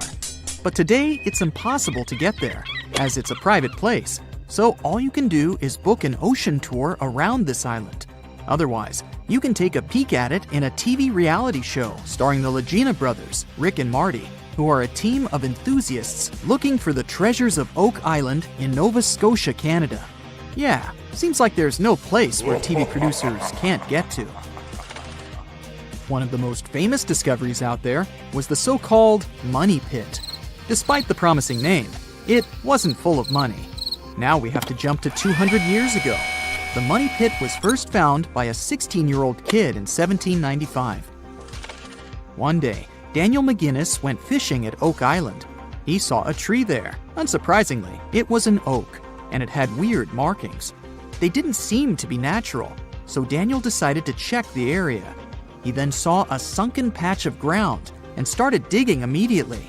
His two friends helped him out, but instead of treasures, the guys only found logs placed underground at regular intervals. It looked like a place where someone could hide money or jewels, but nothing precious was found. However, there was something curious down that pit. Someone found a granite stone there, and it had an engraved inscription on it. There were many attempts to decode it, but most of them ended up in failure. There's one translation though, and it says, 40 feet below, 2 million pounds are buried. Yeah, McGinnis and his friends should have dug harder.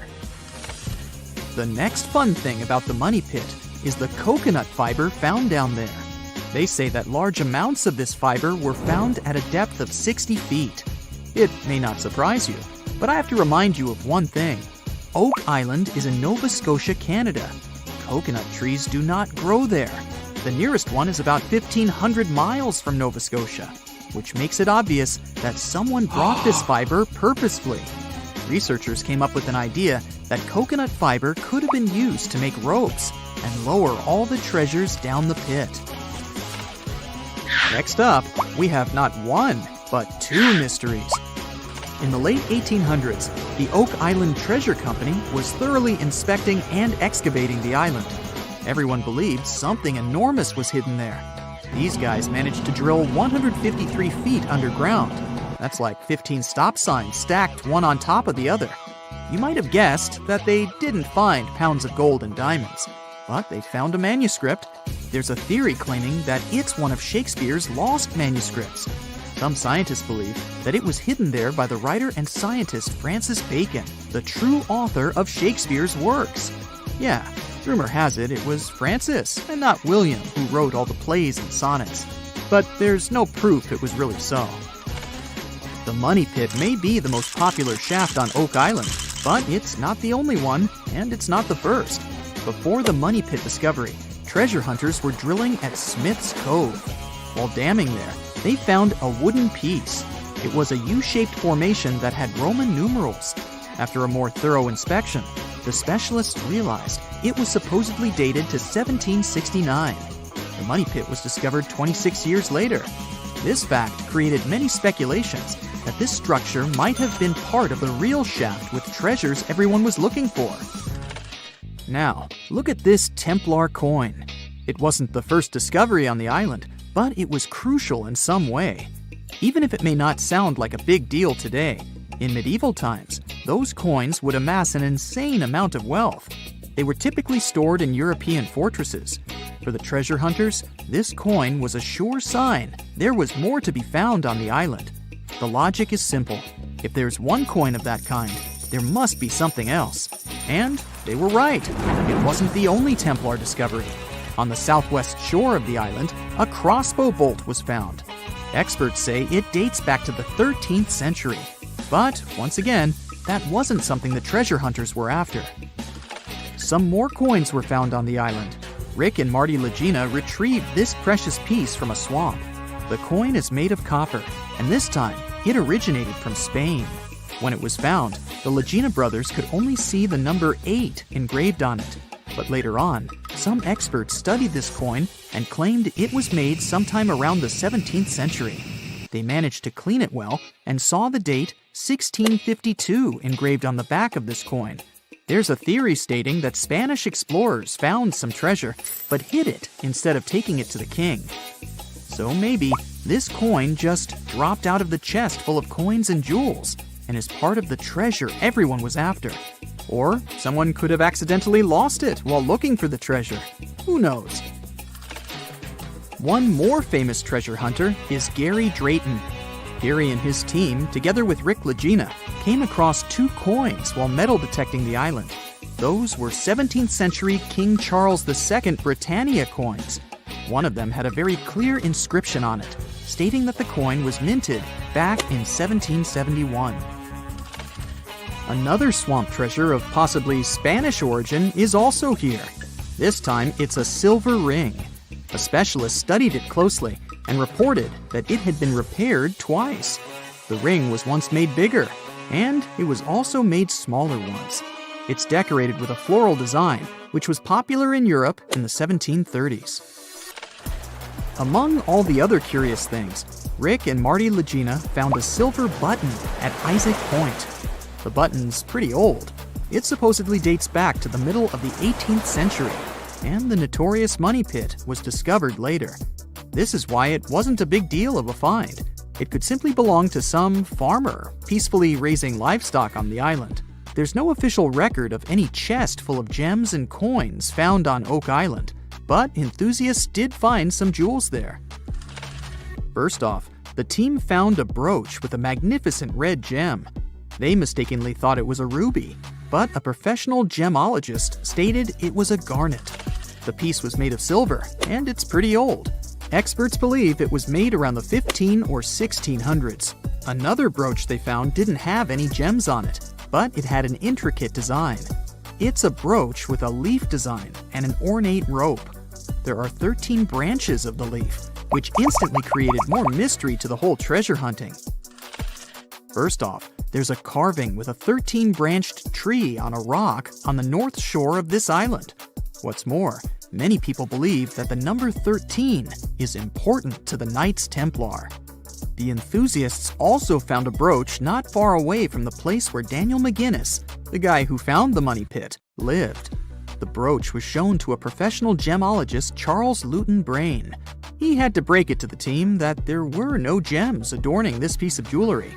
In fact, The stone that seemed to be a gem was just a piece of glass. It was processed using a special technique though, so it was leaded glass. The enthusiasts decided to study the brooch even more and found out that part of the brooch was made of gold. The specialists claim that the brooch dates back to the 14th century. Was it the treasure everyone was looking for? Canada is known for its snowy mountains, untouched forests, pristine lakes, friendly, helpful people, eh? And that delicious maple syrup. Now they get to add something else to the list: the world's oldest water. Back in 2016, researchers drilled down 1.9 miles and found an ancient pool of water at Kidmine, Ontario. The water was believed to be at least 2 billion years old. Not fresh water. The water was found bubbling up in caverns deep underground, inside the 3 million square miles of the Canadian Shield, one of the world's largest geological continental shields. The area endures very little plate tectonic activity, possibly explaining how the water remained untouched for so long. Scientists and researchers analyzed the water and found dissolved gases of helium, argon, xenon, and neon, untouched by any outside source. There were even traces of microbes dating back billions of years. This was a stunning find for science that allowed us to gaze back in time at a lost world. If life-supporting water can be found miles below the Earth, it could be possible to find the same thing on other planets, like Mars, Saturn, and Jupiter's moons as well. Point Nemo is the furthest point from land on Earth, officially called the Oceanic Point of Inaccessibility, kind of like my parking space. It's so far from land that the closest humans to it are usually astronauts. The International Space Station orbits the Earth from around 250 miles away, while the closest populated spot to Point Nemo on Earth is more than 1,670 miles in all directions. Since its real title is a bit long, it was nicknamed Point Nemo after Captain Nemo from Jules Verne's 20,000 Leagues Under the Sea. Nemo means no one in Latin, which suits this area perfectly because there's no people around. The Crooked Forest is found in Gryfino, Poland. It's a grove of 400 unusually curved pine trees that were planted around the 1930s. They bend northwards at a sharp 90-degree angle from the tree's base, but then remarkably turn back to grow straight up into the sky. Some of the curves reach out 3 to 9 feet sideways, but the trees are healthy and many grow to nearly 50 feet tall. These crooked pines are surrounded by a larger forest of straight-growing pines. There's no explanation as to why they're bent the way they are. The theories for this strange development range from weather conditions to human intervention, but no one knows for sure. The Hamza River is one of the longest and widest rivers in the world, and it sits right underneath the Amazon River itself. At a depth of 2.5 miles, this river flows a little more than a trickle compared to the Great River above it. The push of the Amazon River's water into the Atlantic is around 35 million gallons per second, while the Hamza only manages 1 million gallons per second. Either way, there's no choice but to go with the flow. Around the same length as the Amazon itself, 3,700 miles, it's the width that stunned the science world. It's 125 to 250 miles wide, compared to the Amazon's width of about 1/2 mile to 60 miles wide. The Cave of Crystals was discovered in 2000 when miners drained water from a zinc mine in Chihuahua, Mexico. The state, not the dog.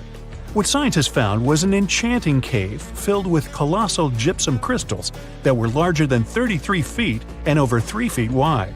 They were so pure that scientists were unable to work out how old they were, but researchers believe they discovered a 50,000-year-old sample of bacteria inside one of the crystals. Also known as the River of Five Colors, Caño Cristales is one of the most amazing natural wonders in all of Colombia. The area is filled with waterfalls, pools, and caverns, but the river itself is the true wonder. Every year, between June and November, the river hypnotizes spectators with amazing yellows, greens, blues, blacks, and red shades to create a liquid rainbow. A red plant that grows in the riverbed is the main cause of this unique phenomenon. Other colors come from the black rocks, green algae, clear water, and yellow sand, producing a pearly effect. The colors change every year because of the plant's growth from rainfall, temperature, and sunlight. During the rest of the year, the riverbed appears in a dull green hue. Scientists in Hawaii discovered that red algae were making sounds in the waters around coral reefs. The noise was believed to come from the loud snapping shrimp, until researchers put the sound and presence of algae together and started monitoring the bubbles. As the algae use photosynthesis for food, they produce tiny bubbles that collect on their surfaces. When the bubbles separate off the plant, they make a ping or popping sound. Reefs can be smothered and suffocate if they're covered by too many algae. Discovering that photosynthesis makes a sound could be useful for the reef's preservation. The algae could provide early warnings for scientists, so they can stop these vulnerable areas from being overrun. After heavy rains and seismic activity hit Kenya's Great Rift Valley in March 2018, a vast chasm expanded across the land. The rift measured quite a few miles long and was over 50 feet wide in some parts. Essentially, it was tearing Africa in two. Africa sits on two tectonic plates, the Nubian and the Somali plate. Deep below Earth's surface, driven by the active mantle, the plates are being pulled apart. This creates the huge, extraordinary rifts we see on the surface. It will take millions of years for the large continent to actually separate into two pieces. I won't be around then. But when it does, it'll also create a new ocean basin.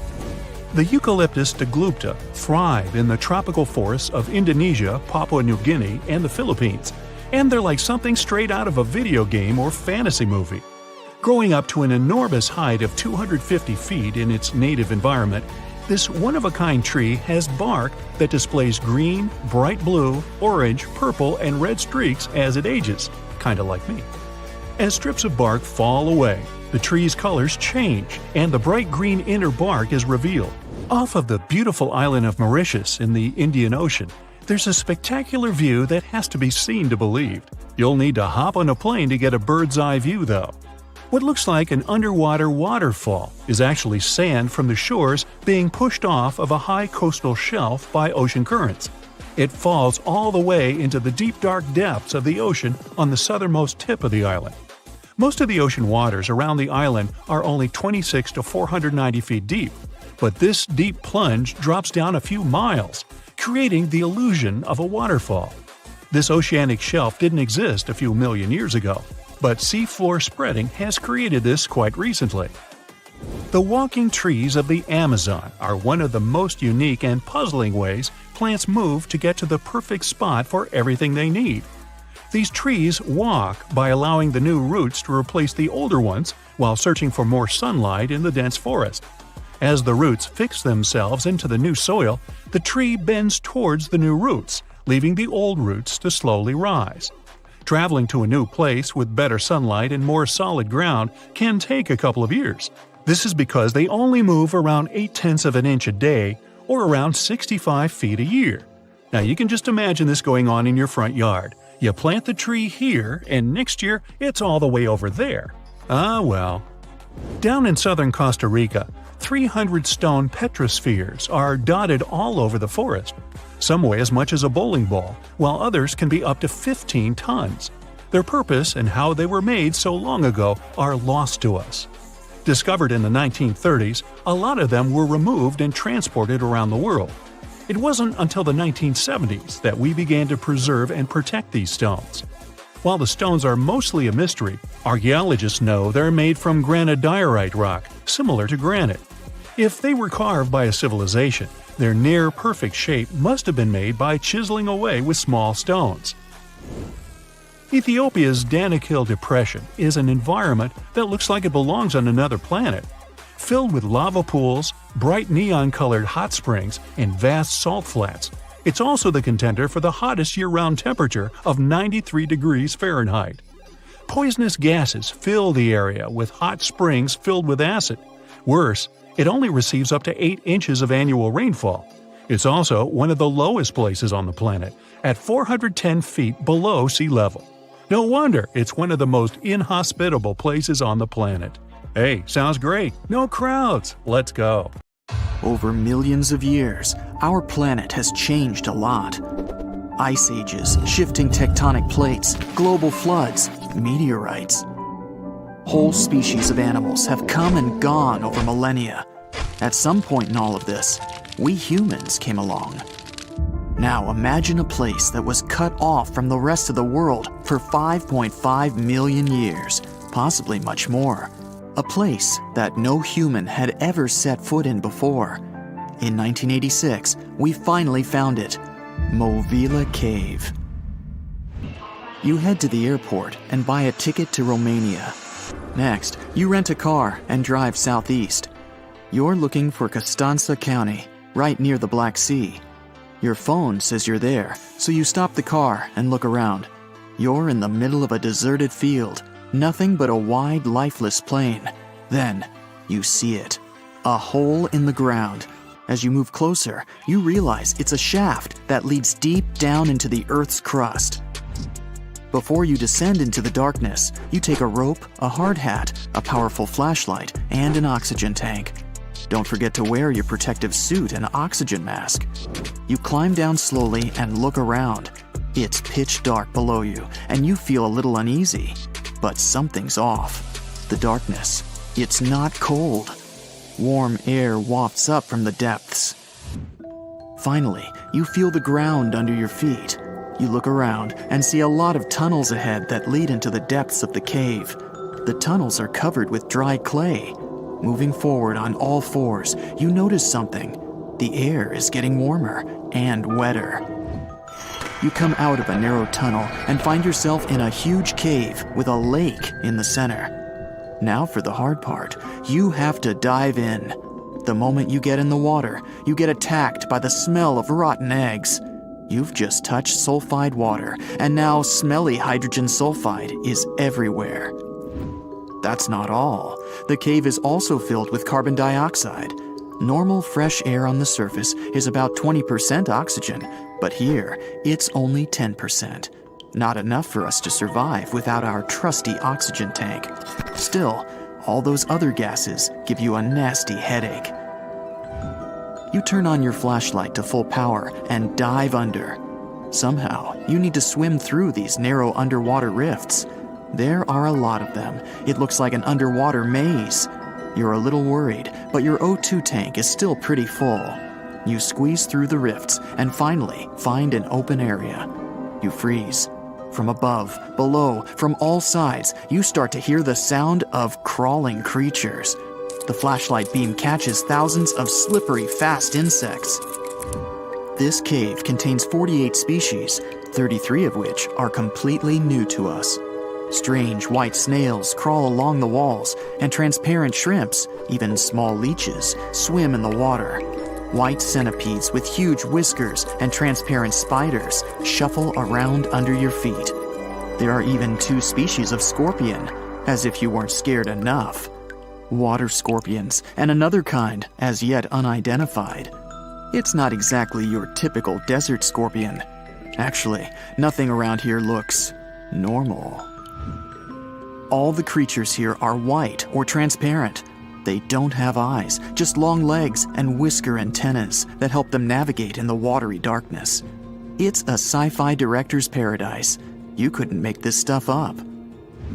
The deeper you go into the cave, the less oxygen there is.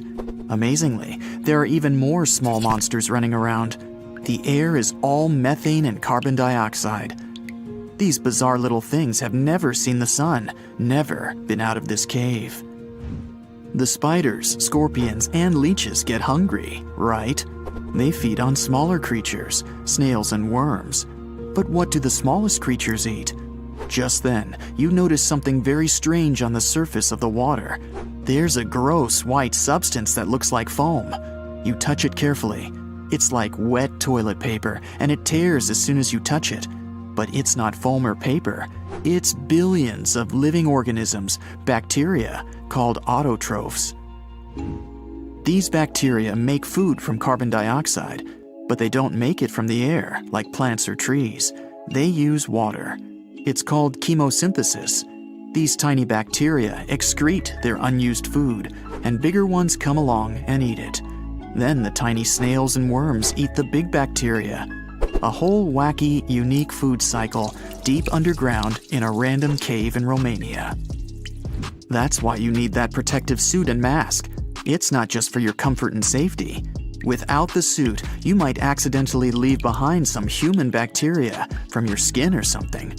It could ruin the delicate balance of life in this underwater world. The underwater cave is too small and dangerous for expensive scientific equipment, so you grab a couple of samples of water, land, and air and get out of there as fast as possible. The cave hasn't been fully explored yet. The Romanian authorities don't allow just anyone to scuba dive on down there. Let's see in a few years. Who knows what else they'll find? You're back at your fancy lab, and you start to understand why that cave is such a big deal. The conditions in Mobile are almost the same as in the first years of Earth's existence. Back then, our world was shielded from the sun by a dense atmosphere. It's actually possible that the microbes found in the cave are the same ones that were around way back when life began. These bacteria could turn out to be incredibly useful. They oxidize the dangerous gases, methane, and carbon dioxide. Basically, they make them harmless. Thanks, little guys. Mobile Cave isn't the only extreme place on Earth where life still finds a way to survive and thrive. Picture the Eiffel Tower in Paris. Now imagine 10 of them on top of each other. Now imagine drilling down that deep. Got it? Life still goes on even this far down. There's almost no oxygen there. The pressure is insanely high, and it's hotter than the hottest desert. Welcome to the nematode empire. Nematodes are worms, and these wiggly dudes are tough as nails. When there's no air, no food, or it's just too hot, they transform. It's called the Dower stage. It's a state of stasis, of deep hibernation. The worm's metabolism slows way down. It's like they go to sleep for a long time and only wake up when there's enough air or food around, or when it gets cool enough. And you don't have to dig that deep to find these creatures. Nematodes are found all over the world. They live in hot springs, in deserts, high up in the mountains, in the harsh cold of Antarctica, inside animals, and even inside the human body.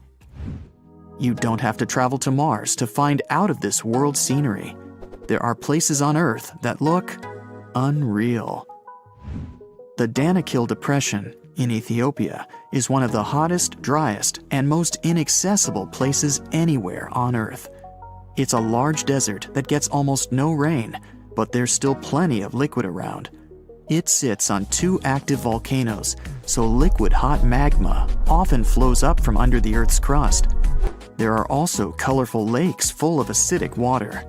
The salt from the lakes reacts with volcanic minerals, making bizarre figures that look like the backdrop of a sci-fi movie. Toxic gases and chlorine vapors rise up from the lakes, making it one of the most dangerous places on Earth. You need a gas mask to survive, but life always finds a way. There are living things here, even in a lake so hot that the acidic water actually boils. Microbes live happily in the lakes and surrounding rocks. If something can survive here, who knows? You can find another tough survivor in the Lut Desert in Iran. They've just discovered a new and special kind of crustacean there. These creatures live in small lakes that appear from time to time thanks to desert rains. This species can survive for decades in dry sediments, just waiting for a tiny bit of water. So these are all very small life forms, but are you in the mood for some monsters? Scientists have just discovered them swimming in the waters off Antarctica. Massive sea spiders, huge starfish, transparent shrimp-like things. In 1 month, researchers found about 30,000 sea creatures, many of them never seen before. Who knows what else is down there? Hygiene practices have been on this planet for as long as there's been life. Even those initial single-celled organisms felt icky when they got dirty, so they made shields and developed mechanisms to kick out unwanted guests, such as bacteria. Animals are surprisingly clean too, especially pigs, out of all animals. Turns out they're particularly good at keeping their space tidy. Domestic pigs, for instance, pick a spot for their toilet business that's a good distance from where they eat or sleep. Humans have a long, and at times icky, history with hygiene too, which can be traced as far back as our ancient cousins, the Neanderthals. There's evidence that even over 60,000 years ago, they seemed keen on keeping their pearly whites in good shape. 2 fossilized Neanderthal teeth tell this story through some weird grooves, which were obviously made by something pointy, like a toothpick of sorts. Then there's Venus of Willendorf, this tiny ancient statue, around 25,000 years old, discovered in Austria. Its whole purpose remains a mystery. Scientists don't even know if it was an art piece or if it had some spiritual significance. But it does give us some indications on ancient hygienic practices. Now, there's no way to confirm, but those bumps and grooves on the statue's head might represent braids. Scientists have no idea how often people washed their hair back then, or if they used any specific cleaning products. But the fact that they put some time into a hairdo shows an extra bit of care that other species might not have. Now, in all fairness, the likely culprit for prehistoric hygienic practices might have been lice, unfortunately. Even further back in time, we meet the Egyptians, who surely take the crown for ancient self-care practices. In fact, according to the Greek historian Herodotus, around the 5th century BCE, the ancient Egyptians were the cleanest and healthiest bunch around. Why so? Because they made sure to bathe twice a day to steer clear of health problems. Spiritual leaders, in particular, took cleanliness seriously, shaving their entire bodies every 3 days and having 2 baths during the day and 2 at night. Wow! Know what should also be taken seriously? Liking this video and subscribing to this channel, which doesn't take nearly as long as an ancient Egyptian bath. Meanwhile, ancient Egyptians also didn't just rely on water. They used perfumes to stay fresh. They also had these natron soaps that were scented and had properties like fighting bacteria and fungi. These natron, which is a mineral salt, was used in mouthwash solutions too. These people chewed on parsley and similar herbs to keep their breath fresh. Egyptians back then went even as far as developing one of the first deodorants. Ancient texts suggest putting a scented bread concoction under the arms post-bathing. People also mixed an ostrich egg with pulverized tortoiseshell and used it as an ointment to ward off unpleasant odors. Women, especially the wealthier ones, shaved their heads with flint or metal razors, choosing wigs made from human hair to shield their skin from the sun and avoid lice. Those who kept their hair natural often used hair extensions or wigs secured with beeswax and resin. There were even women who wore perfume wax cones on their heads that would slowly release a delightful scent during the day. Ooh, coneheads! Let's now move towards the north a bit and check out the ancient practices of the good old Romans. Sure, the Babylonians and Assyrians were the first to sort of invent the toilet. That's because they crafted areas with 2 short walls and a little gap for the business. And then they just let the debris flow into the canals along with their bathwater. But it wasn't until the ancient Romans that these toilets became a common, widespread device. The less well-off households went for a barrel as their toilet, just dumping the stuff from their chamber pots into it. Public toilets were popular too, at times even big enough for over 50 people. Imagine having a chat about commerce and marketing with other professionals while, doing your thing. It wouldn't be wrong. In fact, that's what the Romans did. And that's where the phrase, to do one's business, comes from. Now, did the ancient Romans use toilet paper? No, they didn't. But they did supposedly use a sponge on a stick called a tersorium to tidy up after completing their potty time. There's evidence you'd often find these devices in public bathrooms, but how exactly they were used is still a bit of a mystery. It's not like we sell toilet paper with detailed instructions these days either. However, the hefty sponge might have been a reusable contraption. Some say it was dipped in a little water and vinegar, did its job cleaning, and then got rinsed or dunked back into a bucket of salt water or vinegar for the next person to use. I think I'd rather be first in line or wait for a new sponge. Probably one of the most important ancient inventions when it comes to hygiene were the Roman aqueducts. These sophisticated engineering marvels were designed to transport fresh water from distant mountain sources to cities. This meant ancient Romans always had a reliable supply of clean water. Now, the medieval times have this reputation of being some of the smelliest in human history. But if we look at the data, it wasn't that bad. People were advised to keep it smooth, getting rid of unwanted hair by either shaving or plucking. Another technique was to put together a mix of crushed needle seeds and vinegar and slather it on the skin. Think of it as an ancient body scrub. As for hair, doctors suggested washing it, but not too often, just once every 3 weeks. The preferred method? A good scrub with water and herbal blends. Daily hair care involved combing, sometimes with powders made from sweet-smelling flowers like rose petals. For laundry duty, our medieval ancestors tossed clothes and linen into a tub, river, or stream. To really amp up the cleanliness, some added wood ash to the water. Women often took laundry to rivers, where they would stomp on clothes or beat them with a wooden bat until they were done. In fact, the washing enthusiasm got so intense that it led to some serious public health issues. One story goes that in the 1400s, an English city put a ban on washing clothes at town conduits because it became such a mess. When it comes to laundry, though, people that lived through the Victorian era really overdid it. For starters, it was a multiple-day project. Manuals then suggested letting clothes soak overnight as the first step. The next day, it was a complete process of soaping, boiling, rinsing, drying, starching, and ironing. This made yellowing clothes look whiter. Interestingly, you can still find bluing products for laundry today. Another manual gave tips on bleaching clothes. Cotton could be bleached by soaking in buttermilk or adding turpentine to the first wash. Muslin fabric needed a chemical mix after the initial soap boil, followed by sun drying.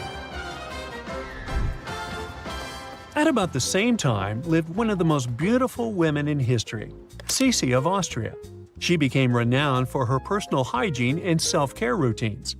Her most recognizable attribute was this thick chestnut hair with an incredible length, down to her feet. It took her 3 hours per day just to manage it. Every morning she'd have a cold bath, a massage, and then she'd sit down in a chair for hours, letting her hairdresser do her job. Sisi's skincare regimen was equally as outrageous. Obsessed with keeping wrinkles at bay, Sisi put crushed strawberries to her hands, neck, and face. She also slept with a custom mask on, lined inside with pieces of raw veal. The woman also spent time in warm olive oil baths to keep her skin soft, and for everyday bathing, she used distilled water. Sisi also made it a habit to sleep without any pillows, because she believed it would benefit her skin. Kind of obsessive, wouldn't you say?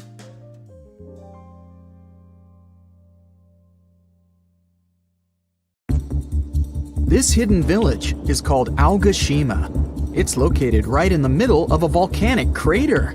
You can find it to the south of Japan, in northernmost Micronesia. The story goes that a volcano erupted in the Philippine Sea in the 1780s, causing a lot of harm to a nearby community. Half of the population managed to escape the massive eruption and came back years later to rebuild their village. At the moment, about 160 people are living there peacefully, even though the volcano is still considered to be active. Huacachina in Peru lies in one of the driest climates in the world, and still, it's a beautiful town, surrounded by lush palm trees. It also has a lagoon, which is said to have special healing properties. The settlement has a little over 90 residents that manage small businesses. Most of them use sand as their primary resource. Some offer sandboarding services or even provide luxury dinners in the desert. For over 500 years, a small group of people has been living on a cliffside of a peak called the Green Mountain. It's one of the most remote places in Oman and in the whole world. The only way to reach the settlement is on foot, by mule, or by all-terrain vehicle. It's called Al Sogara, and you need to hike around 20 minutes up a steep stone staircase to get there. The village appeared back when the locals chiseled their houses into the mountain stone to protect themselves from storms and the cold. 5 families of the Al-Sharaki tribe still call this place home, about 25 people in total. A lot of other villages like this one can be found in the region, but Al-Sogara is special because it's the only one that is still inhabited. Up until 14 years ago, there wasn't even electricity or telephone lines here. The nearest road you could drive on was 9 miles away. Since there were no schools, people had to learn how to read and write at home from their elders. To this day, the villagers continue their traditional practice of building their homes by carving them directly into the mountain rock. One of the most beautiful Greek gems is Monemvasia, a castle town located in southeastern Peloponnese. It was designed to be invisible from the mainland for added protection. You can only see it from the sea, and to reach it, you need to follow a narrow pathway that connects it to the mainland. That's actually how its name came into being. It translates to a single passage. Monemvasia was built in the Middle Ages, exclusively carved in the mountain rock. These days, a lot of old mansions have been turned into guest houses and boutique hotels. Not only is the architecture amazing and beautifully preserved, but it's also surrounded by crystal clear waters. A town with no roads? Pack your bags for Giethoorn in the Netherlands, if you don't mind traveling by boat. The town is very peaceful, probably because everyone here travels by canals. Even the mail gets delivered by water. Since there's no car traffic and people rarely move around, the town is really quiet. So quiet that the loudest sound one can hear is the quacking of a duck every now and then. It initially started as a movie set, but Hobbiton in New Zealand still exists, even after the filming of The Lord of the Rings and The Hobbit was finished. Tours to the charming set town are now available. There are 44 Hobbit holes in total, though only a few of them are actually open to the public. The isolated cliffside village of Gasadalar in the Faroe Islands has a population of only 11 people. It's mostly known for its scenic waterfall, which falls directly into the Atlantic Ocean. You could only reach it on foot, hiking through the mountains not so long ago. However, a tunnel has been constructed recently, making the place easily accessible by car. The 1980s musical Popeye had a custom set built on Malta. It wasn't taken down after the filming had been finished, and Popeye Village is now home to groups of beautifully colored wooden buildings and a company of actors. There's a lot of fun stuff to do there, like watch theater shows, go on boat rides, visit museums, or simply explore the creative village. The oldest and most photographed village in Austria is called Hallstatt. It's a hidden European gem with beautifully preserved old buildings and a subterranean salt lake. It's also home to a museum with artifacts as old as 7,000 years and the world's oldest salt mine. Fort Bortange in the Netherlands is a small establishment shaped like a star. Creative parts aside, it was built this way for defensive purposes.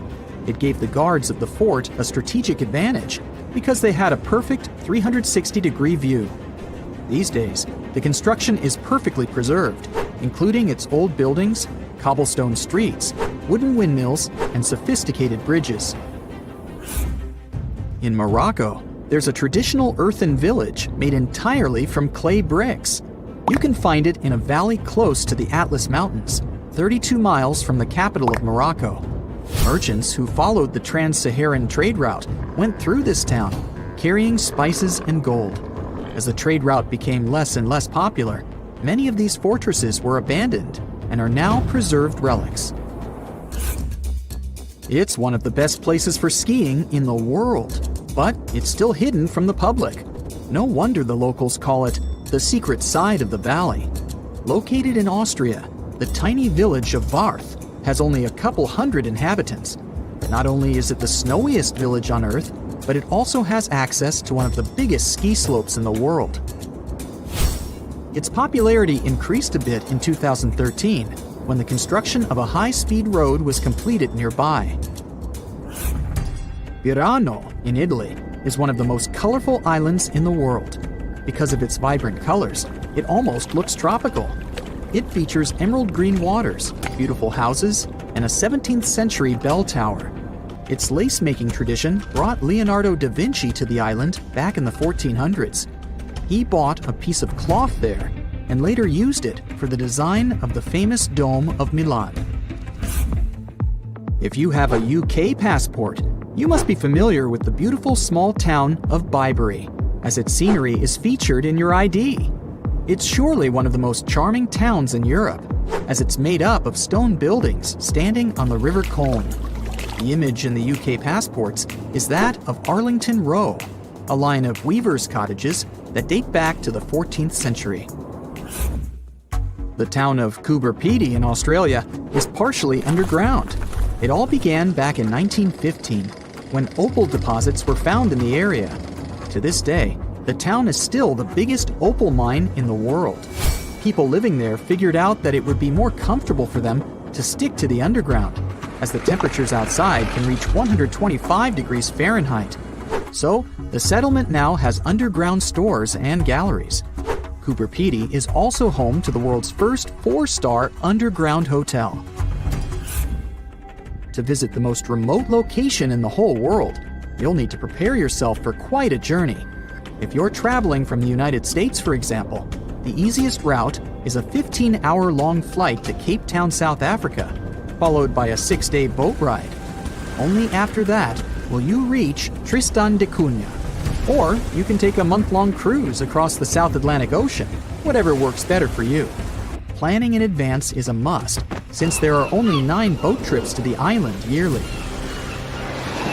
The island itself is just 7 miles long.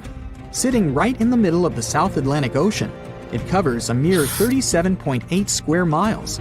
The 300 residents are all farmers. They have the internet, but it's really slow. As for a phone network or a local newspaper, neither is available.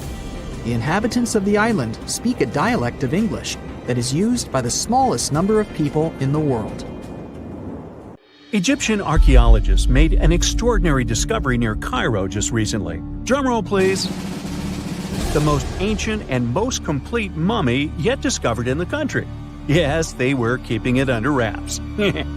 The 4,300-year-old mummy was found in a group of tombs close to the Step Pyramid of Djoser, dating back to the Egyptian Old Kingdom. It was covered in layers of gold.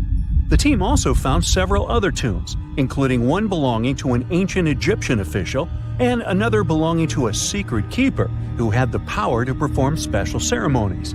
Another interesting tomb was that of a writer, which featured the largest statues ever found in the area. This vast burial site is also home to more than a dozen pyramids and resting grounds.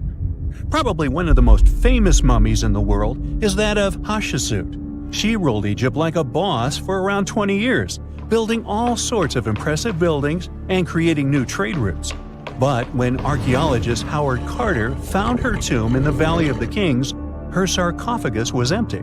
However, Carter did find 2 coffins in another tomb, one of which belonged to Hatshepsut's wet nurse and the other to an unknown woman. In 2006, a team of specialists decided to investigate whether that mysterious lady was the queen herself. They found a molar tooth in a wooden box with Hatshepsut's name on it, and when they compared it to a gap in the mummy's mouth, it was a perfect match. Ramses II was a pretty impressive ruler, but it was his mummy that eventually made history. Now, we don't hear too much about his daddy. Okay, I'll stop. Ramses is considered to be the most powerful pharaoh in all of Egypt, as he reigned for a whopping 6 decades. He also lived to be over 90 years old. Now that's pretty amazing, considering the time he lived in. Ramses II supposedly had over 100 offspring too. Talk about a big family. When he passed away, his body was originally buried in the Valley of the Kings, but some sneaky guys tried to rob his tomb of all his treasures. Officials back in the day weren't having any of that though, so they moved his body to a secret location to keep it safe. Fast forward to the 1800s, and Ramses II's mummy was discovered along with a bunch of other rulers and important officials. But it wasn't in the best condition. So archaeologists flew it to Paris to get it, well, pampered.